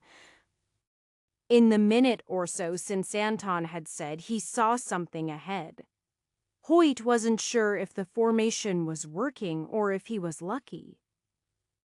But the rock hit straight into the ankle of one of the approaching enemies, causing them to stumble. He ducked beneath an arrow from one of the archers, though most of them were approaching closer and drawing melee weapons. Bandits were attacking from the other side of the road as well, but Eatund had turned that way the moment they appeared. Hoyt didn't have the luxury of turning to watch, but several sources of energy had met Eatund, and then disappeared a moment later. That seemed to be a good sign.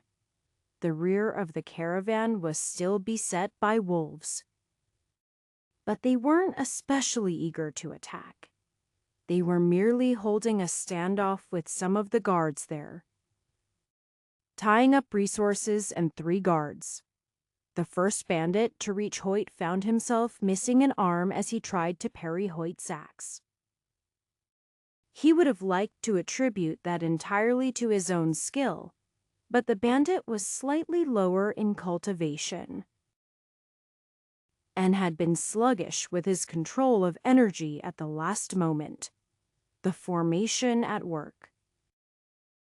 Though the formation only covered the area immediately around Hoyt and Katerina, there were perhaps only 30 or 40 bandits total.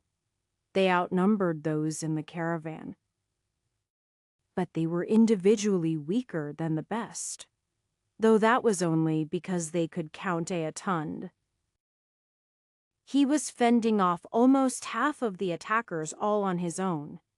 That was a middle spirit-building cultivator for you. Hoyt readied himself for the next enemies to approach. Standing close to Katerina and one of the other guards as she channeled her energy into the simple formation she had set up. There had been some dangerous arrows from someone late in body tempering, and Hoyt sensed that same energy further off the road along with Anton's. Katerina obviously wanted to go help. But if she left the formation, their side of the caravan would probably collapse. Chapter 50.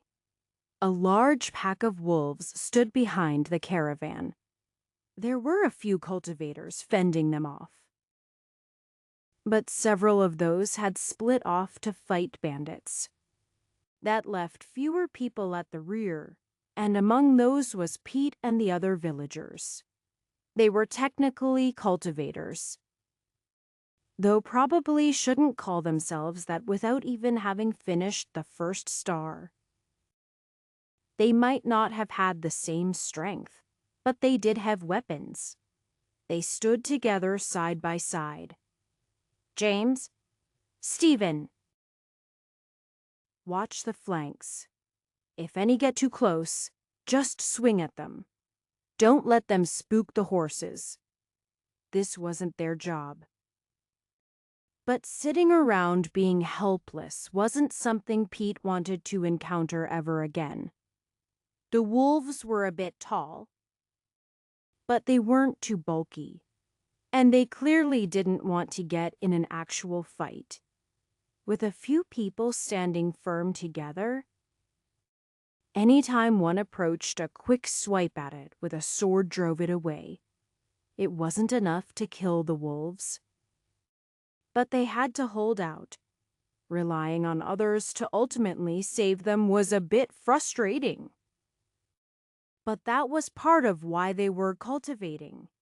They would grow stronger so they could do what they wanted to do instead of what circumstances forced upon them. For that, they had to survive the moment. 3 of the wolves sprang forward at one of the cultivators. Pete wasn't that good at judging cultivation levels, especially not in the heat of battle. He should be. Mid-body tempering somewhere, it didn't matter. The man held the wolves at bay with a spear, but they were spreading around him as he backed towards the rear wagon and more were moving in. Pete gestured the other 2 to one side, then came at the left wolf from its own flank.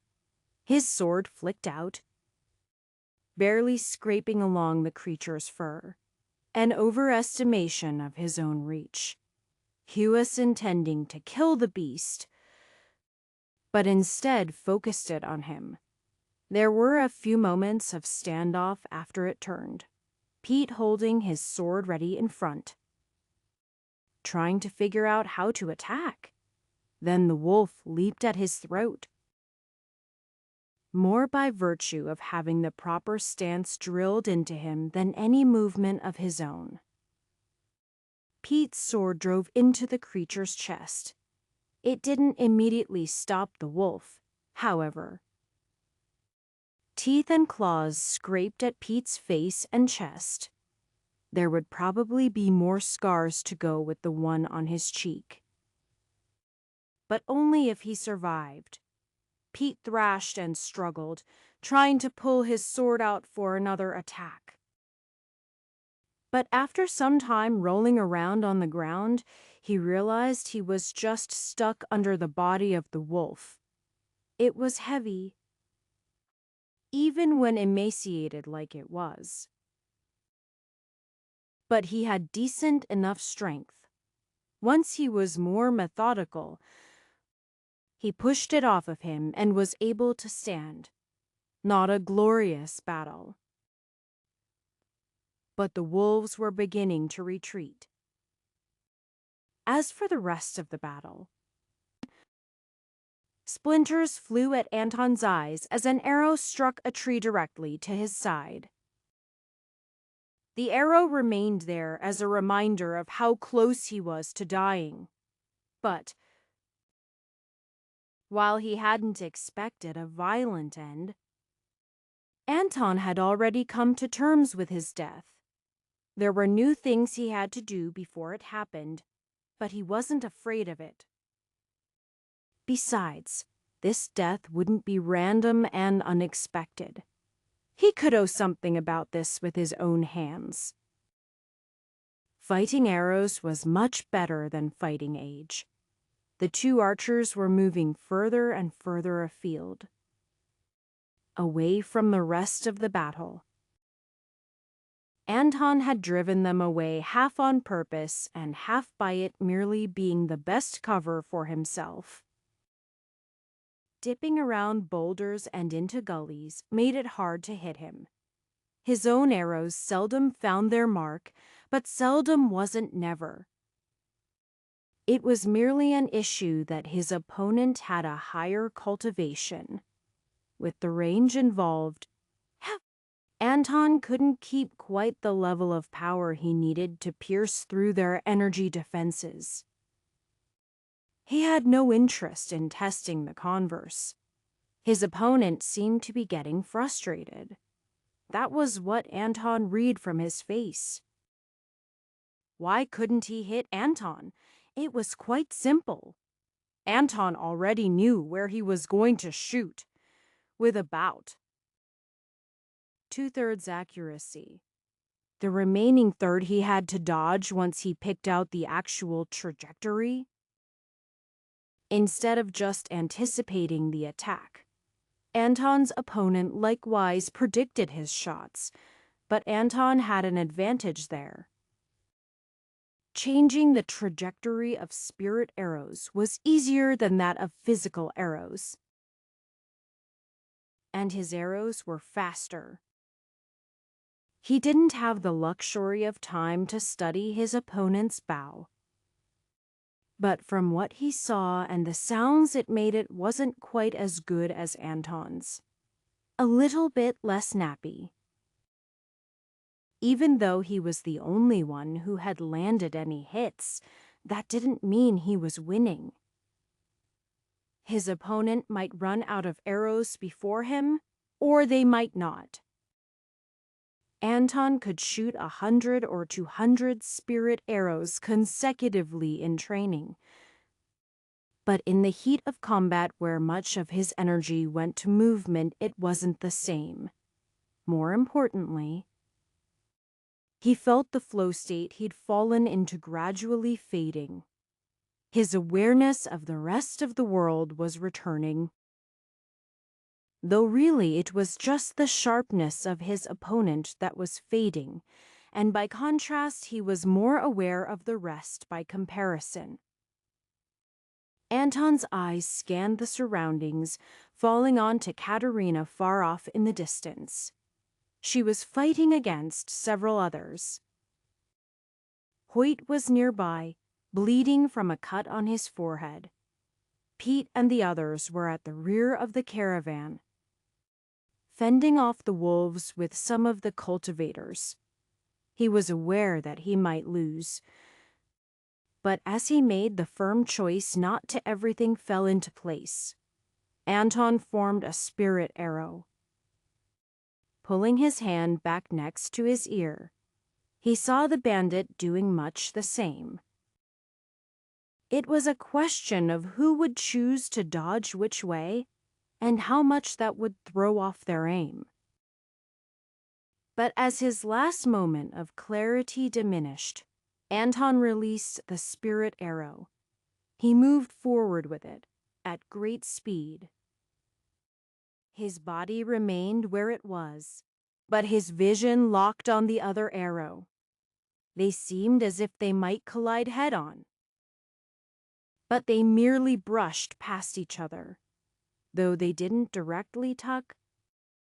The energy around them each diverted the other arrow slightly. Anton was now over halfway to his target, 3/4. He could see the man's eyes with clarity, the way the bow was oscillating as it returned to its resting state.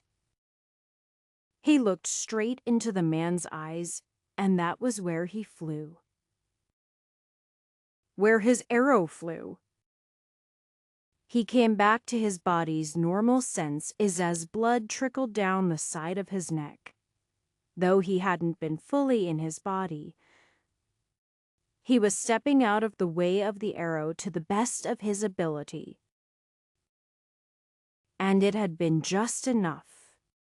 But he'd once again been one with his arrow. It was something he wished he could do at will, but never really got the hang of. He placed his hand on his neck, where the cut was. He had no worries about being shot. Heck knew his arrow struck true. Even though his opponent's energy hadn't fully faded yet, seeing that their plans hadn't gone quite as they wished. The bandits were already fleeing. Fewer than a quarter of their numbers were dead. But while they might possibly win if they remained, no individual valued their life so little that they wanted to stay. Anton resolved to give them a reminder to not consider it again. It wasn't honorable to shoot fleeing foes. But neither was it honorable to be a bandit. 3 arrows flew out in quick succession before the bandits were too far for him to reach. Though he had no intent to chase them down on his own after that point. Anton realized he'd slightly underestimated the bandits' casualties, on the side of the road he was on. His count had been accurate. Iotun's side had much higher casualties.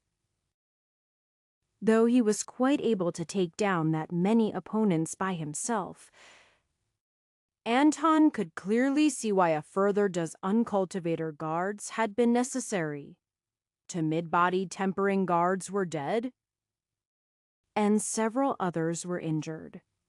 There were a small number of casualties among the merchants as well.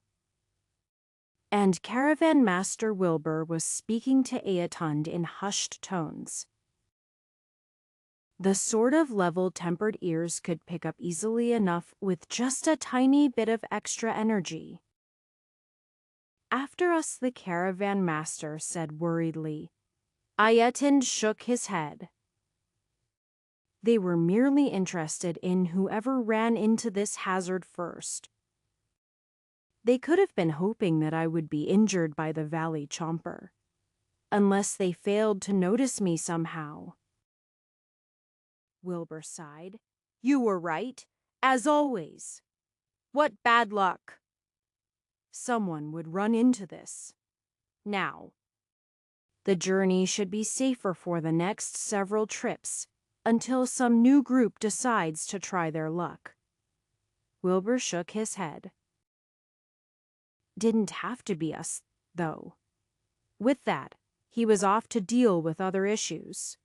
Aetund waved as he saw Anton approaching. There you are. Good work.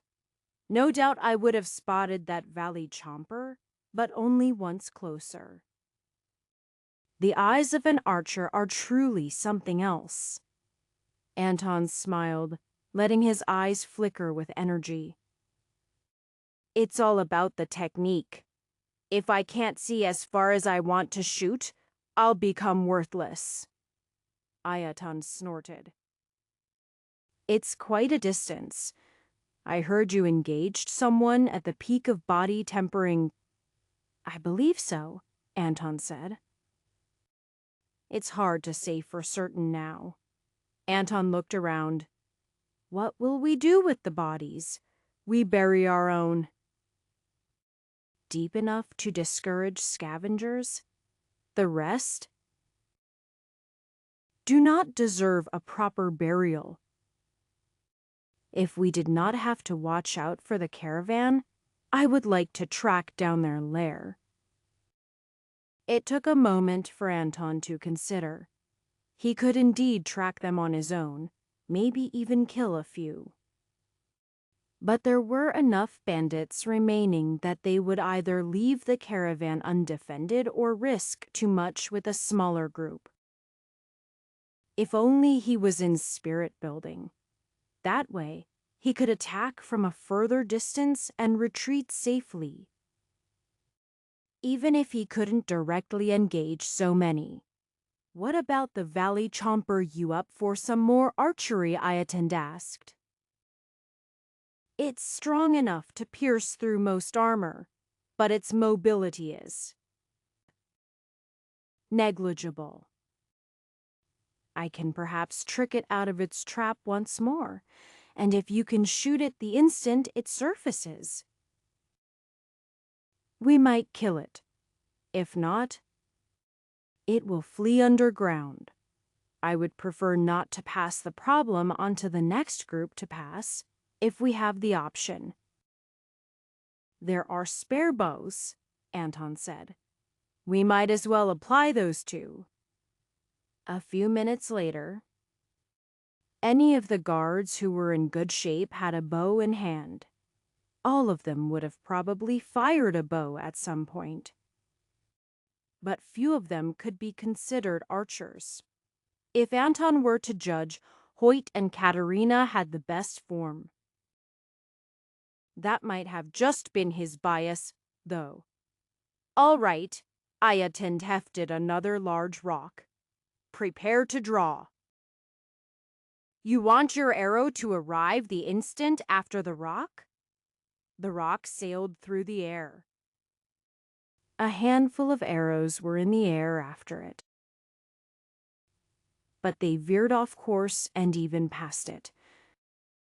Anton had gathered an exceptionally strong spirit arrow, and he was aware of how precise the timing had to be with the one previous view of the Valley Chomper.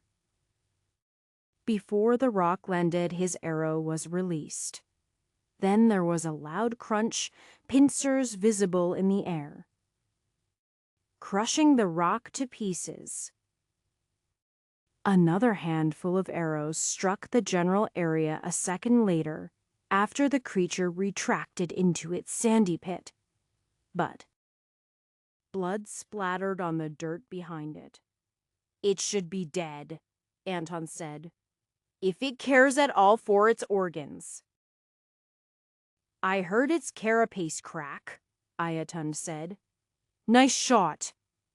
If I have all the time in the world as an archer, I would be ashamed to fail such a shot. I haven't been shooting arrows for a century for nothing. After waiting for a minute, Iotand walked forward.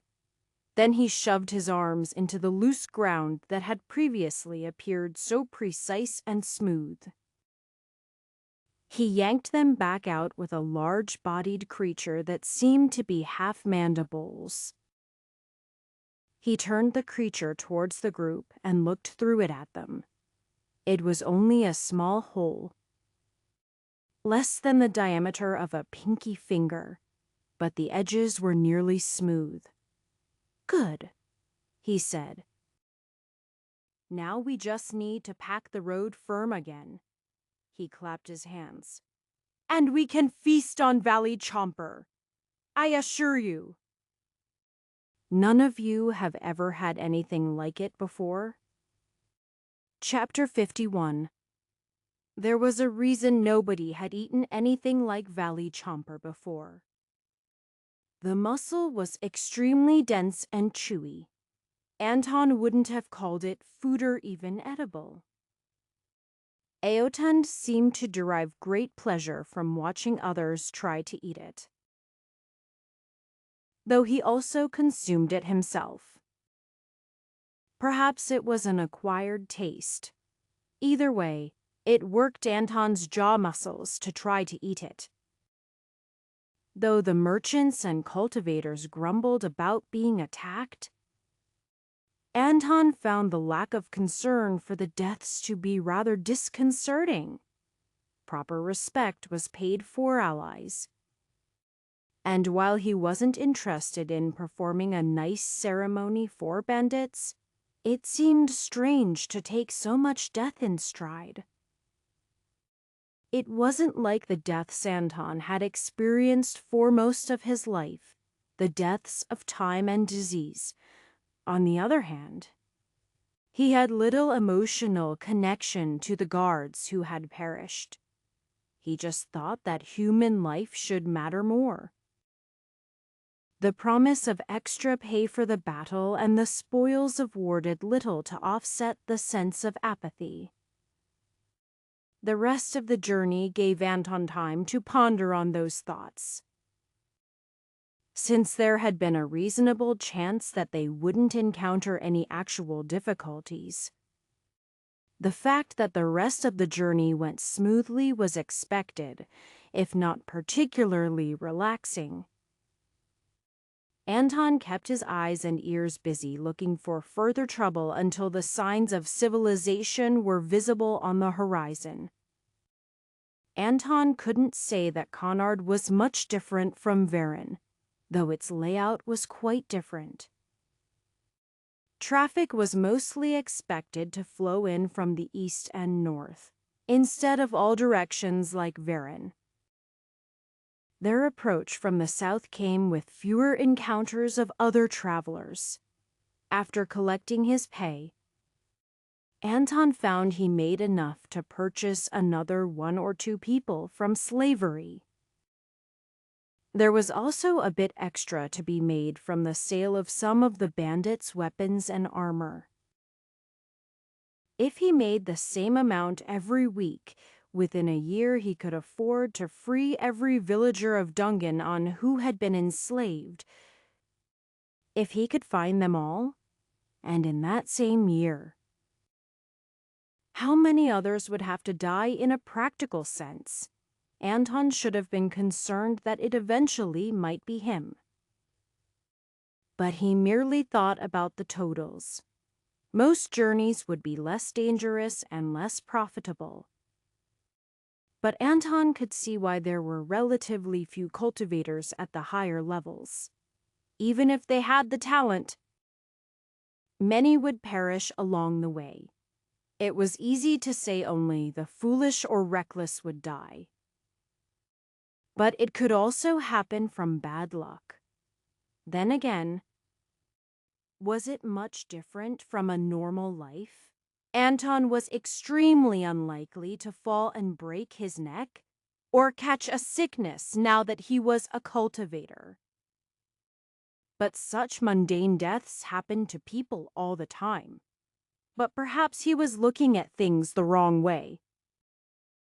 He should consider what good he did for the world, not what ill he failed to stop. Though the route they had taken was indeed more dangerous, several trips along the other route had a similar chance of danger. People had to travel between cities regardless of haste. So if he could prevent some death while earning money to redeem those he wanted to save, was that a bad thing? He just wished there were more things to do that didn't involve violence. He already felt the desire to return to the order where he could be more productive with his cultivation instead of merely violent. Then again, Anton supposed other sects had to have similar peaceful methods, but for travelers like him the jobs would clearly fall on the more dangerous side. Inns came in various levels of cost and value. If one merely wanted a place to sleep, getting a roof over their head was simple. Anton had a bit more desire than that, but a simple room was not hard to get. On the other hand, there were more advantageously located inns for cultivators that were around higher concentrations of natural energy and might even have energy gathering formations. The first was more affordable, and since Katerina could at least provide temporary formations for the group, the price was most efficient. Combat allowed for quicker growth in cultivation, though it was balanced by the risks involved. Each of the trio had gained something from the battle. Hoyt had reached the 7th star not too long before, but he was making great strides towards the 8th star through his own efforts and Anton's guidance. Even Katerina actually asked for Anton's guidance, because she didn't find herself naturally progressing as quickly while tempering her head. The problem was that she'd never really had to strain her eyes and ears for anything. and merely circulating energy only did so much. She was close to breaking through to the 8th star. Anton found himself pushing towards the 9th star. The cultivation of his skin was nearing its peak. At least what he could accomplish. His skin regained a small amount of its youth, tightness, and durability returning. Pushing himself beyond his limits was becoming almost a routine, with his eyes set far beyond body tempering. He cultivated with vigor and formed the 9th star. The next star was the real challenge. The 10th star was the 3rd prime tempering, and the end of body tempering, a recultivation of the whole body. Whether or not he could get past that point would determine his entire future as a cultivator. But there was no point in considering whether or not he could. He had to, therefore he would. That was all there was to it. Pete and the other 4 from Dungannon were now past 10 days into cultivating. By any measurement, that was extremely new. Even the experience of battle did little for them. But Anton could at least sense changes to their body as they progressed through the first full body tempering. If nothing else, they should be able to complete the 1st star, and that would improve the quality of their life. He wanted to give them the chance to seek their own futures. But it was unsafe for them to go off on their own just yet, and nobody wished to remain in Nofrurg. He would lead them back into Greyotan soon enough, but they hadn't come to Connard for nothing. Devon should be in Connard. The last information was that he still lived, fighting in an arena. That could change at any time. But Anton had to hope he'd lasted the last few months after he made it half a year. He still found himself nervous about it. Connard had several competing arenas. The title of Grand Arena shifted between the various arenas in the city. But the Northeastern Arena had not held that title in decades. It had gained a reputation as a more mundane arena where common folk could more easily afford to watch arena fights. Unfortunately, the fact that it didn't display much in the way of cultivators fighting didn't make it less lethal. Since generally people of vaguely similar strength would fight each other. Those who owned the arena generally placed their name on it, along with any titles. Thus, the Northeastern Arena was also the Irvin Arena, with no other names. But despite it being the least prominent arena in the city, it wasn't a place of no consequence. Anton felt the presence of several late-body tempering cultivators throughout the arena. Clearly guards and not visitors. No matches today, the guards out front informed Anton and the others as they approached. That's quite all right, Anton said. I am actually interested in making a purchase of one of the combatants. Is the arena master or one of his assistants available? You'd want the administration across the street there. Everywhere else is off limits. Even during a day with matches inside passageways would be guarded, especially to stop slaves from getting out. Though a single one of the guards should be able to handle any would be escapees if it came down to that. While forcibly freeing his kin might be a pleasant idea, it simply wasn't practical even if they made it away from the arena. We'll go check there. Having Katerina and Hoyt with him made Anton seem more important, at least he presumed so. At least he was clearly not a lone cultivator, and that could impact business dealings. The offices across the street appeared quite pleasant, though Anton wouldn't expect any less. They were similarly guarded, though with somewhat lower cultivations, more of a reminder than a barrier to attacks. Any foolish attempt at a heist of some sort would have city guards coming in moments, in addition to those from the arena itself. An assistant sat in the lobby behind a desk, shuffling through some papers. He looked up as Anton and the others entered. "Welcome. What is your business with the Irvin Arena? Do you wish to sign up to participate in battles?" "Not this time," Anton said. "I was hoping to purchase one of your combatants. Devin Gardner would be his name." "Of course, sir," the man bowed his head. "Let me go check if the arena master is able to see you." He returned a few moments later and gestured them down a hallway. It was somewhat uncomfortable to sit down in a luxurious chair that he knew was funded by the blood of others, possibly his own kin, but Anton maintained as pleasant of a demeanor as he could in front of the arena master. "So, you are interested in buying Devin Gardner?" The man nodded. He was a large man, well-muscled. He had reached the peak of body, tempering by Anton's judgment, though it was harder to tell with his cultivation method, not being the 90 DAC 9 stars.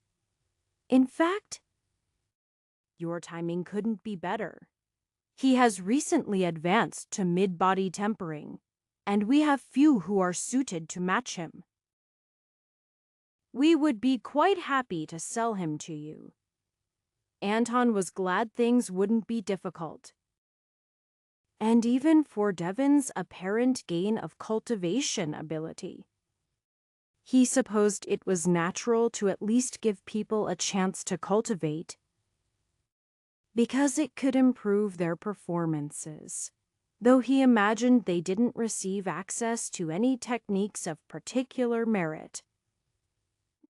The downside was that he would certainly be more expensive. Still, Anton should have enough to cover the price. And he could borrow some from Katerina or Hoyt if absolutely necessary. Chapter 52. The process of purchasing Devin moved quite swiftly. The longest part of the whole process was heading over to the cells in the arena where Devin was kept to make sure he was the right person. After all, Anton didn't want to spend so much money on Therawid von Gardner. The dingy cells they passed on the way didn't encourage Anton, but they passed all of those to enter another section. Devon had a full door with a small barred window. It allowed for more privacy. But Anton was certain it was merely meant for added security. He only had to glance inside to see this was indeed the right person. Currently, he was sleeping.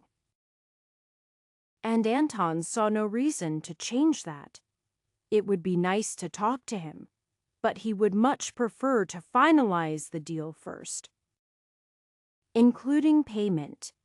Would an arena master raise the price just because he found out they were family? Absolutely.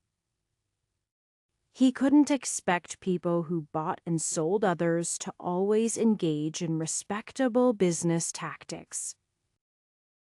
Then they were back in the arena master's office, writing up papers and finalizing everything. Anton was certain he could have gotten a better price.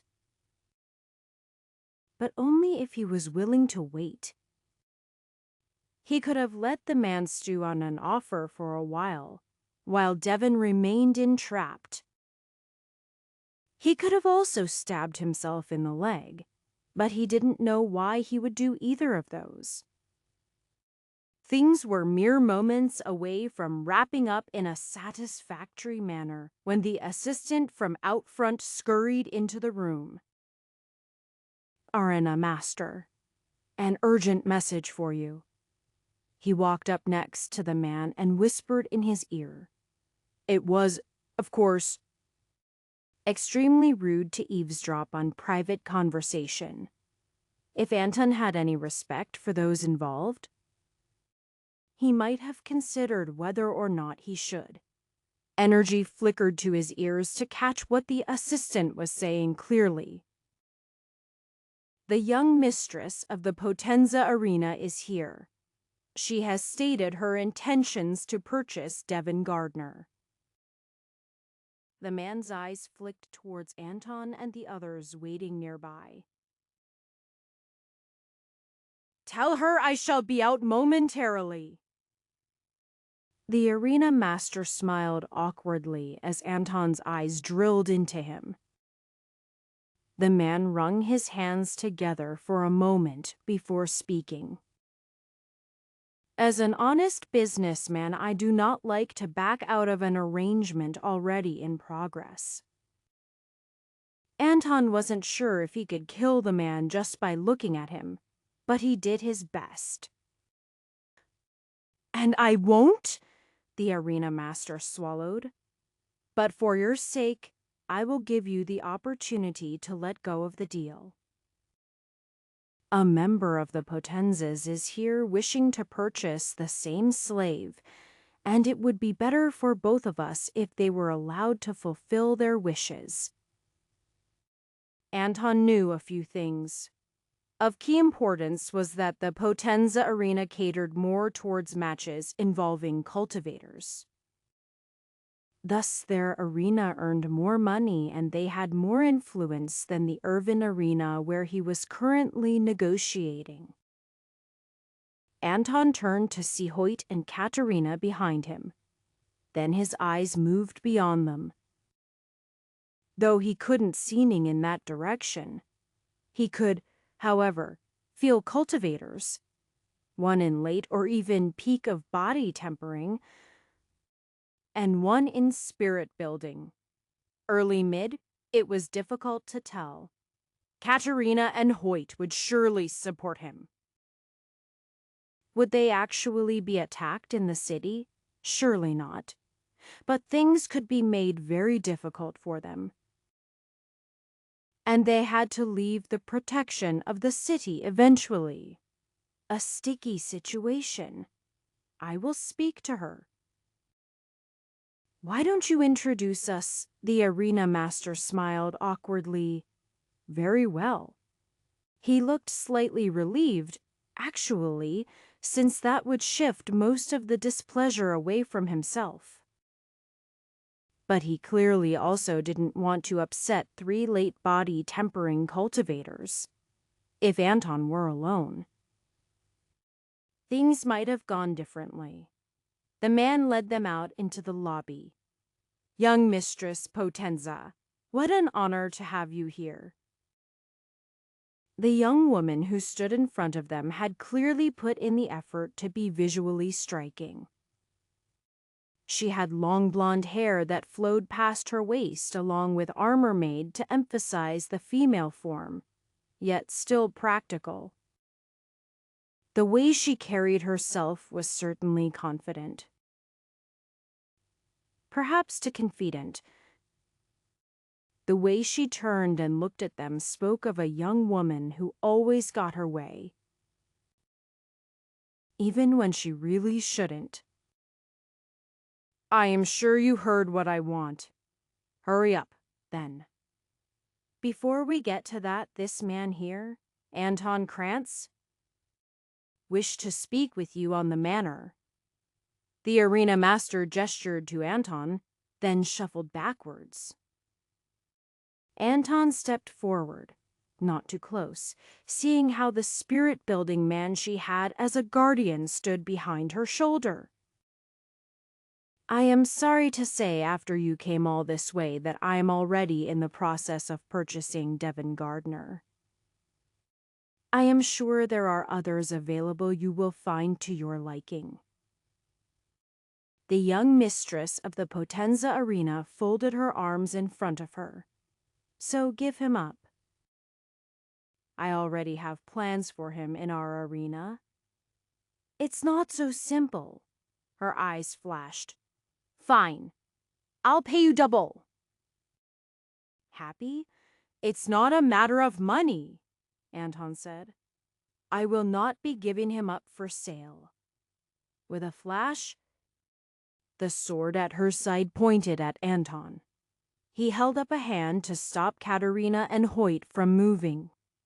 If you won't sell, then fight me. We shall bet ownership of the man on a duel. Anton internally sighed. He usually appreciated enthusiasm in people, but this young woman had hers directed in all the wrong places. He would prefer not to settle things with a battle, but did he have a choice fight now, one-on-one? Or possibly later. Against an unknown group, or let her take Devon to fight in an arena, one more dangerous to him than his current situation. Perhaps if he survived for a few months, she would have had enough of him. But if not, there might be no other chance. A duel between just the two of us, of course. I am not afraid to fight a weak old man. I will accept on the condition that no grudges be held between us, regardless of the victor. Anton looked to the guardian behind her for that, who nodded slightly. Then we shall fight. She pointed her sword towards the arena master. Prepare the arena. How abrupt! But Anton couldn't say he would be more ready at any other time. The master of the Irvin Arena sighed as he looked up into the bare stands. What a waste. Tony Napotenza fighting would fill the place up and earn quite a bit of money, even if her opponent was an old man. The cultivation disparity between them was not large, though there was a clear difference in talent. At least he would get away with the price of a good slave, and neither group angered Dathams specifically. With the bet of the rights of ownership of Devon Gardner on the line, Anton Krantz and Tony Napotenza shall duel according to the rules of the arena. You may begin. If he was a betting man and Huas, he would have bet money on Tonina. Unfortunately, he didn't get to bet on this fight either. That was too bad, because while the cultivation difference wasn't that great, one was young and strong, the other quite old. Clearly having struggled to reach his current level. The fact that the old man was an archer barely mattered. He only managed to fire a single arrow formed of energy before his opponent reached him. Then a swift slice with a sword and he was... Actually, that was quite a good dodge on his part. The way the old man moved was actually quite... graceful, how surprising. It spoke volumes that he was able to dodge continuous attacks with a sword while still firing his bow. Unfortunately, his attacks simply couldn't penetrate Tonina's defense. Arrows struck her shoulder and her waist, but never penetrated through her armor. All she needed was one good slice to cut the man into, or at least lop off an arm. The Irvin Arena was not set up for non-lethal fights between cultivators. Though, of course, the old man could surrender if he managed to get an arm just halfway loped off. That would happen. At any moment, Tonina's sword wasn't even a centimeter from striking him half of the time. The old man had managed to gain a bit of distance, but fighting on the defensive with a bow was simply untenable. He might be able to retreat with extensive use of his energy, but he would use more backing up than Tonina would attacking, and on hate, it was only for the moment that he was pulling further away. Except the gap kept growing and growing. Tonina's movements were slow. It seemed to be a struggle to lift her arm, and she held her right shoulder with her left hand. She stepped forward, a shot to her ankle piercing through her energy defenses, but not her armor. It still had an impact, however, really, and sent her onto one knee. The distance between them was now more than a handful of meters. The old man, Anton, pulled back his bow with a particularly powerful arrow charged up. Surrender? His voice was steady, calm. You, Tonina stuttered. No way. You cheated. I know you did. She threw her sword onto the ground in anger. The arena master swallowed. It seemed like things weren't going to end very well at all. Should he step forward to defuse the situation, or move out of the blast radius? A difficult question. But it was this arena. He should probably do something before he regretted whatever happened.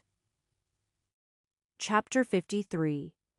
It was unclear to Anton what he was supposed to do with an opponent who had thrown down her weapon, but not officially surrendered.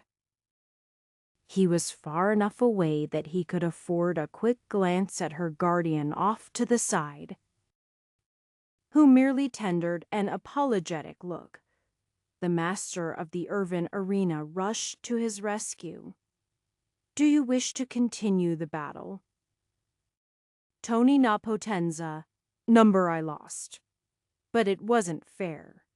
I fought against an old man who's been cultivating for like a century. She stomped her foot down, pointing her finger at Anton. I demand a rematch? Tomorrow? No, in 1 month's time. I'll be much stronger then. She spoke that second part quite confidently, and Anton honestly wasn't surprised. It was likely quite true that in 1 month she could be significantly stronger. That didn't change anything, however. So you refuse to honor the terms of the deal? Anton said. It doesn't count, she demanded. Young mistress, her guardian approached. Let me speak to him. I believe we can come to a satisfactory conclusion. Fine. She stomped her foot and turned around. Since any sort of official duel was clearly over. Katerina and Hoyt made their way towards Anton. What a brat, Katerina said. Hoyt grunted, clearly not of positive opinion, but perhaps a bit more reluctant to voice his opinion in front of her spirit-building guardian. The man approached to a reasonable distance. Anton Krantz, were everything up to me, I would be happy to settle the matter here. But if the young mistress leaves in this state, the matter will become quite public regardless of my efforts, and the master and mistress of the Potenzas may not see things quite the same way. I assume you are still unwilling to give up your purchase. We can increase the offer even further. Anton's face told him everything necessary. I thought not.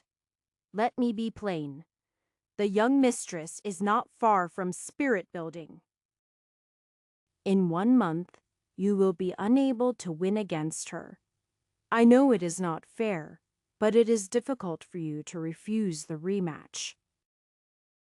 In that case, it might be better to accept the offer at this time. 1 month. Anton stroked his chin.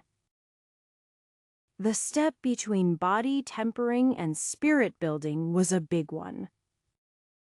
Even if he reached the peak of body tempering, and she didn't even complete the first part of spirit building, their relative powers would swing in her favor. Her attacks really had carried dangerous force. And while he might still be able to win if he weren't concerned about heavily injuring her, he also might die. The Order of 90, 9 stars couldn't stand behind him so easily with the distances involved. While the laws of Ophirg theoretically protected him, he could be killed or made to disappear, and it wouldn't really matter whether or not there were consequences afterwards. It was unfortunate, but laws didn't apply to larger groups in exactly the same way. But he couldn't give up now. 1 month. We shall write up a formal contract. The guardian maintained an expressionless face. Are you certain, quite? Very well. I have no wishes to go against the Potenza's best interests. But that also includes avoiding public incidents as much as possible. If you will but give me a moment to track down the young mistress and prevent her from publicizing events to her detriment. The contract was solid, and the terms quite reasonable, though some of that depended on whether or not Anton was able to win in a rematch. The official terms now included the caveat that whoever lost would be the one to pay the purchase price of Devon. In short, if Anton won, he would be quite pleased. And if he lost, he would have no grandson and little money. But he also might be dead. And money was just money. While he could use that to redeem others, people weren't just a price. He couldn't refuse to try to help family just because he might lose the chance to help others. The most important part was the result relied on his own actions. He had 1 month. The sound of a sword cutting apart the air and the sweeping of a wider-bladed to handed axe were punctuated by the impact of blade, handle, and the energy covering both. Weapons clashed back and forth, colliding with each other and with the two wielding the weapons. Anton gripped the sword tightly in his hands. The sword itself wasn't much, just a reasonably priced weapon with enough weight and durability. The swings weren't elegant, but they were quick. With the advantage of to stars of cultivation, he mostly matched Hoyt. Or rather, he was forcing himself to match Hoyt. If he used his bow, he could win handily. But it wasn't about winning. It was about what his body did. His body had trained to use the bow sufficiently, but he needed to temper his entire body once more. Unlike the initial tempering, every part of him had already undergone significant change. Even a similar amount of growth required many times the work, not least because the 10th star was a prime. Katerina maintained a formation that would stop the two fighters from killing each other. It couldn't fully prevent bruises and cuts and cracked bones, though for the most part they avoided injuries. And anything that Anton had, he pushed through the pain. 1 month might be enough for him to finish the 10th star. Dedicated cultivation could produce great results, but stepping into spirit building, that was something else. Unfortunately, Anton couldn't be certain whether he would find it difficult or simple until he attempted it. 1 week passed, then 2. Grandpa Anton. Katerina seemed to not know what to say. I think you are pushing yourself too hard. He looked at her, his face determined, but with a slight softness showing. But it hasn't been enough. Do you want me to give up? Well, no. But, Grandpa Anton, you call me. Devin called me that as well. He will have the chance to do so again. To be free, not fighting for the entertainment of others. Katerina frowned. Clearly, she wanted to offer an alternate solution, but could think of nothing. What else can I do to help? I know my energy-gathering formations aren't good enough. Don't say that, Anton said sternly. They're wonderful. Just what I need. But actually, that reminds me. Where did that end up? He dug around in his bags until he uncovered a cloth wrapped around a small stoppered bottle, inside of which was a single round pill. Here it is. I thought, you took that already. Katerina looked at the pill in his hand. To break through to the 6th star. Anton nodded. You did tell me to use it for that, but I didn't need it. Let me ask. How long did you think it took me to reach the 5th star when I first achieved it? A decade. Katerina said. Be honest. Anton looked straight at her. A few decades. Right. But at that point, it was half a year or so. I didn't need it. Anton looked at it. But now I do. Katerina nodded. I have money. We can buy more pills. Anton held up a hand to stop her. If I thought it would ultimately help save a single life, I would not resist taking every coin from you and Hoyt. But this is a good pill. If we can manage to get another like it, which may not be available here, the next won't be nearly so significant. Especially not taken at the same time.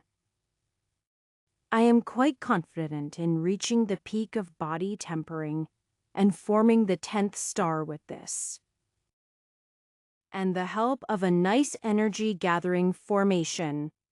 Over the past few weeks, Anton had pushed his body to the limit. It was aching and bruised, strained and cut, and perhaps just a little bit broken. Now it just needed a proper influx of energy. And that energy had to be properly controlled by him. If he pushed things too far, he could injure himself or even destroy his cultivation. But he wasn't going to do that.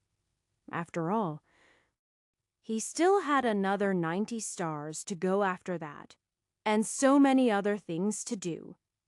Energy swirled inside him, in and out. Starting in his dantians, it flowed through his meridians to the rest of his body, from his marrow out to his bones, muscles, tendons, organ, and skin then back in.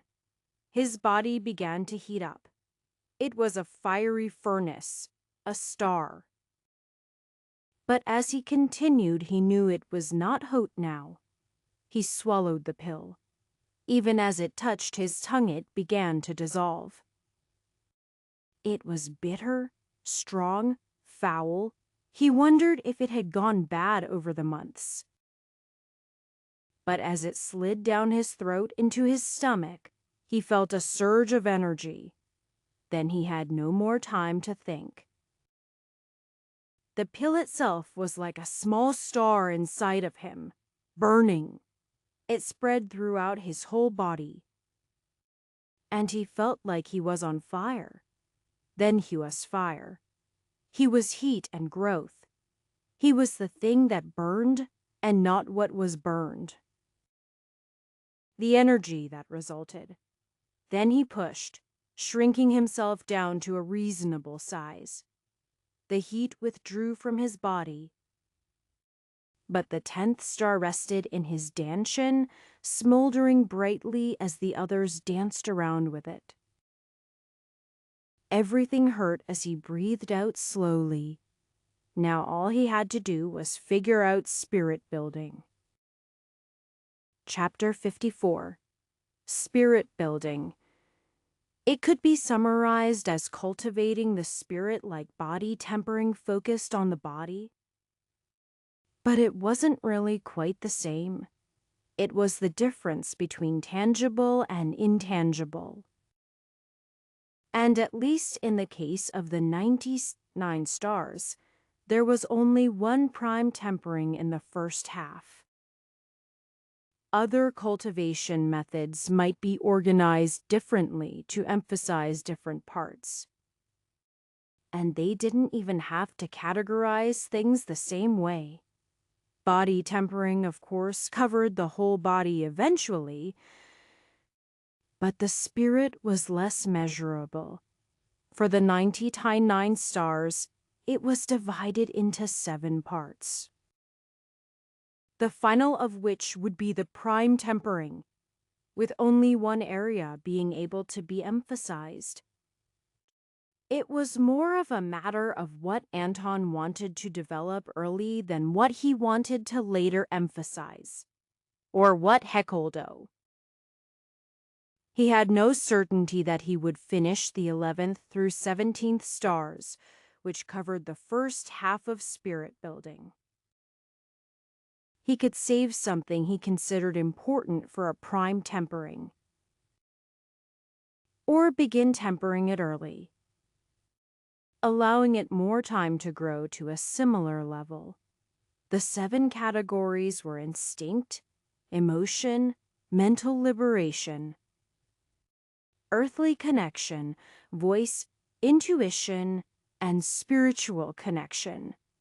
Just from their names, Anton had little idea what he might want. And further study didn't give him a full picture either. Instinct focused on personal survival. It allowed the cultivator to react to previously unsensed threats and to act with little information, contrasted with intuition, which focused more on knowing. It was much more used for reading people and situations, understanding the big picture of how things might work and how an individual might act. Both were important. Instinct allowed the cultivator to dose some things often if they didn't entirely know why. It could help detect poisons and anything else that affected the body. Emotion also centered on the inner emotions of the cultivator. Emotional balance could have a great change to the efficacy of energy usage and cultivation. Earthly connection was being in tune with the emotions of others. Already, there were areas of clear overlap. The same wasn't untrue in body tempering. The muscles attached to tendons and bones, skin encompassed everything. And the organs provided service is to power and filter the whole body. Everything was made possible by the dantian and meridians circulating natural energy. Mental liberation allowed for the resisting of the shackles of outside control. This could be through energy influences or merely a sense of fear. It merely allowed the circumvention of emotions and the like, without stabilizing them or erasing them. It would sometimes be necessary to ignore feelings, though removing them entirely would be harmful. Some emotionless sects existed, but more often than not, they ended up going down a dark path which ultimately led to their destruction. Voice was tied to both inner and outer voice. That is, how the cultivator interacted with themselves internally, and also how they influenced others. In the latter case, it was basically the opposite of mental liberation. Spiritual connection allowed the cultivator to be in tune with the world around them. It had less ties to people or even physical matter than the flow of energy. It seemed as if it was important for formation users, though everyone would of course benefit. Anton wasn't sure if he could even choose one. And if he did choose, cultivating it would be difficult. He'd always had a body. Such a statement was blatantly obvious and unhelpful, except that he hadn't always been aware of the spiritual part of himself. He had grown used to cultivation of his body and the use of energy, but that part of him was still new, less than a year. Out of his 100, 101 now, if he were precise. Instead of trying to logic out what might be best for him in the long run, Anton simply went for what he thought he would have the most luck with: intuition. He couldn't say he was a master of reading others, but he had some experience with one step ahead, as written by Elder Konia. And in addition to that, he had watched her demonstrations. Saying he understood everything that was happening would be an exaggeration. But it was at least something he had some example of in action. Unlike body tempering, there wasn't a clear method of energy circulation that would accomplish what he wanted. There were guidelines, but it was one step more abstracted from the physical world. Anton certainly could feel the energy circulating inside himself, and maybe even improving in quality. But he couldn't say he was properly refining intuition. Maybe he'd made a mistake. Confidence was good for a cultivator.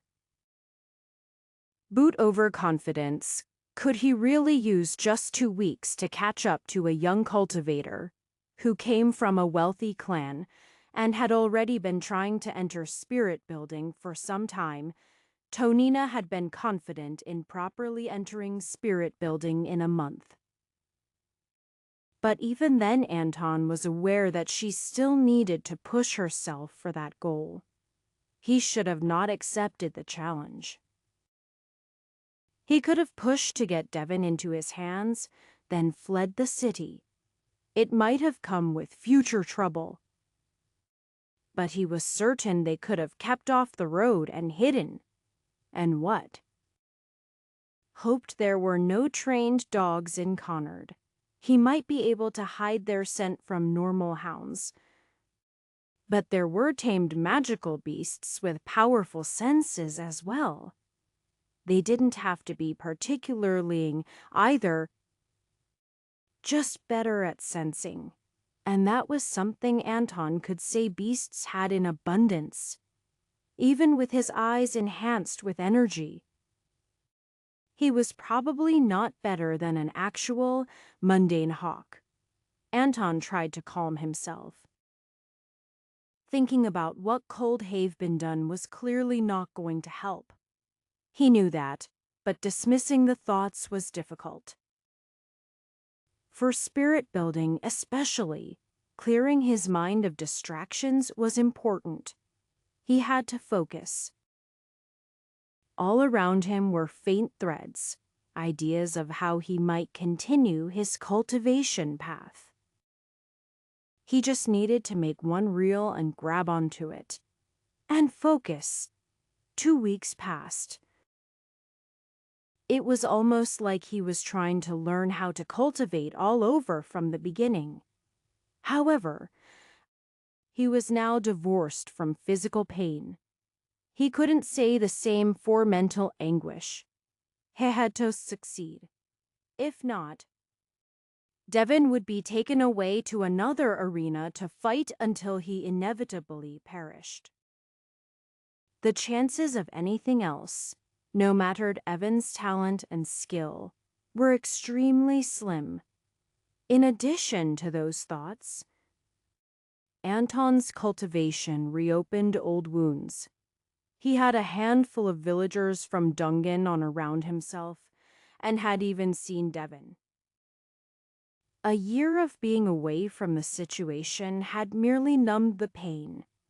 Visiting Dunganon had ultimately been a good thing, but it left him emotionally vulnerable. Now, he might encounter his first real failure. That was simply no good. But there was no more time. He was completely out. Tomorrow was the day, but at least he knew he was doing his best. It would be small comfort if he lost, but then again, who was to say he couldn't fight a spirit-building cultivator at the peak of body tempering? He'd heard of it. Stories were often greatly exaggerated, but it had to have happened in the past. Usually young geniuses who precipitated a great change in the world. It was too late. But if he couldn't physically save Devon, he could at least try to provide hope. Hope he himself was low on. The Irvin Arena master allowed him to see Devon, under heavy guard. Of course, he should have already talked to him before. But he didn't want to get his hopes up. "Someone to talk to you," the arena master said as he opened the door. "One of the two who might purchase you." For his own part, Devon looked good. Healthy. A bit tired, but that was understandable. Uncertainty in the future didn't make for easy sleep. "Devon," Anton smiled, "I had hoped to make this a pleasant surprise." "You..." Devon looked at Anton, surveying him with his senses. "Do I know you?" Senior Anton's face fell. Had he forgotten it was certainly the right man, but something could have happened. "Do you not recognize me?" He already had the price written up in a contract, so revealing his relation shouldn't be a problem. "It's me, Anton." There was a long pause. Far too long. "Grandpa Anton have you?" "Always been a cultivator, and you look so." "Different." Anton breathed a sigh of relief. So he did remember. "Number, I am new to it." "But you are." Devon shook his head. "No, that doesn't matter. I thought you were dead. With everyone else. So many people. But you were out hunting, weren't you, Fortunately. Perhaps. I couldn't have done anything. Are you really? At the peak of body tempering. That's right. Due to various circumstances. I will be fighting for the right to purchase you. Devon smiled and relaxed. Is that so I was aware of what was happening? But I had no idea one was you. I am glad. Listen, Devon. Anton bit his lip. I just want to say, I'll do my best. But I can't guarantee I will win. It's that serious, is it? Devon shook his head. Well, what should I say? I am grateful that you are alive. I certainly want to be free. But I've managed to keep myself alive thus far. Maybe here is a chance to earn my freedom. On the small chance that you fail, Anton scratched the back of his head. I wouldn't say it's small. I've never seen you fail at something you set your mind to, Devon said. It's already crazy enough to believe. You are like this. I am confident in your ability. At least someone has confidence, Anton said. I'll carry it with me tomorrow. And if I don't get another chance, I just want to say, I love you. I won't give up on you or any of the others, even if I fail today. Devon grinned. See, I told you. Don't worry. I'll be waiting. Hopefully, I'll see you tomorrow. Chapter 55. The Night Before the Rematch. Anton didn't have a miraculous breakthrough. In fact, he barely slept. When he tried to sleep, his mind told him he should be cultivating. When he tried to cultivate, he could only think about how much he needed to win. That was motivation, but not usable. He needed a clear and focused mind, not scattered near panic. For her own part, upon her arrival, Tonina didn't look entirely fresh either. She clearly hadn't had a leisurely month of pleasant cultivation. Her eyes were filled with determination. Anton might have congratulated her change in demeanor if circumstances had been different. However, she was still going to fight him for possession over his grandson, even if she didn't know the relation. It was still someone's life, and of course, they would not be having another match to begin with, were she not a spoiled brat throwing around her family's influence. As soon as the match started, Anton fired and shot arrows, the twang of his bow crystal clear in the arena, nearly devoid of life. Anton no longer had the inclination to be gentle. The previous battle, he had simply pieced through her energy defenses to weaken her joints one at a time until she could not fight. Now, if he found the opportunity, he would not mind filling her with holes. While there was merely one level of difference between them still, Anton had merely reached the peak of body tempering, and she'd fully stepped into spirit building. He couldn't hold back, even if it meant future trouble. It was already far too late to consider additional consequences. He merely had to win. Tony Napotenza was from a wealthy family quite interested in her survival, so it was no surprise that her armor was top tier. Though it was durable, it also appeared light enough for her to move easily. No more than the standard weight of steel plate. At least, Her movements were swift and her attacks sharp, while her defenses couldn't be underestimated. Even with his energy concentrated to a fine point, her energy at early spirit building was a large step more durable than it had been during the last battle. While Anton was confident he could have pierced through her armor as well as her energy in the previous battle, now he was having trouble causing more superficial wounds. Her sword brushed past his face. It wasn't supposed to be so close. When they last fought, he let her attacks brush close to him because it required less effort to avoid by a narrow margin. And he was confident in his ability to judge her attacks, but now it was all he could manage. However, he wasn't willing to give up. There was too much on the line. And Heknu could do more. It physically hurt Tanton to parry her sword with his bow. Despite him being aware that his energy and the nightwood could withstand some level of damage. But if he didn't do it, he would die. He pulled out all his techniques. 1,000 arrows allowed him to fire at an unreasonably quick rate. But he simply couldn't break through her defenses consistently enough.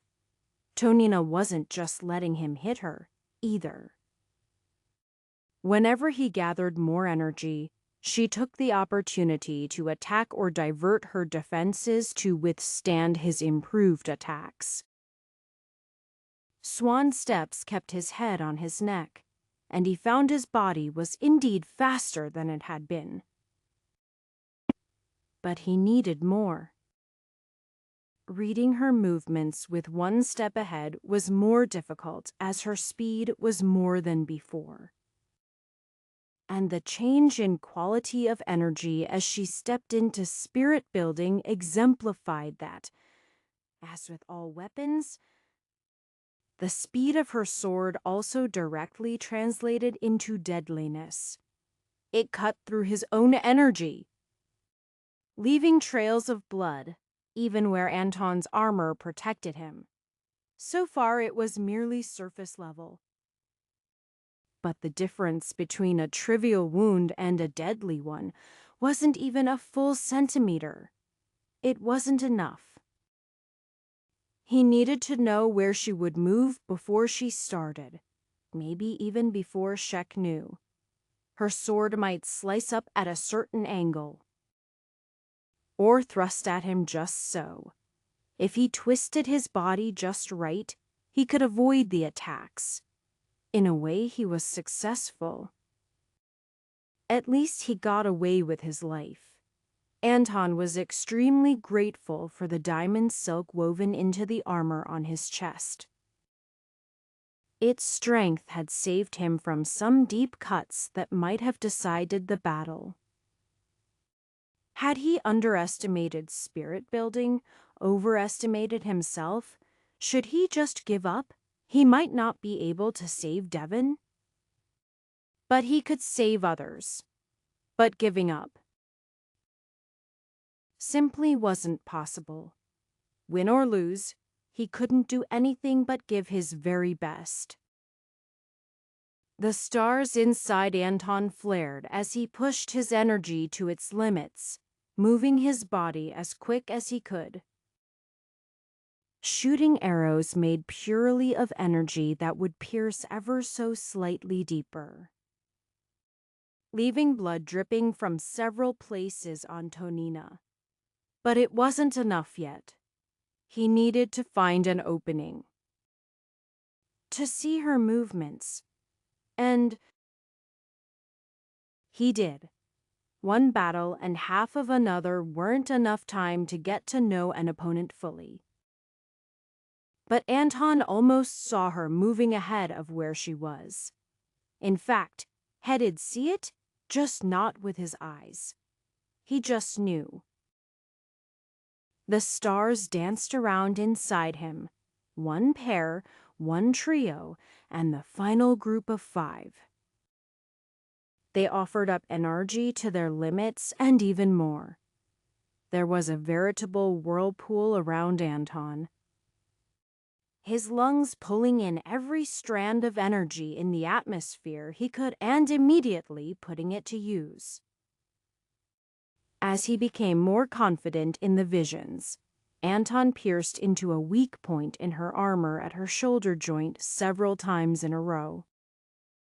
When she gathered her energy to defend, he simply targeted her lower torso, slowly piercing through the armor at a particular point.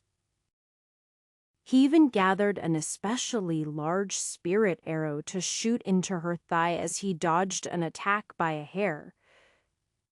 Using every ounce of the skill and energy he had available. Then he saw it, a sweep of her sword, swift and nearly undodgeable. But he could do it. He could. But his body couldn't. His energy was nearly dried up. And blood was flowing out of numerous wounds. A trail of blood was sliced along his ribs into some of them, sending him flying onto his back. Even as he lay there, his eyes locked on her. If he could just take aim. But his arms refused to move. He could still breathe. Energy flowed into his lungs. But to move, he would have to prop himself up entirely with it. Then he wouldn't be able to attack. How could he? Anton didn't even hear the announcement of his loss, though he couldn't debate it. He had lain still on the ground for far too long. Energy rushed into him like the crashing emotions he had inside. He had lost. Even though he had given it his all, it was much worse than simply not being present. He'd had the chance to redeem one family member, but on his first opportunity he fell short. He couldn't say if it was because of his earlier choices. Those might have led to his death, or they might not have. He didn't have the clarity of thought to process any of that, or the emotional fortitude to get even a modicum of solace from the fact that he had broken through to spirit building. The match was private. Only the participants, the master of the arena, and a few others were there to watch. Devon watched as two young cultivators rushed out to where Anton lay bleeding on the ground. He wished he could go there. But he couldn't. Even if he could, he wasn't sure if his grandfather would find solace in his comfort. Anton was. The pillar of the family. He had been what held everything together over the generations. The farm had only grown because of his determination, a determination he passed on to others. Then there had been devastation. Devon had been there. He was young enough, healthy, and incapable of even scratching the attacking bandits. He wasn't able to keep track of everything happening in the confusion. They were led away in chains at the fastest speed they could maintain. Faster, even. Some people were thrown away along the way, never even making it to Varen to be sold. They'd all been split up. Many of the strong young men went to farms or the mines. But he'd been sold to the arena. He'd been given a simple cultivation technique, along with an ultimatum: win or die. While it wasn't quite so black and white, if he didn't take care of himself, he wouldn't survive in the arena. So he had practiced with a weapon and trained the cultivation technique. And won. For no particular reason than he had nothing better to do. He knew he didn't want to die, but he didn't remember why. He kept winning. And then there were no more fights. Weeks of that, then another month with talks of him being purchased. Then Anton had shown up.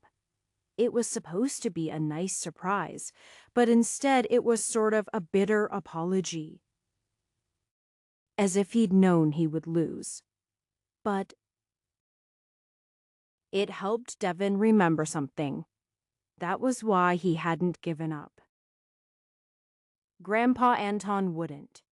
Even as he lay bleeding on the floor of the arena, Devin felt his energy clawing at the air. Trying to do anything. Not just any energy. Strong gunnergy. The energy of a spirit-building cultivator. That was crazy. Devon was not well versed in cultivation, but he had reached mid-body tempering. He wasn't the youngest man in the world, though certainly not old. Even so, he'd felt his age. Anton, his grandfather, had far surpassed him. It wasn't just possessing a good technique. That could never do so much. Instead, it was the undying determination he possessed. Something Devin had thought gone from the world, but now he saw it. Would he have preferred to be saved? To no longer be subject to slavery fighting in an arena, of course? If only he had been just a bit stronger. But Devin couldn't say that anyone else could have done better. For his own case. However, Devon had merely been going through the motions of survival, because that was what he was expected to do. Yet his grandfather Anton had thrown himself into danger just for a chance to save him. He'd almost done it, too. It was a distant hope to think he would survive long enough for Anton to manage to free him now. If it was just about money, he could have been bought away already without the sacrifice. What would be required to force a sale Devon wasn't sure. But as he felt the spirit-building energy flickering from his prone grandfather as he was pulled away, he knew he had to survive to find out. How could he give up on himself when someone like that was still looking out for him? Chapter 56. The sky was full of bright stars. Though Anton didn't have quite the same connection to them as Grand Elder Von Dale, he appreciated them. Besides, thinking about the old cultivator gave him some perspective. There was no way the path to the peak was smooth and flawless. Anton knew he should consider himself lucky to have lost just money and his chance to free Devon. He didn't lose an eye.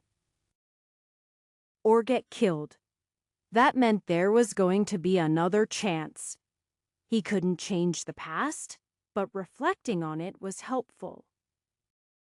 Wallowing in it wouldn't do him any good, but he could at least try to figure out what went wrong. In the end, he decided it was simply some of the regulars, fear and arrogance. Anton himself had less trouble with those than others. But it was something he saw with people constantly, making poor choices because of perceived potential danger. There was indeed some chance that the Potenza family would send people to try to kill them away from the city if he had just gone through with the purchase of Devon. But if he was just going to trust in his own ability anyway, why not do it that way? Accepting the 1-month challenge was stupid. He should have been the one to set the time limit. He hadn't even misjudged his own ability. Just underestimated the difficulty of entering spirit building, which was stupid. because Tonina needed a thermonth to reach it from where she was. And Anton himself hadn't even been at the peak of body tempering yet. He was right to believe he could reach it. And he'd even stumbled his way into spirit building during the rematch, but it wasn't enough. The real problem was it put the entire burden on himself. The problem was, he was usually capable of doing so. But things were more than what one old man could handle. He'd even known that. Then ignored it. He had to go find Katerina and Hoyt. It was almost a shame that in his lifespan he'd actually made what he thought were a below-average number of serious mistakes. Perhaps he might have more practice. Then again, it would mean less. It was not hard to find them. They were the closest to with any significant cultivation. And there were only so many places they could stay in the inn. Anton was relieved the dining area was empty except for them. It was hard enough to say the words regardless. They both looked over as Anton approached. They might have expected him to still be lost in his unpleasant thoughts, but he simply didn't have time for that. He couldn't afford to pity himself for weeks on end. Once he was close enough, Anton threw himself onto the floor in front of them. "I am sorry." Katerina almost recoiled. You don't have to apologize for anything. I said I wanted to help." Hoyt nodded. "Me as well." "I understand needing a bit of time to yourself." Anton shook his head, still prostrate in front of them. "That's not it at all. Though I do appreciate the space to think. I am sorry for not believing in you. I brought you both along, then tried to do everything myself, like a fool." Katerina smiled awkwardly. "Grandpa." Hoyt interrupted. "You are right, actually. You might be very strong. But that doesn't mean you can do everything yourself. Though I am not sure if we could do anything in this case." Katerina squirmed. "I did feel left out. Like I was just watching you grow stronger without me. But I accept your apology." "Oh, right," Hoyt said. "Me too. Please raise your head. It's really awkward." Anton slowly stood up. "It's not good for my back either. I thought I'd get over all of this. Maybe I am just bad at body tempering."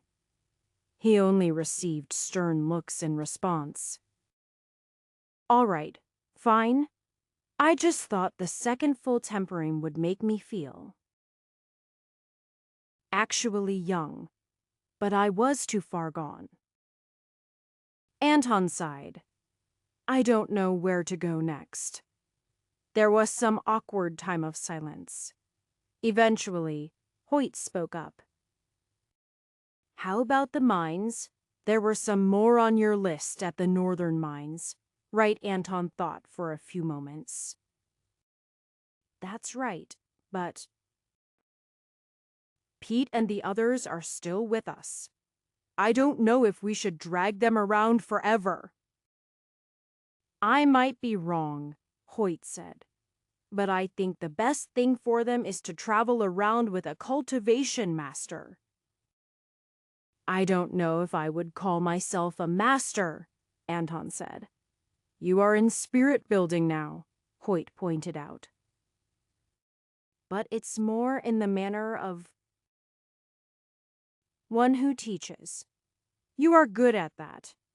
Speaking of which, any good tips for entering spirit building? Anton stroked his chin. Besides desperation, not just yet. I'll get back to you on that later. I suppose now I should speak to the others. Might as well ask them what Hyant. We want to come with you, Pete said. At least, I do. I still need to pay you back somehow. And I'd like to keep cultivating with your guidance. I've almost finished the first star. I can feel how much of a difference it makes. If I can grow strong enough to protect myself. I'd like to avoid anything like what happened in Dungan on ever again. The others nodded in consent. We'd like to stay with you, especially if you are planning to emancipate others. Each day. Well, it would be better to free them as soon as possible, if you have the means. I know we were quite expensive. That isn't untrue, Anton said. But something important to know is that cultivators are very capable of making money quickly. It's usually dangerous, but efficient. I have no reason to wait around now. At least, I feel somewhat safe traveling Ophirg. If you do as well, I would welcome your company. As long as we are with you, Pete said. I cannot imagine somewhere I would feel safer, especially with Hoyt and Katerina. The three of you are very strong. Flattery won't make training any easier, Anton grinned. In addition to training with and guiding the others, Anton had to cultivate himself. It kept him busy. Busy, not thinking about the past. And even though he'd messed up in an almost irrecoverable manner, Anton still felt somewhat freer now. He wasn't sure about the confidence he felt in himself right now, but the confidence of others was keeping him going. Especially Devon. I'll be waiting. A simple sentence. He said it like it would be the next day. But perhaps he knew. Anton had offered some hope, and even though it was shattered, some still remained. Hopefully, Devon would persevere while Anton pushed himself further forward. At least he'd been able to act this time, even if he failed. But such thoughts didn't help with cultivating. Visualizing the fight did. He replayed it over and over in his mind, looking for flaws in himself and in Tonina. He couldn't go back and repeat the battle. And demanding a rematch would dig him into another sort of hole. He couldn't be mired down with that method of trying to free Devon, unless he could become much stronger. There had to be other avenues, even if he couldn't tread them yet. The biggest flaw Anton found in his own attacks was the lack of deadliness. He'd killed only a small number of people. Before he became a cultivator, it was none. And on the trip from Varen to Connard, it had become 2, maybe 3 or 4. It was easy to think of bandits as not people, but they were. He couldn't fathom what led them to those choices. Revenge he could understand, but he felt it had to be more a sense of desperation. Something had caused them to stop caring about human lives. The environment of Ophirg was certainly quite capable of that. Regardless of whether it was ultimately a good thing, Anton had little experience killing people. He never wanted to treat them like animals. But then again, he had reasons to kill animals as well. Food and hides were practical and useful, and animals could be a danger. People weren't quite like vicious wolves, but he needed to be decisive with his attacks like he was facing them. There were, of course, other flaws in his movements that he found, but those would be refined out by practice naturally. Slightly faster for having noticed them. Repeating Tonina's movements in his mind was merely for the sake of practice. He had missed some of the intent behind her actions, slight feints to push him off balance. While she was an arrogant brat, she clearly had good teachers. While he could circulate his energy as much as he wanted, Anton felt that spirit building especially required him to get practical experience. It didn't just have to be combat, though. Intuition wasn't just about combat. That was just what all cultivation ended up leaning into. Predicting how people would respond to things in any situation could be useful in all sorts of situations. It wasn't as if he would be able to read their minds.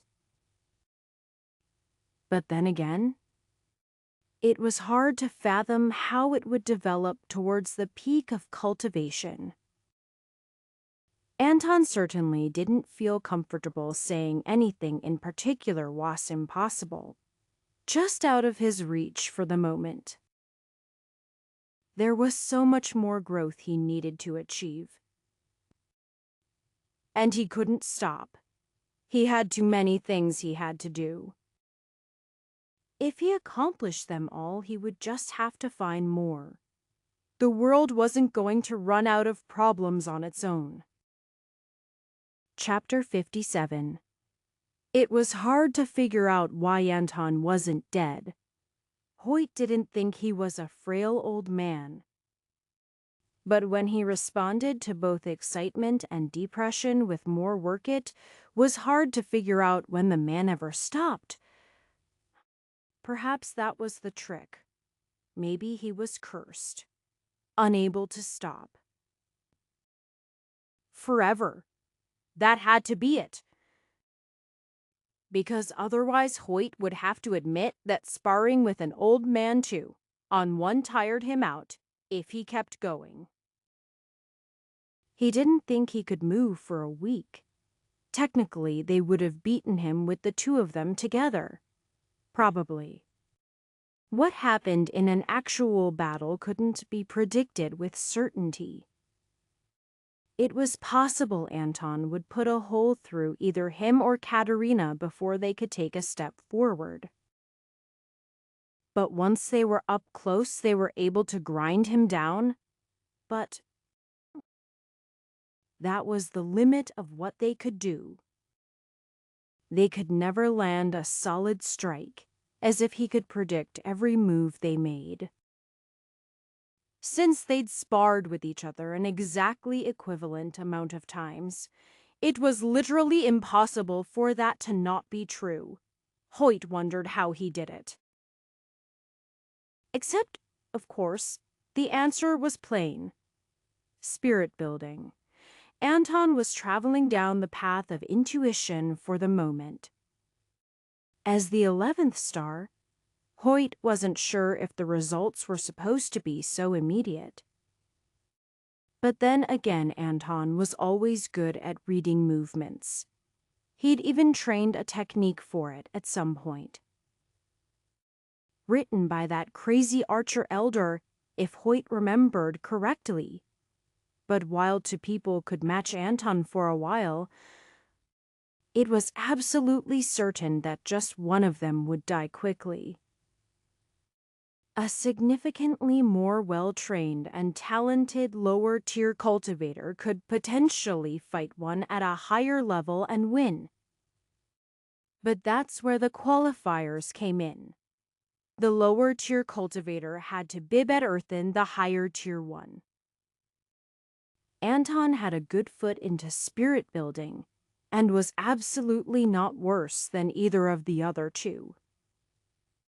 The only real chance they had to win was if Katerina set up a formation ahead of time. But it was possible for Anton to just break through it if they were careless.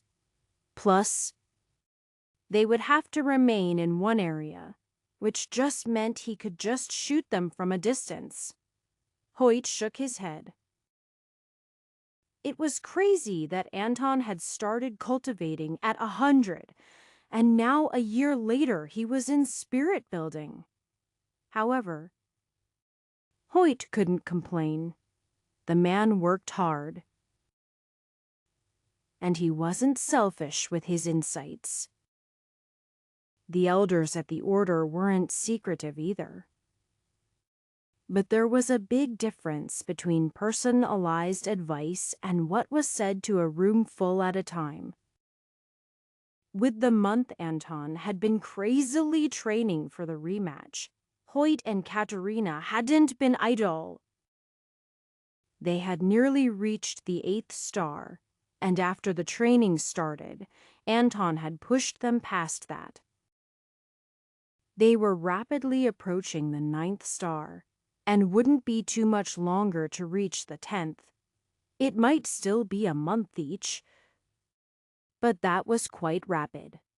And while Anton had pulled ahead, once they reached spirit building, they wouldn't be too far behind.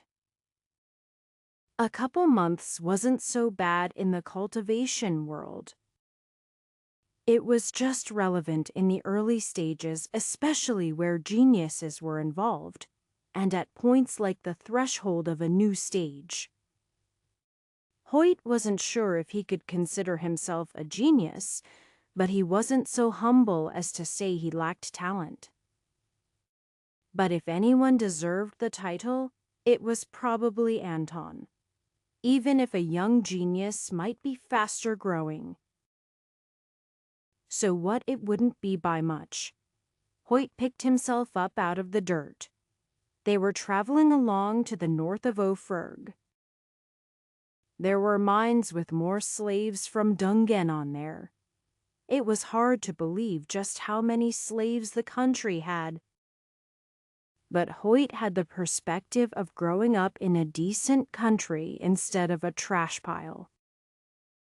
A trash pile with fancy cities and strong cultivators.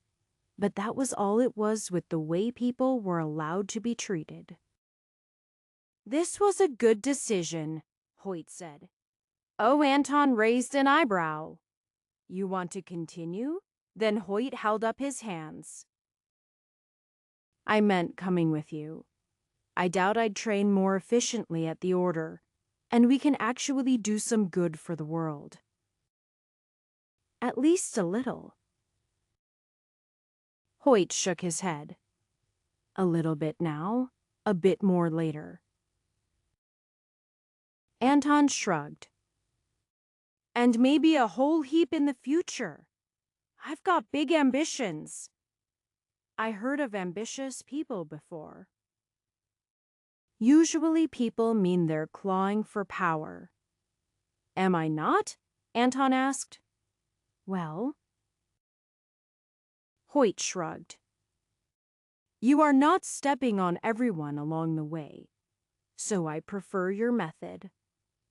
"I'll need good backup," Anton said. "Lots of it." "It's purely self-servicing." "Really," Hoyt said. "If I said I was leaving tomorrow, would you keep training me?" "How would I do that if you left?" Anton asked. Hoyt laughed. "Good point." "But I might have somewhere I need to go in the future. Just bring me along then. As long as I am not in the middle of something critical." Anton looked down the road. "It's already been a year. Another year, and I'll hopefully have done everything I can here. There might be a few difficult points, especially with Anali. But I am not going to be doing just this forever, especially once there are no more slaves at all. Et al. Hoyt raised an eyebrow. Ambitious. Maybe don't let the wrong people around here hear you. Bah! I am just an old man. Anton shook his head. Nobody will take me seriously. Though I wasn't planning to announce it in the cities. Not until at least constellation formation. What do you think?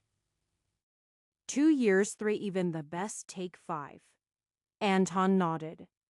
I guess I could settle for 4, then, but I am not made of time. Hoyt could tell that response was half a joke.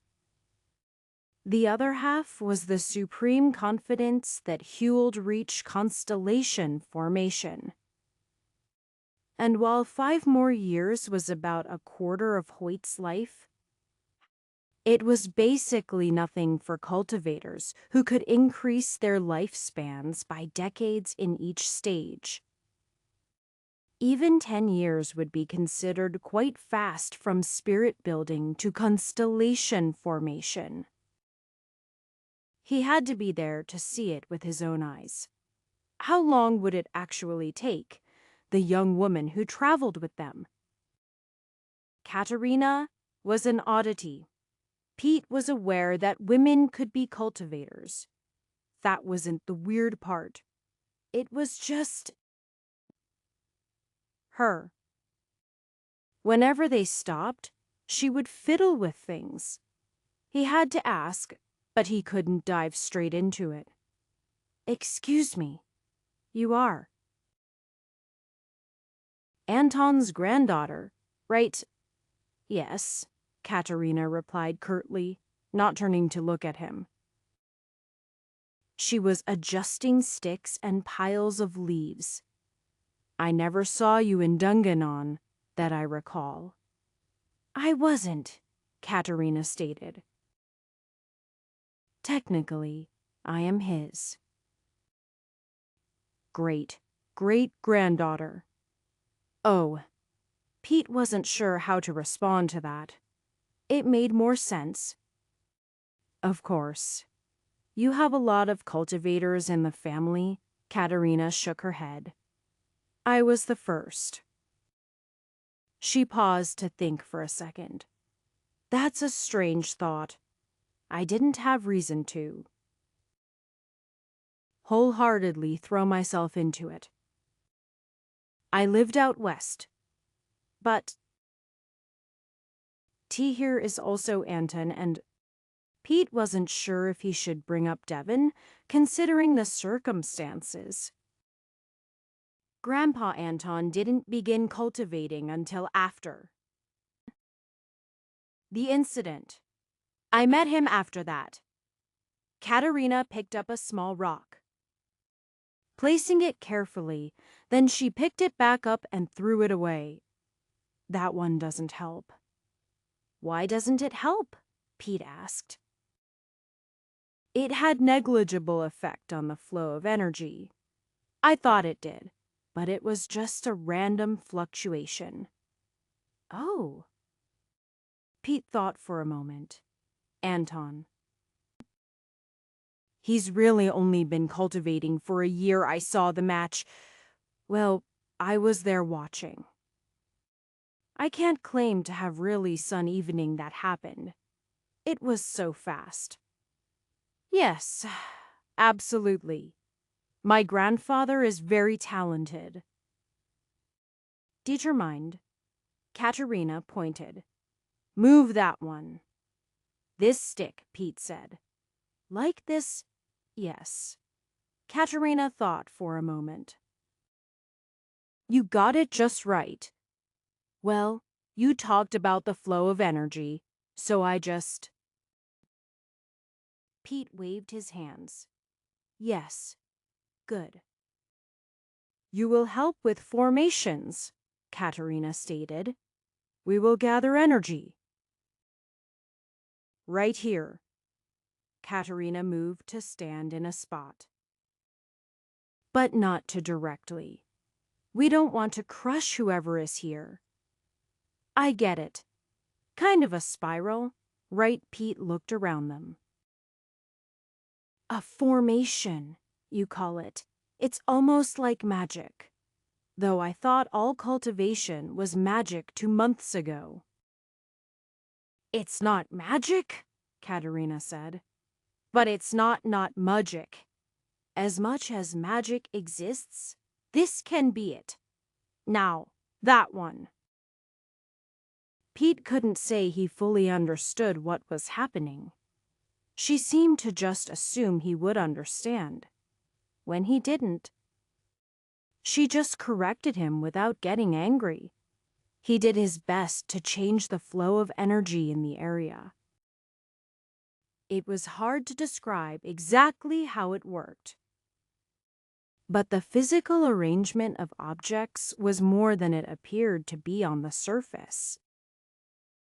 Pete wasn't sure if he actually made the whole process slower with his presence, but he knew it was something useful, right? Even if he couldn't do much now.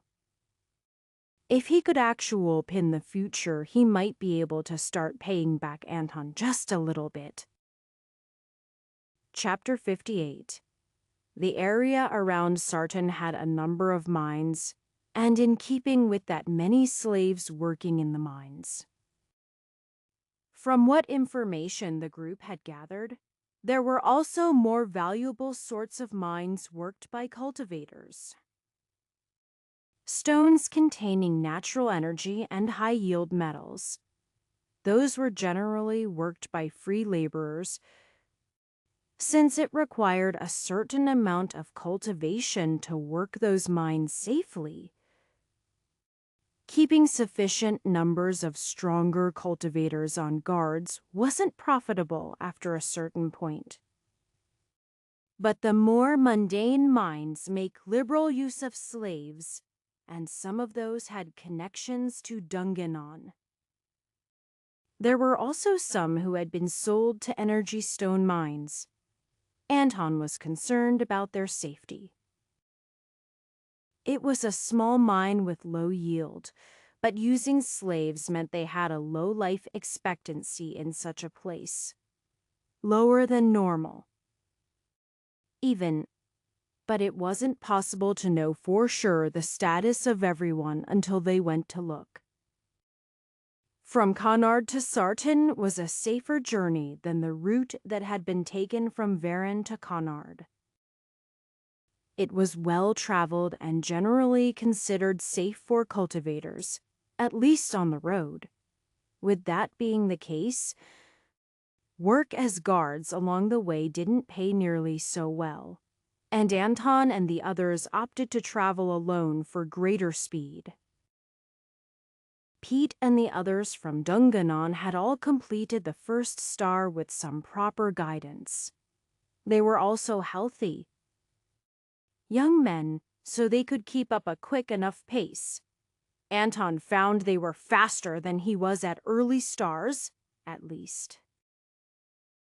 A good portion of the journey was through the Mosseth Orntim Berlands, a stretch of forest that surrounded many towns and villages along the way. Out of precaution, Anton continuously scanned the horizon around them. In addition to looking for enemies, it also let him take in the sights of the nature around them. It was nice to be in gentle terrain where there was very little danger. Anton paid special attention to the people they passed. Some of them were travelers going the other direction. Merchants or cultivators or a bit of both, for the most part. However, he was more interested in the regular people. The farmer out in his fields, the woodcutter tending to his lot, bakers and tanners, tailors and innkeepers. People going about their normal lives in peace. One of those had been him not all that long ago. Yet it seemed strangely foreign. He'd worked the fields of the Order and even the Riley farm. The people were so calm, as if they were safe. It was especially strange in Ofrurg, where people were sold into slavery. Just not arbitrarily where it involved their own citizens. An internally sustainable sort of peace, but tenuous. If the cultivators on Ofrurg decided they no longer wished to follow those rules, they could. Unlike Greoton, they already showed lack of value for human life. Even the Order wasn't expansive enough to fully protect Greoton. Was anywhere truly safe? Even cultivators could face stronger cultivators. Anton shook his head.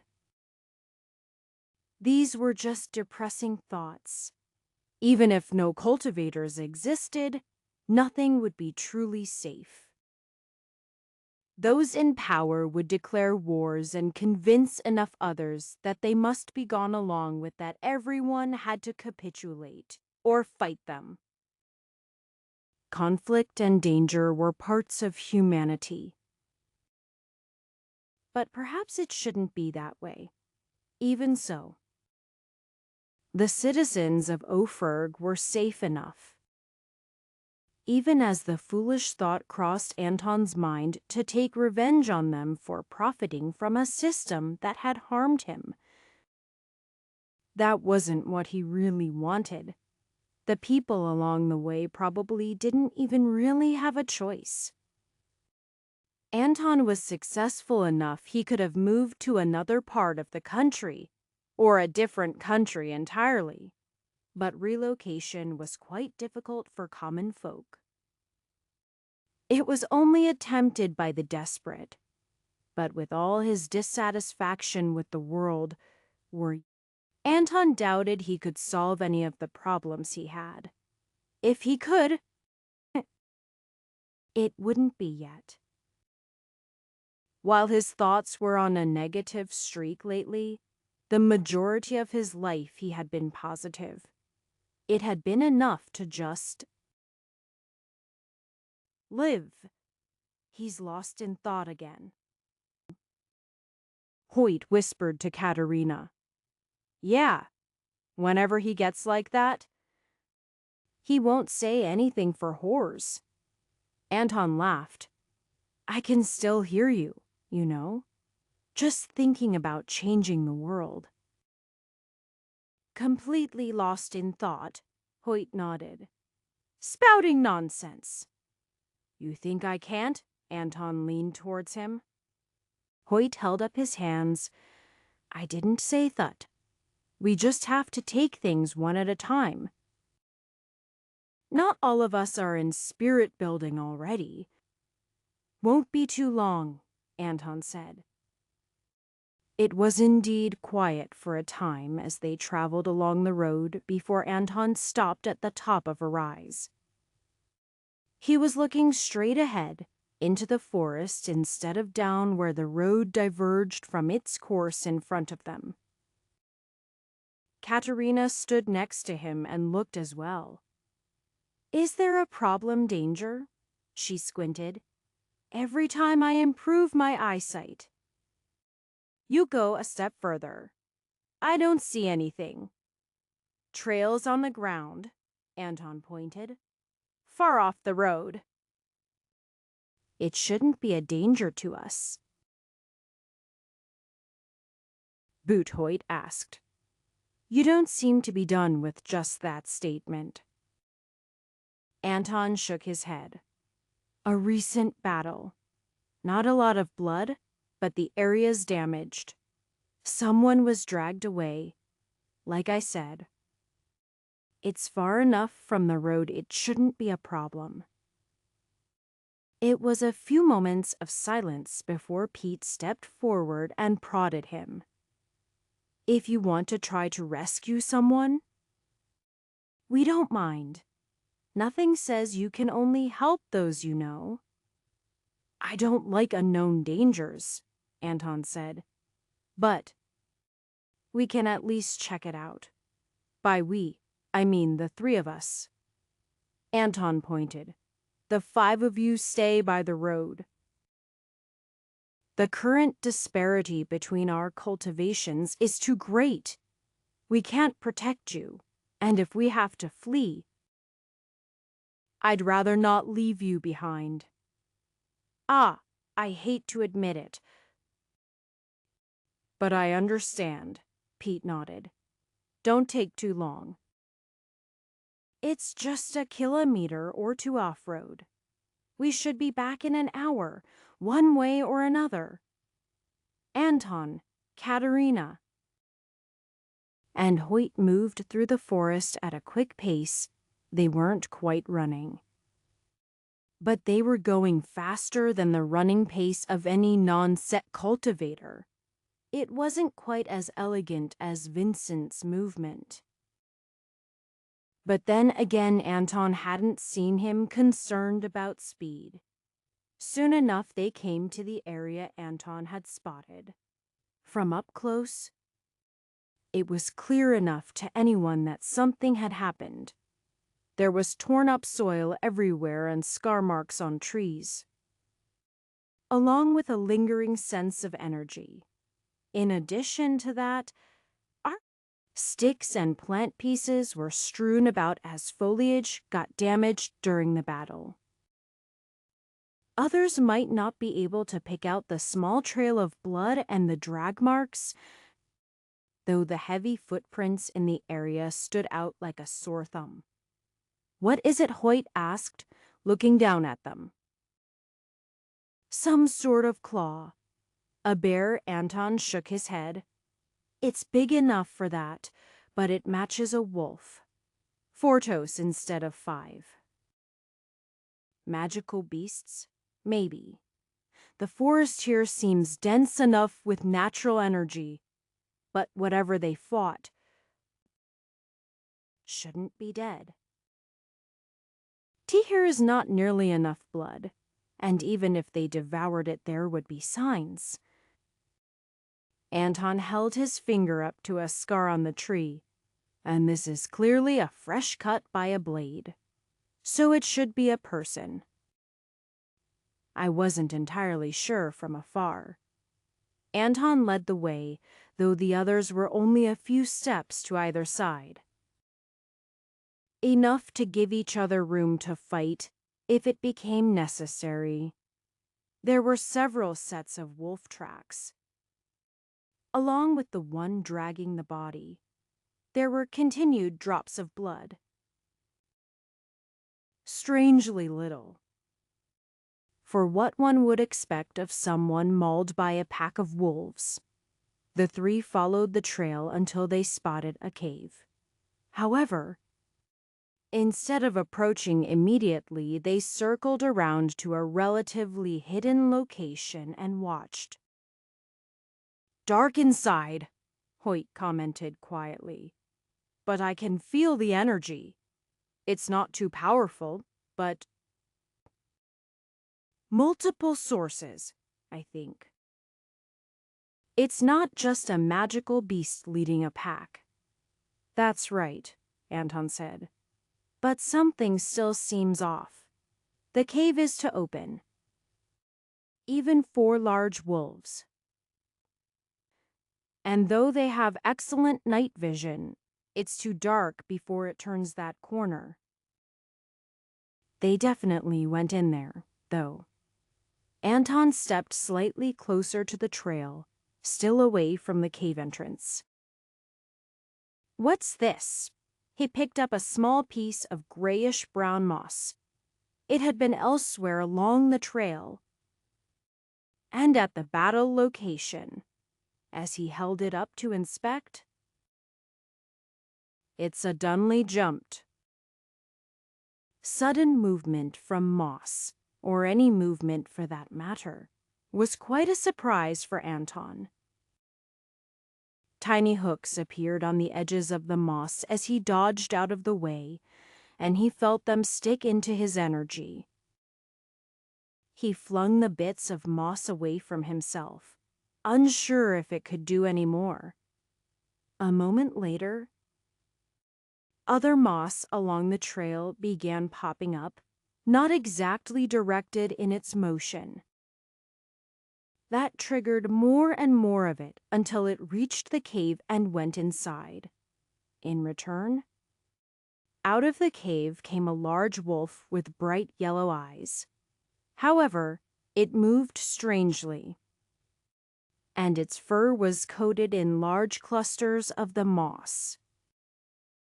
A small amount of blood on its fur indicated it had been involved in the battle, and it seemed quite interested in fighting another one. Its howl was harsh and ragged, but more echoed it from in the cave and around the area. Chapter 59. Wolves Again.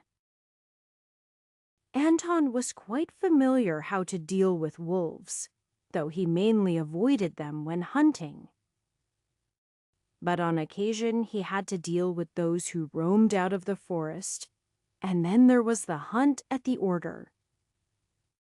A single spirit arrow knocked in his bow, then quickly released.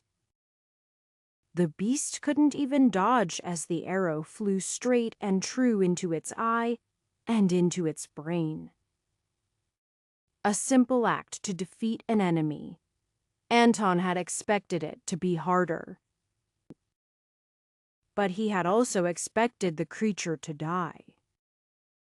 When the wolf started rushing towards him after suffering the blow, he knew things weren't quite as they should be. He thought he'd misjudged his attack. Perhaps it had only looked like it penetrated deep into the eye, but was actually absorbed into the beast. Some magical beasts had such high bodily defenses, but he could clearly make out the hole, despite the trickle of blood.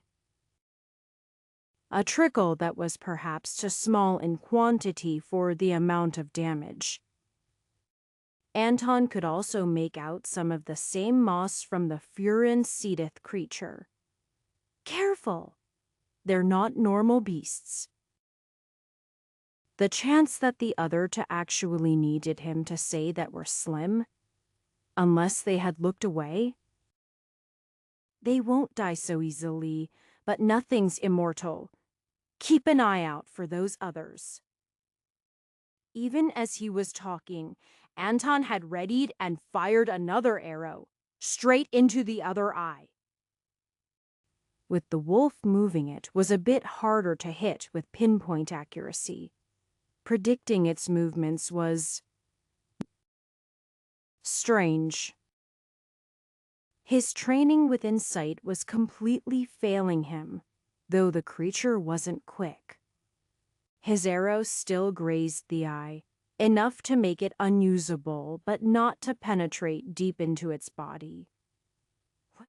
Anton pulled his neck out of the way of biting teeth as the creature pounced towards him. It turned more or less directly towards him, but as it swiped at him with its claws, he noticed its range wasn't perfect. Sometimes he actually had to dodge, and sometimes it just missed. So despite not dying properly, it did seem to need its eyes.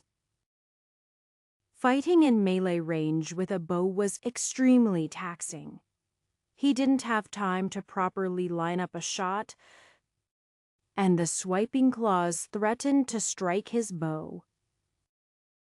Anton didn't think that it would break to even a quite oversized and strange wolf, but it wasn't optimal to fight that way either. A few arrows deep into its chest didn't seem to faze it, so he decided his smaller axes would do better instead. If nothing else, he could dismember it. A quick glance told him that worked quite well. Katerina was fighting a wolf that had approached from one side of them. She danced around it with ease, stabbing her sword into its side several times. While she drew blood, it didn't seem sufficiently damaging for a creature of that size. She had hopes that its other internal organs might be more important to it than its brain, perhaps an abnormal wish. But it was an abnormal creature. It wasn't hard to tell that the moss was one of the strange parts about it. It radiated an abnormal energy, and any amount at all was abnormal for moss. So was growing on a creature. A quick slice of her sword along a patch, and she found it was surprisingly resistant to attack. And also quite vulnerable. Her own energy was sufficient to cut through the defenses of a patch of moss, after which the whole thing exploded. Spores flew everywhere. No, they burst out with great speed. But they flew toward sure. Her energy defenses stopped anything from touching her directly, but the spores latched on to the outside of her energy. Katerina was quick to push it away, letting part of her energy go with it. She didn't want to find out if it could harm her without touching her directly. Maybe the spores were why Grandpa Anton hadn't attacked the moss.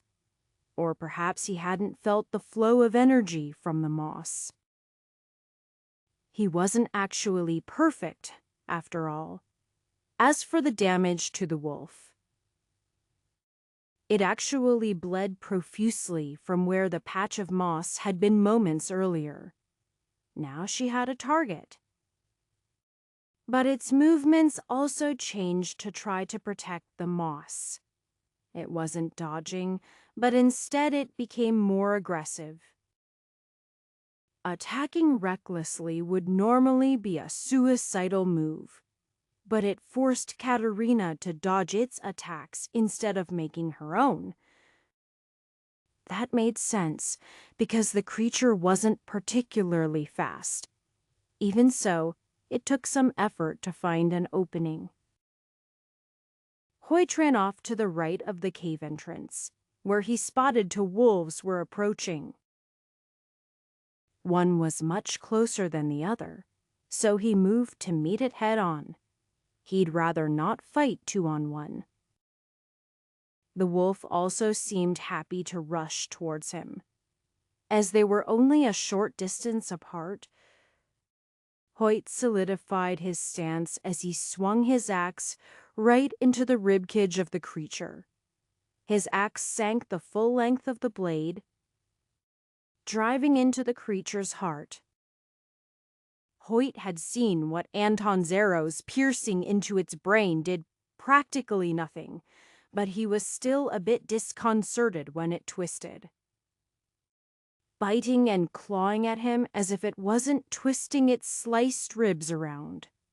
With all the strength he could muster, Hoyt kicked the creature's ribs, pushing it further and yanking his axe out at the same time.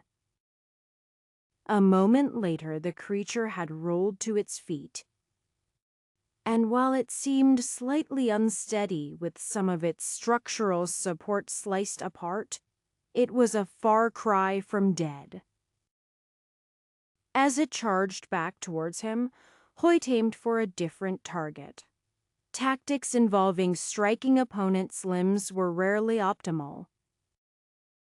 If Hoyt had the opening to cut off someone's arm, couldn't he cut off their head? He looked at the creature's neck. In this case, he could not. But even though he couldn't take off the head, Hoyt found an opportunity to take a swing at a front shoulder. The leg was probably 10 centimeters thick, going up to 20 just below the shoulder. That was already a bit much for the size of his axe. It wasn't crazily oversized, but rather practical in terms of weight and size. It was sufficient for most things. And for the rest, his energy could make up for it. Slight extensions of energy on either side, and as he leaned around an attack he took the swing. hard bone and thick, sinewy muscle slowed his swing, but he cut straight through the limb. He might have expected the creature to die of shock or topple over from pain, but instead it merely continued to try to attack him.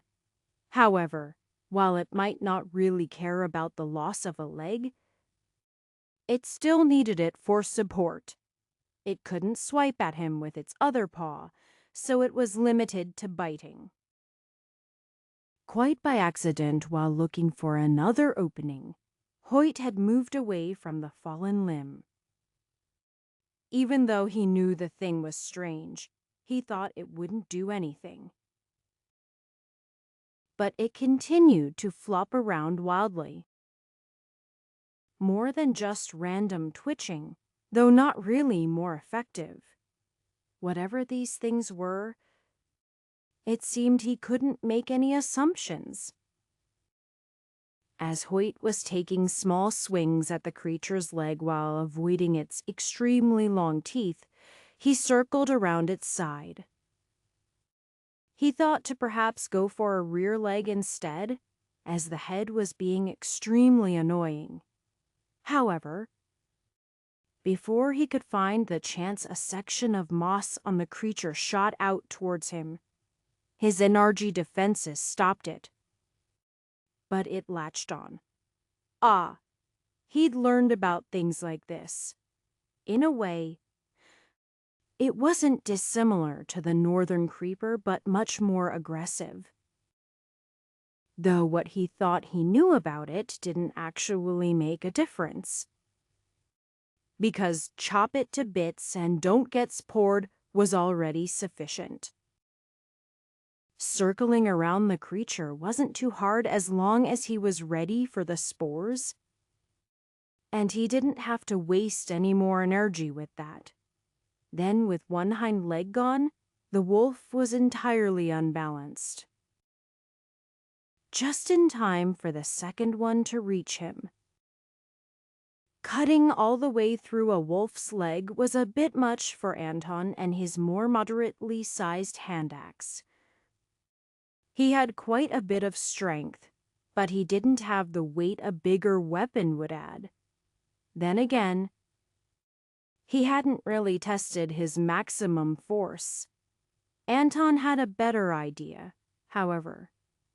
Even if he could accomplish the same thing as Hoyt, he would prefer a bit more efficiency. The creatures didn't seem to care about their bodies much, but they were still after a losing thumb. No matter what sort of force was controlling them, they had to have a certain structure. If Anton recalled correctly, the tendon on the leg should be just there. If he wanted to exaggerate his prowess, he might have left out the part where he was in spirit tempering and fighting a blind wolf, but he sliced right through a tendon. Then one on the other front leg. He considered chopping at the other legs, but instead he pulled back. Somehow the creature managed to limp along even with the damage. There was a bit of pulsing energy inside it. But it was even more awkward than before, since they were already going to have to deal with the spores anyway. He backed up and took a shot. One arrow into each of 3 patches of moss he could see. They exploded just like he saw with Katerina, but he wasn't close enough for them to seek him out. In fact, they seemed to go straight back along the path of the arrow, even as he curved them around to hit the sides. It made sense. Following energy. With the moss dying, the wolf eventually stopped moving. Anton looked to see if the others needed a hand. And then to see if there were more. Not close, at least, though he thought he'd heard more than 4 howls total. If they were quick, they might leave before more came. However, there was still the matter of the person they had dragged off. He didn't imagine things had gone well for them, but at least they might be buried with dignity. Chapter 60. Forming a makeshift torch and lighting it up wasn't difficult. It was doubtful if it would be able to burn away any of the strange moss, especially while fresh. But at least it would provide light. While any of the 3 cultivators could find their way around in the dark well enough by sensing the walls, they couldn't actually see in the dark. Hidden dangers might still lurk unsensed. Especially of concern was more of the strange moss, despite the energy it gave off. The good news was that the cave did not stretch back very far beyond the initial bend. The bad news was the rest of it was covered in the strange moss. And more than just the walls of the cave, there were a few figures. 1 human and several small wolves, perhaps almost normal-sized, but their proportions indicated they were pups. Details were harder to make out under the cover of the moss, but they still felt alive, more than the other wolves had been. At least. Katerina grimaced. I don't know if we can save them. But we need to destroy this moss no matter what. Growing on and into things like this. I have no disagreements, Hoyt said. But practically, it's difficult. There are already so many spores outside, we'd have to burn down the whole forest, basically. Anton intoned while he thought. Is that correct, though? Look here. The moss only starts where the sunlight would never hit. It might not survive sunlight without inhabiting an animal. It's not windy, Katerina said. The spores won't have gone far, in either case. I can. Destroy it. Should I go get the others, Hoyt said? Or at least tell them what's happening, Katerina nodded. Pete can help. But first, we should check each other. It sticks to an energy. After looking over each other and their equipment, they found no remaining traces of spores. Even so, they took 10 minutes to let Katerina set up a first, smaller formation. They could see what it did to patches of the moss on the corpses of 1 wolf, shriveling it away into a gray powder in a single minute. Any spores they had on them while they stood in the area would have suffered the same fate. Targeted destruction of immobile foes is simple. It actually wasn't faster than attempting to burn each bit. Though there were less side effects and they could be certain they encompassed the whole area. I'll be off to get the others. Then, Hoyt said, I'll stick to the same path. I'll come with you part of the way, Anton said. To watch for some older spores. Katerina, I presume you can handle yourself here. She nodded. I'll start on the cave. Maybe we can save something. It wasn't possible for the group to go everywhere the wolves had been and might have spread the spores.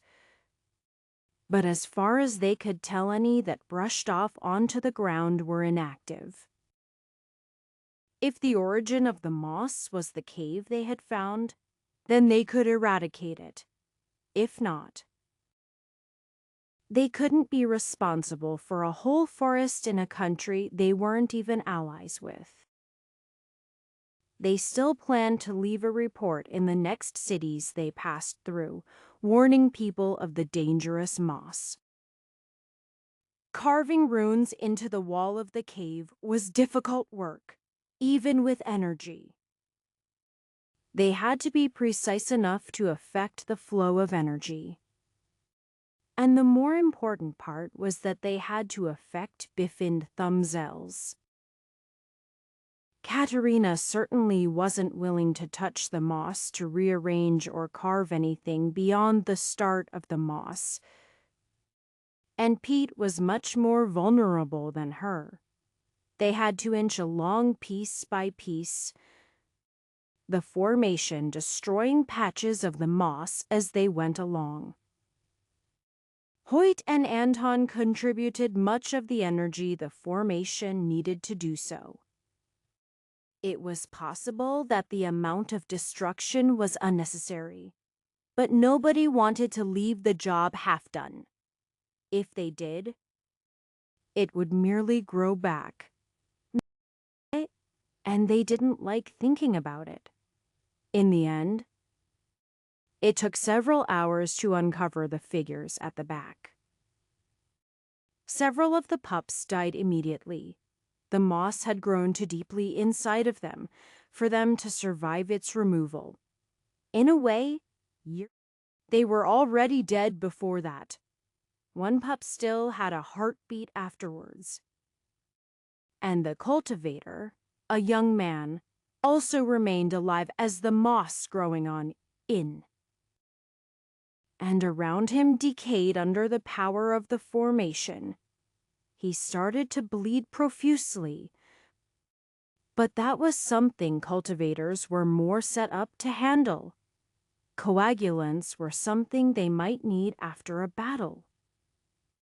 And though they weren't dealing with neat cuts, some poultices at least stopped the bleeding. That said, their wearil sewn several day-old wounds from the wolves.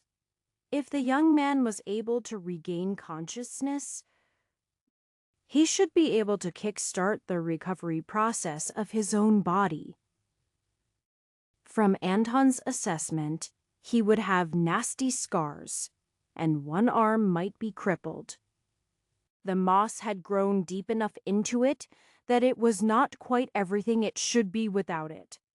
Even so, it was better than death, and much better than becoming a half-alive thing seemingly under control of the moss. Anton noticed Katerina spent more time helping the living pup than the cultivator, but he couldn't blame her. Despite its size, it was a rather cute animal.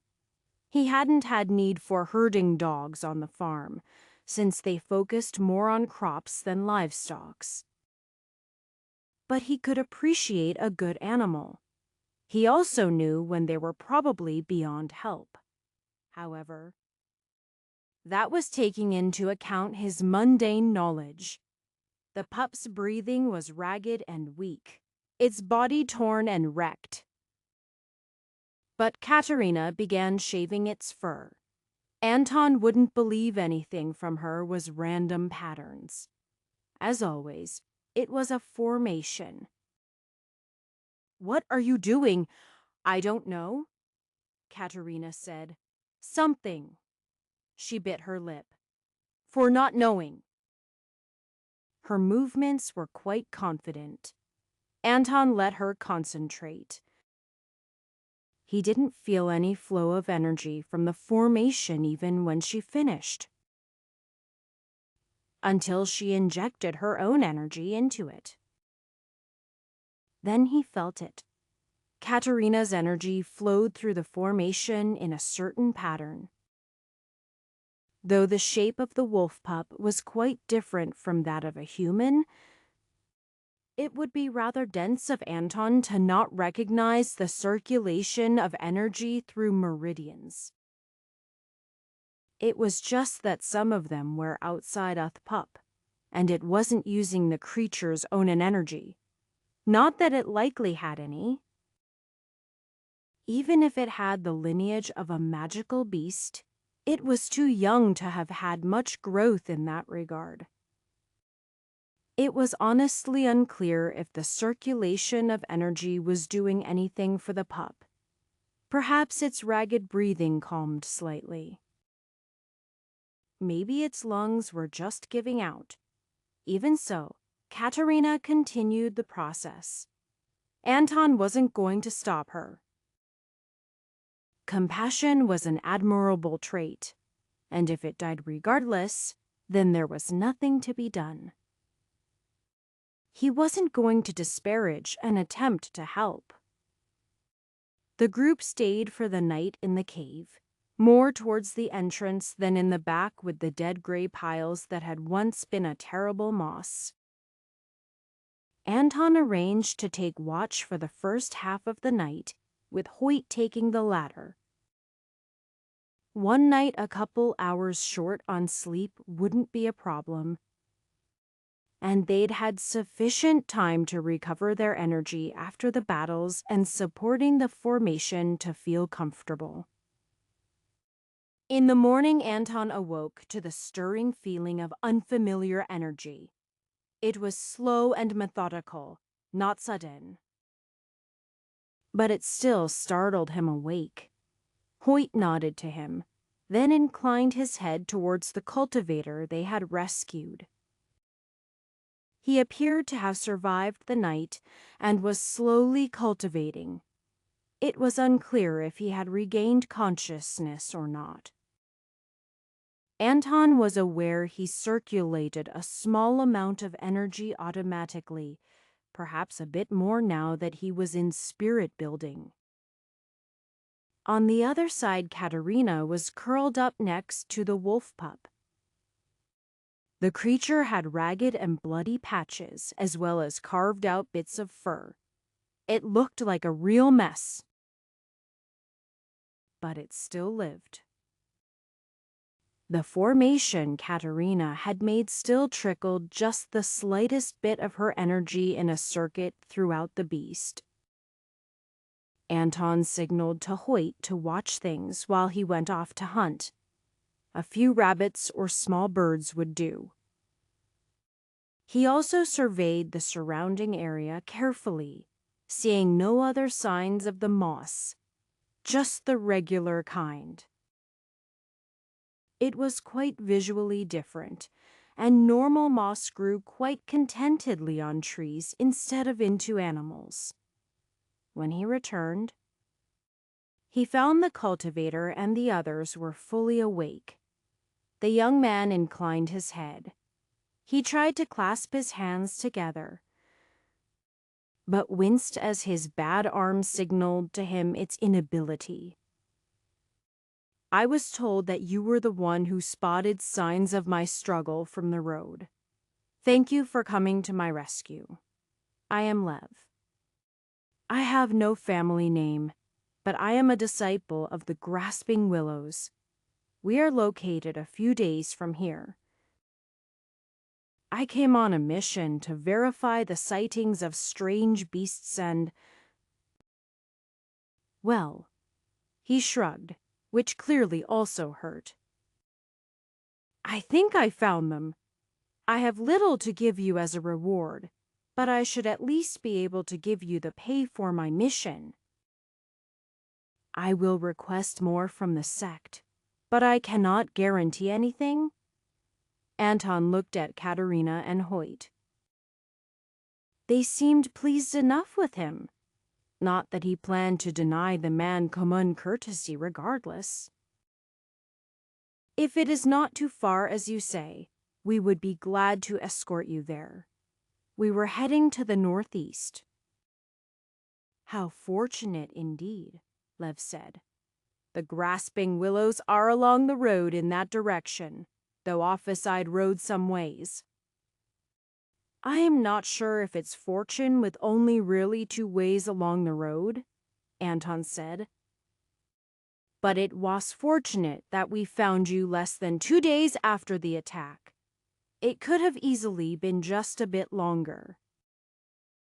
And then we wouldn't be having this conversation. So I am quite grateful for your eyes. and your willingness to help someone you hadn't even seen. Lev inclined his head once more. Anton was also quite pleased with how things had turned out. At least the young man seemed decent enough. Though, of course, how could he act differently when surrounded by those he didn't know?